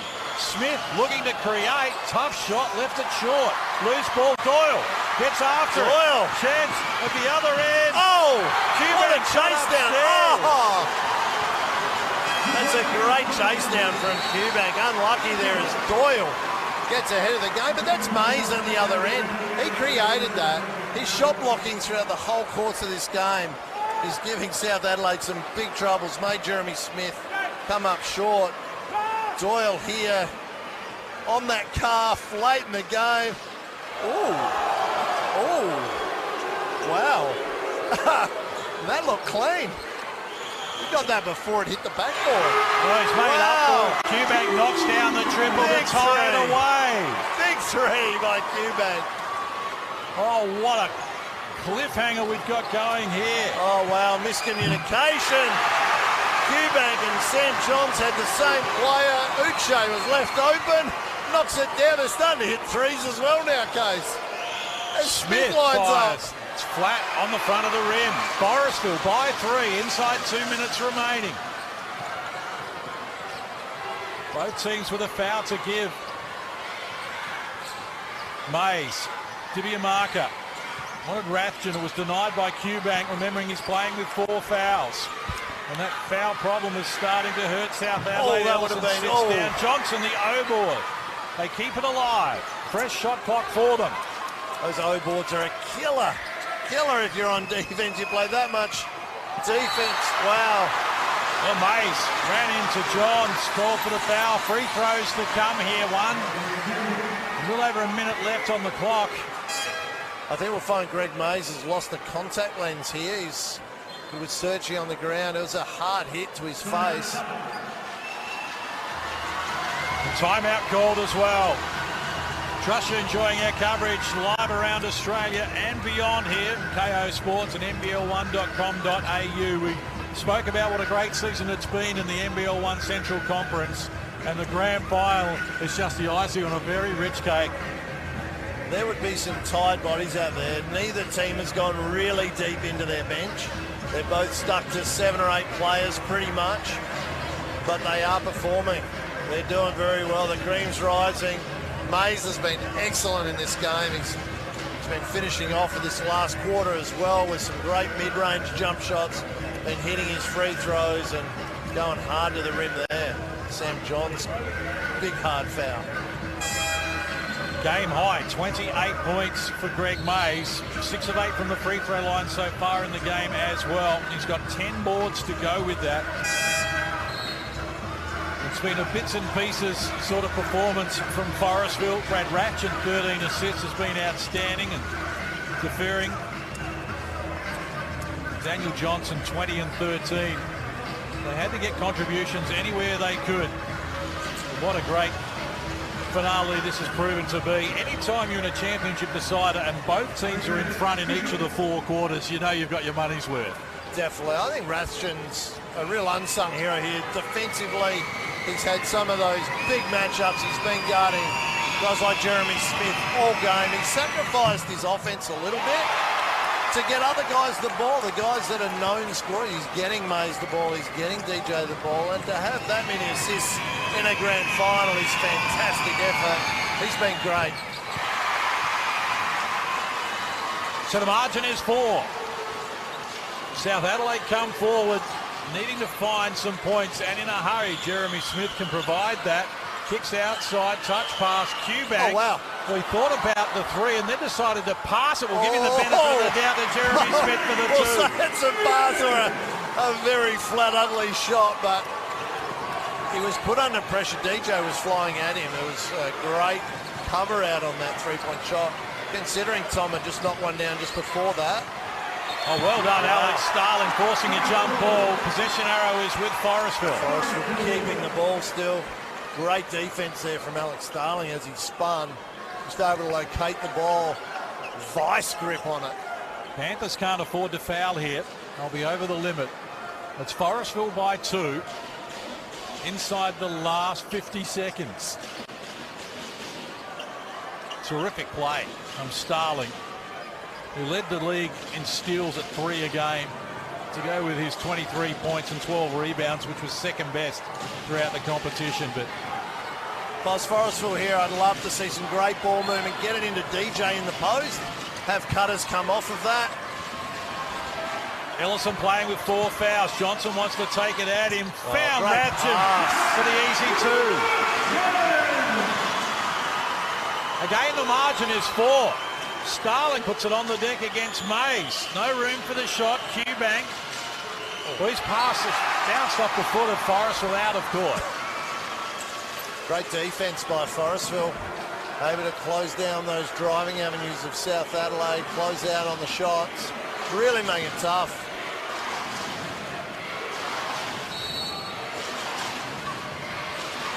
South Adelaide restart. We're inside the last 30 seconds of the game. Wow! What a play from Big Jeremy shot Smith. by Jeremy Smith.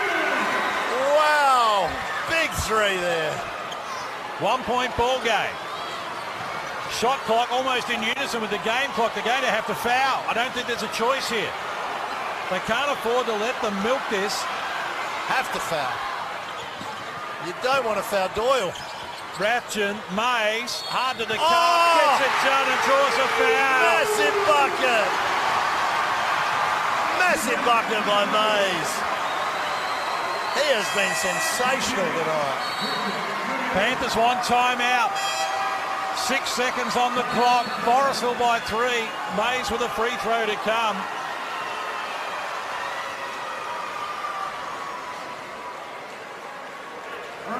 And what a performance this has been from Greg Mays.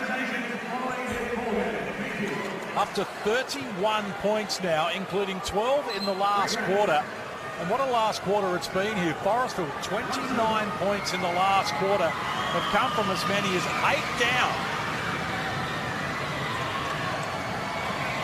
Greg Mays to make this a 4-point game and effectively put it out of the reach of South Adelaide. A miss and a 3 can send us to OT. If he makes this, you doubt Game South sealer. Adelaide can get it done, and they call timeout now. Wow, Greg Mays.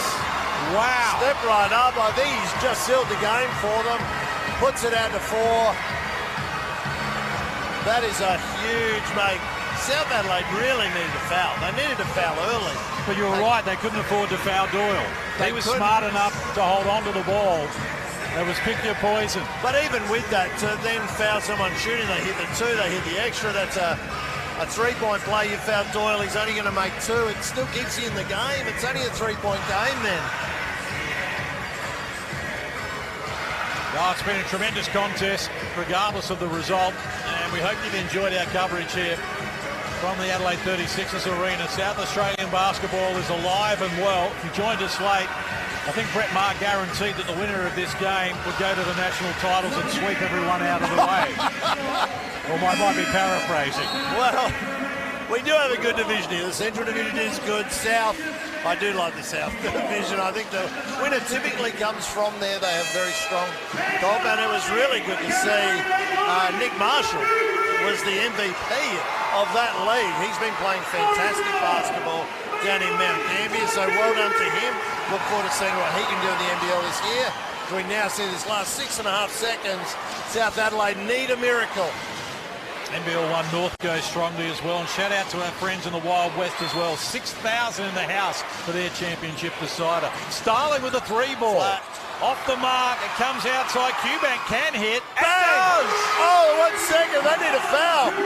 They need a foul. They get it to Doyle, and they do foul. Point 3 is still a chance, an off chance, but they're still in it. Wow, Big what a by shot. Q-Bank. Graham Q-Bank knocks down the triple.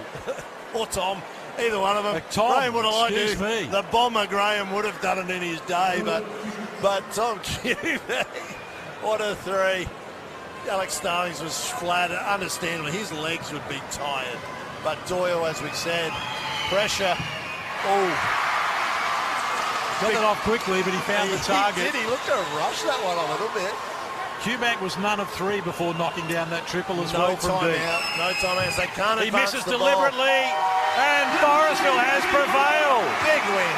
An amazing performance coming from as many as 8 down in the last quarter with 5 minutes to play. Forestville are your Mitsubishi Motors NBL1 Central champions in South Australia for 2024. They get home by 2 points. Forestville 92, South Adelaide 90. Boy, what a night. Oh, what a contest, Brett Maher. Yeah, fantastic game. Both teams were right in that. South Adelaide probably had the lead for the better part of that second half. Forestville made their charge at the right time. Mays was fantastic. Uche was great. DJ was great.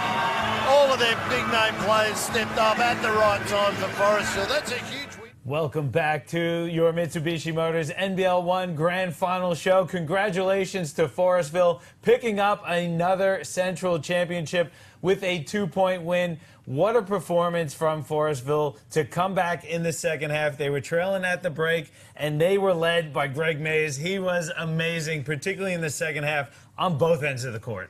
I mean, he was. Like, he finished the game with 32 and 10, but, I mean, they just... Big play after big play from him down the stretch. It was great. Yeah, absolutely. That big man matchup between Starling and Mays was really exciting. But there was also some other contributors for Forestville as well. We saw Uche Dibiumaka hit a big 3 down the stretch there. Daniel Johnson had 20 points himself. So many guys rounding out the contributions. Talking about big plays from big men, you mentioned Daniel Johnson there. For me, the play of the game and what swung the momentum was that block from Daniel Johnson leading to the Mays alley-oop. Let's see it here. And Johnson comes out of the weak side, comes up with the block, and look at Doyle with his eyes up, hitting Mays. He finishes plus the foul, and from there, it was all Forestville. It felt like the momentum was there, and they really ran home with it after that sequence. You got to give South Adelaide some credit, though, because they fought tooth and nail right to the very end. Michael, what a game. Yeah, absolutely, and that is a momentum changer. It's a highlight play. You know, it's very demoralising, the block on one end, but then to get the and one down the other, that seemed to shift the momentum a lot, and we just saw it was all Forestville from then on. Forestville, a pretty powerful organization. They go 1 of 2 today. You got to be happy for them. Yeah, for sure. And I mean, especially happy for the men. There's some seasoned veterans, let's call them that, in that team. And then, you know, you look at the women's team who played earlier and they've got that youth coming through as well. So good signs for that club. And I'm sure they'll be partying well at Forestville tonight. Yeah, Forestville going to represent the men next weekend at the NBL1 Nationals on the Sunshine Coast. Tickets are still available, so make sure you visit Intix to pick up yours. I know you're going to be there, Sam. Why wouldn't you go to see Sam at the very least? But there's going to be some awesome basketball with everyone represented. We've got one more game left. It's still underway out west at RAC Arena. We're going to head out there shortly to see the final and who will be the last team to represent at the Nationals next weekend on the sunny coast. Let's head out west to Ben Pether, Matt Parsons, Seb Salinas, and Joel Wagner. Murray picks up the dribble. Tough contest there. The offensive rebound. The 3rd and 1 opportunity from Defensive Player of the Year, Michael Durr. See it here on the replay. Just too big. Just too big in that paint. Yeah, super long. Got to find him earlier in that contest at the moment. There's a lot of eyes on Joel Murray when he goes up and elevates that jump shot. They're not actually going to find a body, and they're really snapping that neck, hitting the chest and going after it. And I remember last week looking back in that Sunday game against the Joondalup Wolves, the Mans of Magic were in this exact situation. They were able to really find some momentum. Joel Murray obviously put him on their back, but Michael Durr is so important. And at the moment, he's the one leading the charge. Foul trouble hurt the Geraldton Buccaneers last weekend. Of course, Nick DeSantis, Aaron Ralph getting those early fouls, impacting their minutes. Right now, how is it going to play a factor in this one? Michael Durr and Vigor both on the floor with the 3 personal fouls. Murray's 3rd as well, so again, back on the stripe after being foul over the bonus. It's halfway through the quarter, so it'll be interesting to see how Murray attacks the game defensively in this regard. Does he play off someone that's not an on-ball carrier, or does he stay on Marshall and try and create that pressure? Yeah, I'd like to see Utley actually go back to what he did early in the game, and that was to attack Marshall Nelson defensively. At the moment, obviously they're going through Joel Murray, but Julie Pasable was the one that did that damage. He's off at the moment, about to sub back on, as we'll see. Let's go to him, put the ball in his hands, and see if he can put pressure on Marshall to actually have to move his feet and play defense, particularly with this foul trouble. Both teams now in the bonus. 2:41 remaining. Thank you for joining us live around the country for the Mitsubishi Motors NBL1 West Grand Final here. The men's side fighting it out for that spot in the NBL1 Finals next weekend in Sunshine Coast. 4 to shoot now. Murray on skates. Can he get a friendly drop? He can't. Defensive rebound, should I say, from Williams. Important. Finds gap now. Jerovich. Trusty hand to Dupree. Williams. 2 feet in the paint. Oh. That's come off the hand of Dupree. Yeah. That'll be over and back. That's the right call. It was there. And you can see the Williams, the hesitation to go to the layup because the defensive player nearby Madur covering the rim. So, yeah, good defensive set by Mandra. See if they can get a good look out of this action. 10 points the margin. 2 minutes remaining here in the third quarter. Easily to wind back the clock. Saved by Nelson. An important defensive rebound there for the Tigers. They're playing, of course, with foul trouble. Damien Scott and Vigor sitting. Damien Scott with the 4 fouls. 3 fouls for Mike Vigor. Only the 2 points here in this third quarter for Murray. Bertram in the corner. Can't connect. That's the last 2 empty possessions. Good 3-point shots, but just haven't been able to knock them down. We see what happens when Williston are going down the other end of the floor. Dupree's making buckets. Marshall Nelson's getting to the rack. That pressure release stuff, that scoreboard pressure that exists, is really hard to manage. Dern now pulls down his 15th rebound. 18 points, 15 rebounds. Murray goes into the chest of Williams. Oh, Jerovich skipping again. Important minutes. He did it in both Flames and Geraldton games for them to get into the grand final set. Murray's the ones that we used to see him make. They're just not dropping it, particularly in this third quarter. That layup, it's at the hoop. Yeah, just spills it there. Just too much heat. And Dupree right now pleading with referee of the year for the Mitsubishi Motors NBL1 West, Mark Chris. It was a foul. Is sitting down, Marshall Nelson. Not going to risk that chance of a 4th personal foul. We've got a 2-point opportunity here. Bertram takes it. Just doesn't quite drop. Marley's going to save it. They've got time. 10 to shoot. Who do you give it to? That man, Murray. 6 to shoot. The hesitation. Lost his defender. MVP, gentlemen. Spoke too soon. That was a big possession. He misses that, and Willerton go down the other end, and it's a really difficult deficit to come back from, but big players make big buckets. Dupree to beat the clock for 3/4 time. Michael Dupree putting his hand up to be the MVP in this grand final. We've played 3 quarters. There's 10 minutes remaining. It's the Willerton Tigers 75, the Mandra Magic 63. As we turn for home, and one lucky viewer who won a competition for our half-court shot to win a pair of Kobe 6 reverse Grinches. Got his chance here, brought to you by Sneakerland. And gentlemen, stats, 3/4 time. What stood out for you, Matty Parsons? Look, Michael Dupree stands out for me. 29 points, 27 minutes. I mean, that's an impact. There's a lot of shots out there to be taken. He is stepping up, hitting big shots, just like we saw. He would be easily the early favourite for MVP in this game. Seb, 10 minutes remaining, 12 points the margin. The 2 times these teams met, Murray, 50 points the first time. It was a team effort the second time when they got it done. What does the Mandra Magic need to do? What change can they make right now? And what communication can the likes of Corey Easley and some of their leaders have to their role? Wilton has that 12-point lead. We're going to show you a few highlights from the South men, the West women, and the Central men in the break, and then we'll come back with the final quarter of action out west with the NBL1 West men's title on the line. Champions will compete on the Friday and Saturday and meet for the championship game on the Sunday in both the women's and men's. Oh, Josh Sykes levitates above all and slams it home. Just 18% from out there, and that's another rebound for Majuk. He's got 5 of them, as you can see. Rudolph looking to blast his way towards the cup, and he'll count the basket. Well, Rudolph in the slightest window of opportunity, but he doesn't need anything, really. Foxwell now stepping into the 3. Alan Foxwell will count the 3. There's been a foul committed here. I think Alpha might regain possession. Here's Lloyd. Rudolph into Majuk. Majuk fighting his way to the cup. Josh Sykes spikes it into the referee's chest. 6-point margin. Here's McMagor. Ovi McMagor all the way down Main Street. What a defensive effort by Luke Rosendale. Alongside Glover with 30. The next closest is Whelan with 9. Has that combination done enough? Foxwell with a look-away pass. Josh Sykes, the man that's been with his Eltham Wildcats club through thick and thin across 6 seasons. Ryan. Back to Gandini, moving around the outside, sharp from long range, and that is the fire starter for the help with the second missed free throw though.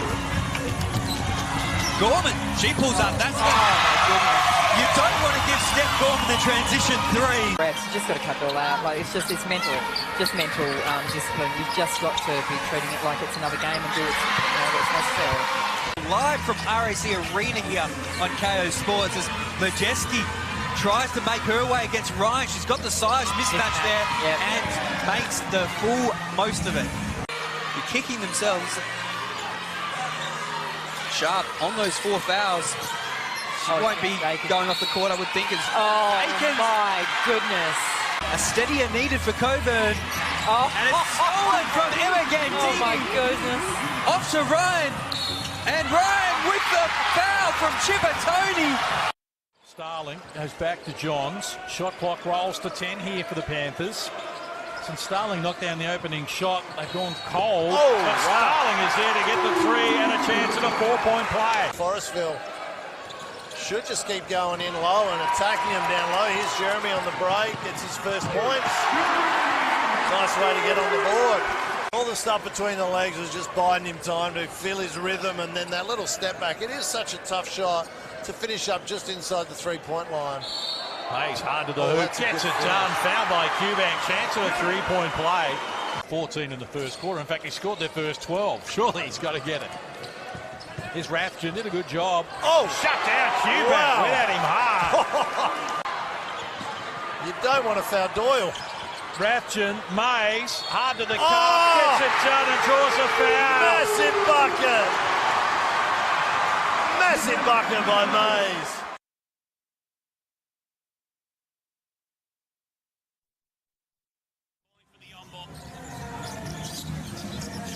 Five to shoot. Here's Jerovic, rips on Marley. Kicks to the corner. Williams beats the buzzer, but couldn't find the bottom of the net. Here's Murray. Feed Dupree. Favour. Wow. He's the one who's lifted in the last couple of minutes, certainly since the third three-quarter time break. He's the guy with the body that can do this. He's the athlete. We saw early in the game he can get to the rack. Last 2 possessions, he is going with purpose. And defensively, good defense turns into good offense. Mandra hustling out of the rotations, matching up on different guys they may not have match up on. Get out to those shooters, rebound, another transition basket. It is the man's 29th birthday. Ladies juniors at the Coburn Cougars and then continued at the Lakeside Lightning. He won a championship with the man next to me in 2016 at the Coburn Cougars. Julian Pisava having a big part of the 2024 Grand Final. Damien Scott makes his way to the bench. He's going to check back in. 4 to shoot. Jerovic found himself open. Lucky not to get the foul there, Marley, and great patience as you're about to touch on there. Great patience by Lewison. Let the play evolve. Great pace by Lockie Bertram. Arthur Nelson picks up his 4th foul there. Williams going to come out of the game. Will Nelson stay or will he come? Thoughts right now. And Some questions to ponder for the coaching staff. We see that on the replay, but it's the man, Lockie Bertram, averages 16 points, 6 rebounds, gentlemen. Our key is this right now on the floor for the Willetton Tigers. Damien Scott on 4 fouls. Marshall Nelson on 4 fouls. They're 2 pivotal players. You don't want to lose them at the back end of this game. How do you manage your time, your moments, and how do you get them out of and then get them back in as quickly as you can? And the next foul, they're in the bonus as well, similar to the situation on Mandra in last quarter. So this game could turn pretty quickly. Here's Murray. Bertram. Back iron for Bertram. 14 fouls for the Willetton Tigers. It's the first time they've beat the Mandra Magic to the penalty in this game. Nelson to Vigor. He knocked down a big one in Geraldton. He really wanted that one to drop. Pasava on his best mate, on his birthday. Julian Pasava means business. He is the one right now who's put them on their back and brought them back into this game. Seb made a great point during the call that they are now on 4 fouls for the Tigers, which means the more aggressive approach to basketball that Mandra can play, the higher the risk and higher opportunity they can get some 3 points. And I mentioned earlier, Julian had a real big focus of getting to the basket. You could see in that transition play there, the defender was sort of hanging off, maybe thinking he was going to drive, pull up 3, timeout Willetton. I think I taught him that in 2016. If we run flow, you run through the middle. When you rise, try to get on board with Jules. Yep. Go on board with Jules. See if you get downhill. Mike, as that big, you can take the keyway right down there before you lift on the weak side. If Jules comes over, it's a dump down to you. Just our flow. So once you know that side, you're over here. Try to get an on ball. Keep getting stopped. We're listening in right now to the timeout of Coach Mark Utley. We see the replay here. We're going to take a moment right now to go to Joel Wagner, who's listening into the Willetton Tigers timeout. Gents, a clear focus there. You'll see Michael Vigor in the trail here. They're going to get a bit more set in their offense, make sure they're in position. They've lost control of the pace of this game right now, so they want to make sure they get it through hands. They're in good rebounding and safety positions, and they can counteract any of that pace that Mandra have found a way to generate. Thank you to Joel Wagner for his insight from that Willetton Tigers huddle. How about Mark Utley, 35 years involved in the league. Started in 1990 with what was known as the Sterling Senators. Here's Dupree. Can't connect, offensive rebound. Damien Scott. Matty Parsons. Yeah, look, great pickup by Joel there with Michael Vigor getting the touch. Viggs at the moment, particularly with the defense that Mandra are playing in that little 2-3 zone, has 9 assists out of the high post, and that's been huge, pivotal to find extra play, but we're flying here. And right now, we all wait in anticipation. Well, I've made it no secret each and every week I jump on the call. Damien Scott has been an absolute servant of not only the Coburg Cougars, the Willetton Tigers, but basketball WA community.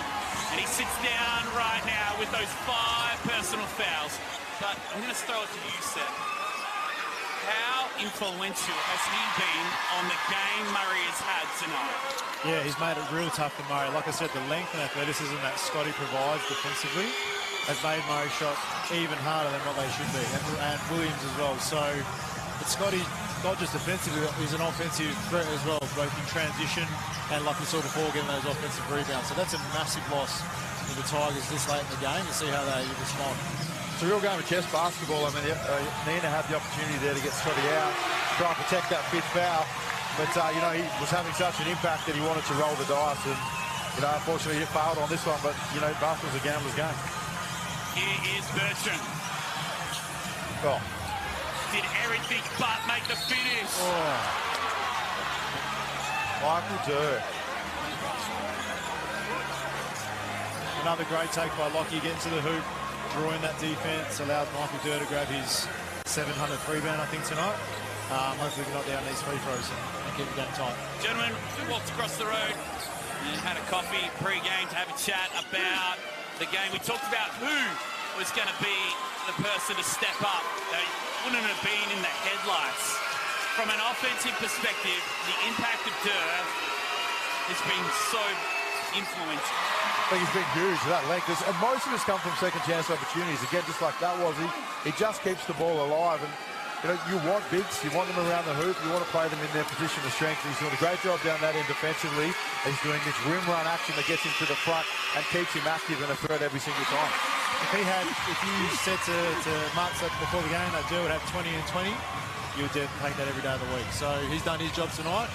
Let's see if the rest of the guys can step up and cut this lead in the rest of the game. 68% from the free throw line, the Magic tonight. A little lower than their lofty. As we see Williams with an aggressive take to the basket. Yeah, they left a couple points there at the line. Maybe there's a little bit of those nerves. The Willetton Tigers with the 75%. As Corey Easley checks back in. Just a little bit of a longer lineup for the Magic. And we'd probably suggest they're going to go back to a zone, just to change up. The last 2 or 3 possessions have been in matchup. That time, you know, every time Corey's been on the floor, Mark's gone to a zone. Probably suggesting this, and that's what they're going to run. And maybe a little horn set to get Joel Murray going. That's kind of been the look they're going, just to that double horns. And let's just see. Easley will pop out to the three-point line, and Michael Durr will roll to the front of the rim. 1 for 2 for Bro Williams, represented at the Australian National Championships, both WA and Victoria. Murray. Oh, good defense. Into Durr. Nice hand there from Yak, but I was looking between referee Stewart and Coach Nina. Hand caught Scooby there, big fella, so that's 2 shots. Nice, every foul now, it's 2 shots for the Commander Magic. If they continue that, he's chip away at this lead. We're going to go right now court side to Joel Wagner. The mood's changed here in the last 90 seconds, Joel. Interestingly, boys, the Magic just got their first team foul of the quarter. It took about 4.5 minutes of gameplay. That's why they're owning the pace right now. They're not sending Willetton to the line. They're downhill a lot more. And on the contrary, Willetton are in the bonus all the way home. It was your teammate, Joel Wagner, Lee Roberts, and the impact right now Michael Durr is having on both ends. Also going to connect. It's been vital. 6 points, the deficit for the Magic, chasing that elusive first championship. They've been to 6 grand finals with their women's program. That's bigger tries to split the middle. They've never won a grand final, unfortunately. I saw the legend Casey Marlowe, Monday to Friday, CEO of the city of Mandurah, still playing here in our state leagues. Now in the Mitsubishi Motors NBL1 West, named the MVP after her. She said that it has been an absolute buzz in the Peel region in the last couple of weeks. Right now, timeout, Steph Salinas. What do you think right now is super important, the message in this timeout for Adam Nina? Well, I think Joel Dipper Wagner hit a nail on the head. They get the pace back in the game, control the tempo, do what's been working for all game. If they go back into that zone, look at that high-low action, try and get Durr out of the paint and draw him to get those cutters going back door and lazy layups. Defensively, they're doing a good job with Joel Murray, but it's about boxing out Michael Durr, putting a big focus on him, getting him off the rebounds, and ensuring that, trying to keep their foul count really low for the rest of the quarter. And look, Joel Murray, this is his moment, right? Everyone else has kind of been chipping in and doing their bit. His moment's coming. He's having a good game. He's got 20 points, but he averages 34 on the season. So for mine, what suggests this 5 minutes, 14 seconds left, there's still 14 points on the board here for Joel Murray. So expect him to have a really, really big say on the back end of this. Yeah, absolutely, mate. We talk about picking your poison as a coach, Matty Parsons. You could ask Coach Bidwell, who do you want to beat you? For Adam Nina and his crew, it would have been, we don't want Joel Murray to be the one who beats us. 9 of 25 from the field tonight. They've clearly limited his ability. Well, when you've got such a dominant player like Joel Murray, you've got 2 options. You either go, right, don't let the rest beat us, let Joel Murray beat us. If Joel Murray gets 50, and they win and we can do our job, so be it, as long as the supporting cast doesn't go. But the supporting cast right now for the Mandurah Magic, Michael Durr's got 21, Julian Pasave's got 22. There are a lot of contributors right now, so it is about slowing the supporting cast down and making a predictable offensive set by trying to get the ball out of Joel Murray's hands. In season 2024, he's only gone under 40% once. Joel Murray, 37% tonight. The clean-up crew, Julian Pasave, just like his head coach, happy to do anything. The tides are turned, man. Now Mandurah are crushing the O-board to get those second chance opportunities. So Wilson really needs to make a focus of getting those defensive rebounds and boxing out. Corey Easy kept that ball alive then. He's the one that tipped it to Julian. He made, got his hand up, used his length, used his experience, and just kept the ball alive. Big-time player Marshall Nelson sitting in front of me right now. Big-time shots he hit in 2022. That would have lifted the roof off. Would have lifted the roof off if Julian Pasave hit that three then. Here is Vigor. 8 to shoot now. To Dupree. Got to get a good look. Vigor to beat the buzzer. It's a little short. All those shots now just tightening up a bit for the Tigers. Murray slips. Oh gosh. Wow, look at that controversial call. Coach Adamina didn't love that. But the pressure was, he went downhill. He knew that there was pressure on them to stay out of foul trouble, to keep their hands high, and yeah, he got the call. I think we call that the MVP call. Yes. Yeah. But again, like you say, he's forcing the issue, he's creating that contact, they're going to reward that. So again. The other thing too is the last 3 possessions for the Willetton Tigers have gone deep into the shot clock. And that's something they haven't done all game. The pace has been there, they've pushed, they've put pressure on the hoop. Now all of a sudden they're starting to tighten up. They're not, the ball's sticking with people, they're not moving it around quick enough, and they're getting right to the deep end where they're having to rush a shot. And, you know, we've seen that, and what's happened? Mandurah have got the stop, and they've run down the other end with pace. This man, time and time again, has brought the Magic back. He told his head coach, Mark Utley, we're going to the arena when it was announced. He said, don't worry about it when they're down 12 against the Joondalup Wolves. And this is his moment right now, 3:40 remaining. It is a 3-point ball game. Here's Marty Nelson. They get the switch. You like this matchup. The razzle-dazzle. He lost the handle. He eventually gets it out to Jerovic. And Nelson there just comes an elbow from Durr. Accidental. Big shot from Mona. Mona hasn't had a couple. He hasn't had many shots from the three-point line. He's a really peripheral three-point shooter. That was rushed. That was a really, probably a poor shot selection. I think Coach Mark Utley would have liked to see an extra ball reversal and have someone step into that. He was kind of faking away into the sideline there, and probably not the shot we wanted. The timeout's been called. It's been called right now. I wonder who that's called this one. Probably Mark Utley, and not liking that shot. Look, at the end of the day, this game's close now, and the better decision makers are going to be the ones that are going to walk off this as champions. We're going to listen in right now to the Mark Utley timeout. 3:16 remaining.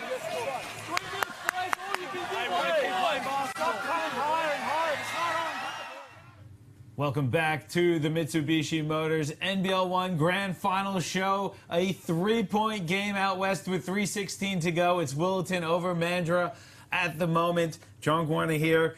And guys, we have a tight battle. Coach, what's happening here? Willetton has really struggled to get points on the board. They're allowing Mandurah to hang around. They are allowing Mandurah to hang around, but they've done such a great job to get back into the game. I think the key right now is, obviously, they need to get a stop coming out of this timeout. Is super important.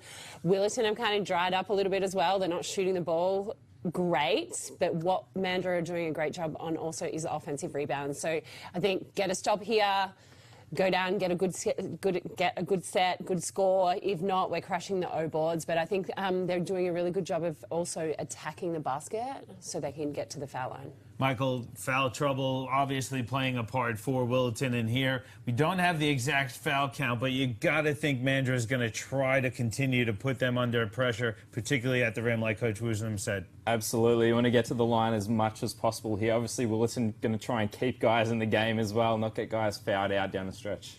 Well, let's see what Willetton can come up with out of that timeout. They still lead by 3. We see another three-pointer. This time it falls for Dupree. A big basket there for Willerton. Let's head back down to the west. You know, could have Murray stayed down on that shot fake? I don't know, but yeah, massive hit from Dupree. I think his first points for the quarter. What a moment for Dupree. They go the extra. Bertram. A little long for Bertram. And their hearts in their mouths right now. The Willerton Tigers, the bench, just in front of them. Here is Jerovich. Williams caught up by Molnar. They're going to wipe the score. It'll be their third team foul. 2:18 remaining, should I say. And Marley now checking in. So maybe a defensive sub there, Matty Parsons. Yeah, 100%. That's exactly what they're trying to go for there. I think you'll see the next 2 minutes, he'll go that offense, defensive, any chance he can get. I think it's a smart move, Barley. He puts his best defenders on the floor, and then he has his floor stretchers, guys that can open down, open shots when Joel Murray is trying to create for everyone else. 6 points the margin. Oh, good turnover. Murray. All season long, he's been giving us highlights. Joel Murray, more Foot Locker vouchers than anyone in the country for our Foot Locker Player of the Week. Nelson hit both sides of the rim. Dupree, 10 to shoot now. They'll get a second look. Offensive rebound again. 6 now. They go through Dupree. Lay the shot clock again on that possession. Yeah. Here's Murray, the crossover in the middle of the paint. The friendly roll, the man out of Texas. 4 points. Now, huge momentum shift. Absolutely. Mandra just need to knuckle down again. Their rotation's been really good this quarter. Jerovich took Marley down to the paint. Williams. Jerovich, the long three. In the back there, Dupree. And we're going to walk the full length of the floor, gentlemen. This game has changed. The momentum swung.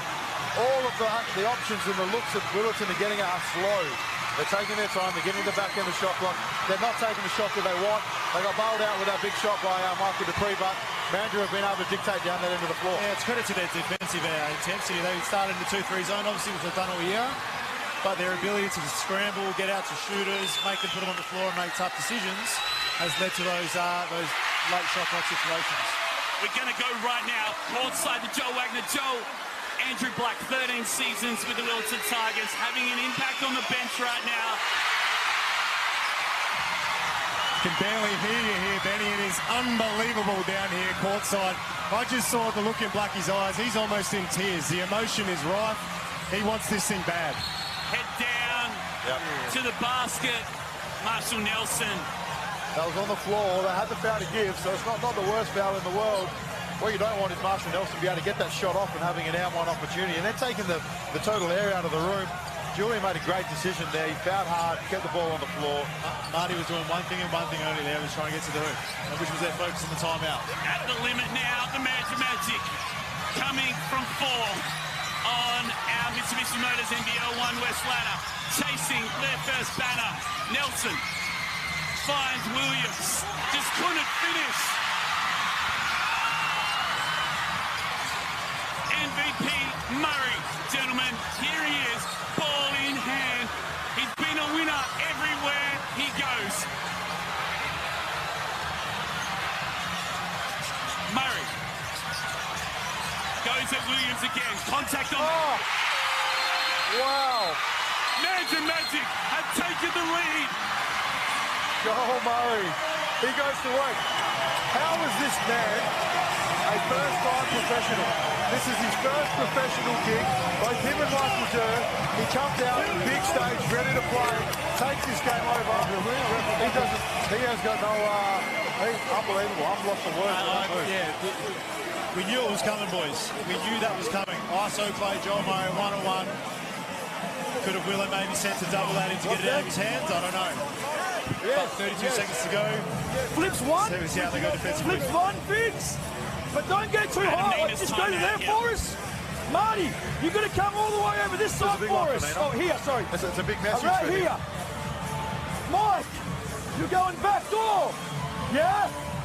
As you come off that, you're going to get big with a slip go on the basket. We're good? Yeah? Matty Parsons, what's it like with 32 seconds remaining? How do the coach calm themselves to present a message? X's and O's, that's what basketball coaches know, right? So we can focus on that. In these moments, you go back to what you know, what you're passionate about. He's going to draw up a play that he's done several times, probably tonight in this game. Something that's worked for them. He would have done it 100 times in the course of the season. He's going to get the right player, the right place in the space on the floor. Are they going to be good enough to make it? That's the pressure. It'll be a Militant Tigers ball to bring it in. Shot clock down to 9 now. Big shot, Marty Nelson. 5 to shoot. Guarded by his good mate. Oh! Bang! Bang! Marshall Nelson. And he's telling Julian to say all about that. That's a big shot. Wow. He went to the Rockingham Flames and went back-to-back triples in 2022 to sink the Geraldton Buccaneers. He put the Militant Tigers on their back Thursday night last week, gentlemen. Down 17 against the Rockingham Flames at quarter time. And Michael Vickers said this to me midweek. We were okay in that quarter time huddle because I looked over to Marty. He had a twinkle in his eye. The rest is history. He had it then again, didn't he? And look, at the end of the day, credit, got the ball in the guy's hands. He made the big play. We came here to RSC Arena tonight knowing that the head of the snake for the Willetton Tigers was going to be Marshall Nelson. And he makes the big play, puts them up by 1 with 21 seconds. But the other narrative that we had was that Joel Murray was down the other end. And now he has 21 seconds with the ball in his hands to go and win this game of basketball. Hey, the script was written for us before we got here, and now it's playing out in front of our very eyes. 6,000 people in this stadium that are waiting for this moment. All right, so yeah, Marty Nelson, hezzy pull-up three, does that in his sleep. What has Mandra got now with 21 seconds to go? They've advanced the ball, so only 14 on the shot clock.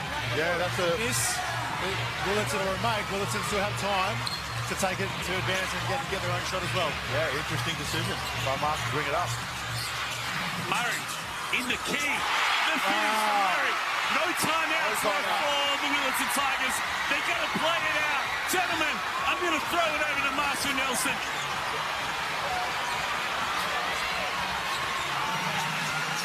Nelson for the game. He can't connect. It's tipped. Murray. He's fouled. All in high school. Joel Murray. He got... If you're excited at home, think about the man to Magic bench right now. They run on the floor with 0.6 seconds remaining. Joel Murray at Rowlett, Texas, was a 3-time athlete. He ran track, boys. He played American football, and he led his high school team in basketball. He took West Texas to a Division II NCAA championship game, and he went one better, transferring to West Texas. At 30 points at UCLA. And he right now has an opportunity to bring the first banner ever. And Mark Utley chewing his 25th piece of gum right now. Hands on his head. 35 years in the league. Wow. It'll be the Major Magic 2024 Mitsubishi Motors NBL1 West champions. Matty Parsons, the emotion between a man and his best player. Those two gentlemen hugging right now. 24 hours ago, we're playing one-on-one out here. He's known as the connector. Midweek, Mark Utley said, I'm a little bit weird, but I love weird, and I embrace it, and I love people, and I love to help them. He is, look, he is a, what a story. I mean, Mark's an unbelievable human being. Weird is exactly what he is, but he is a great connector, great skills, great relationship with people. What he's done is he's taken a team from the bottom of the ladder. This is the facts. Bottom of the ladder to an NBL1 West Championship in one season. He's done it by recruiting people he wants to coach. He's got two great imports out in their first year. the league MVP, he's going to go on to do some remarkable things in his career and his world. Michael Durr is going in some pretty remarkable places. Julian Paseva, unsung hero of this game, 27. Welcome back to the Mitsubishi Motors NBL1 Grand Final show. We definitely saved the best for last. It was a magical night.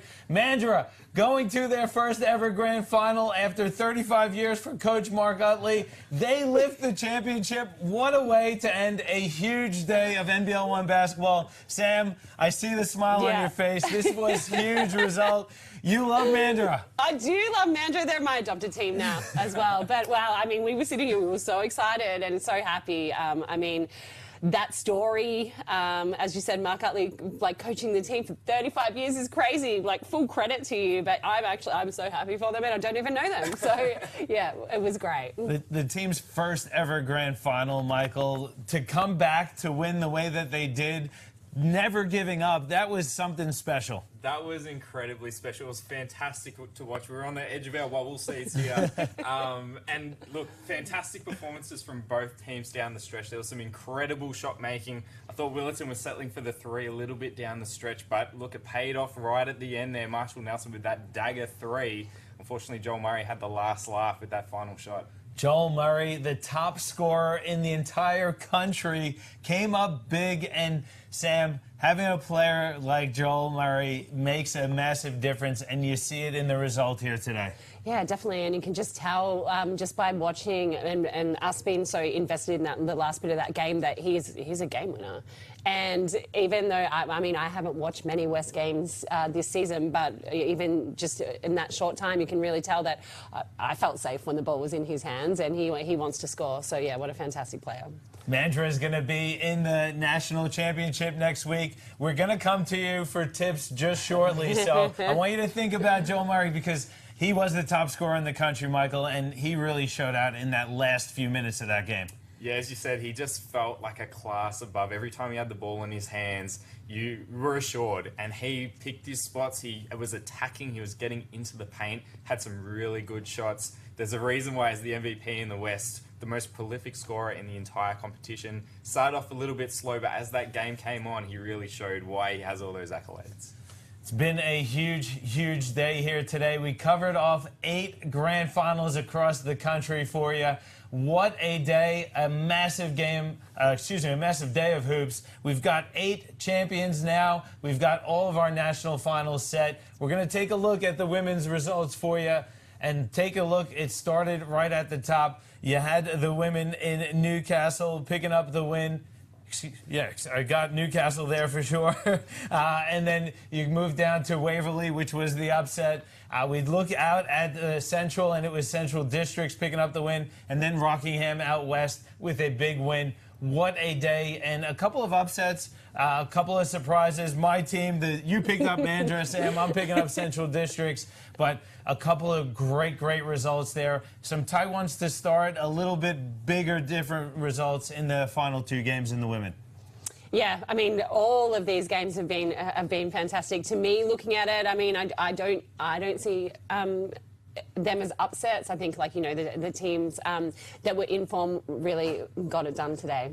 Yeah, 4 fantastic games for me, though. The most exciting one was Waverley getting across the line. As I said, such a slow start to the season. But for them to come all the way back to the grand final and then get it done, that was fantastic for them. Well, before we move to the men, I'm going to put you both on the spot. I want to know who you're tipping for the NBL1 National Finals next week in the women's side of things. Sam, I'm going to start with you.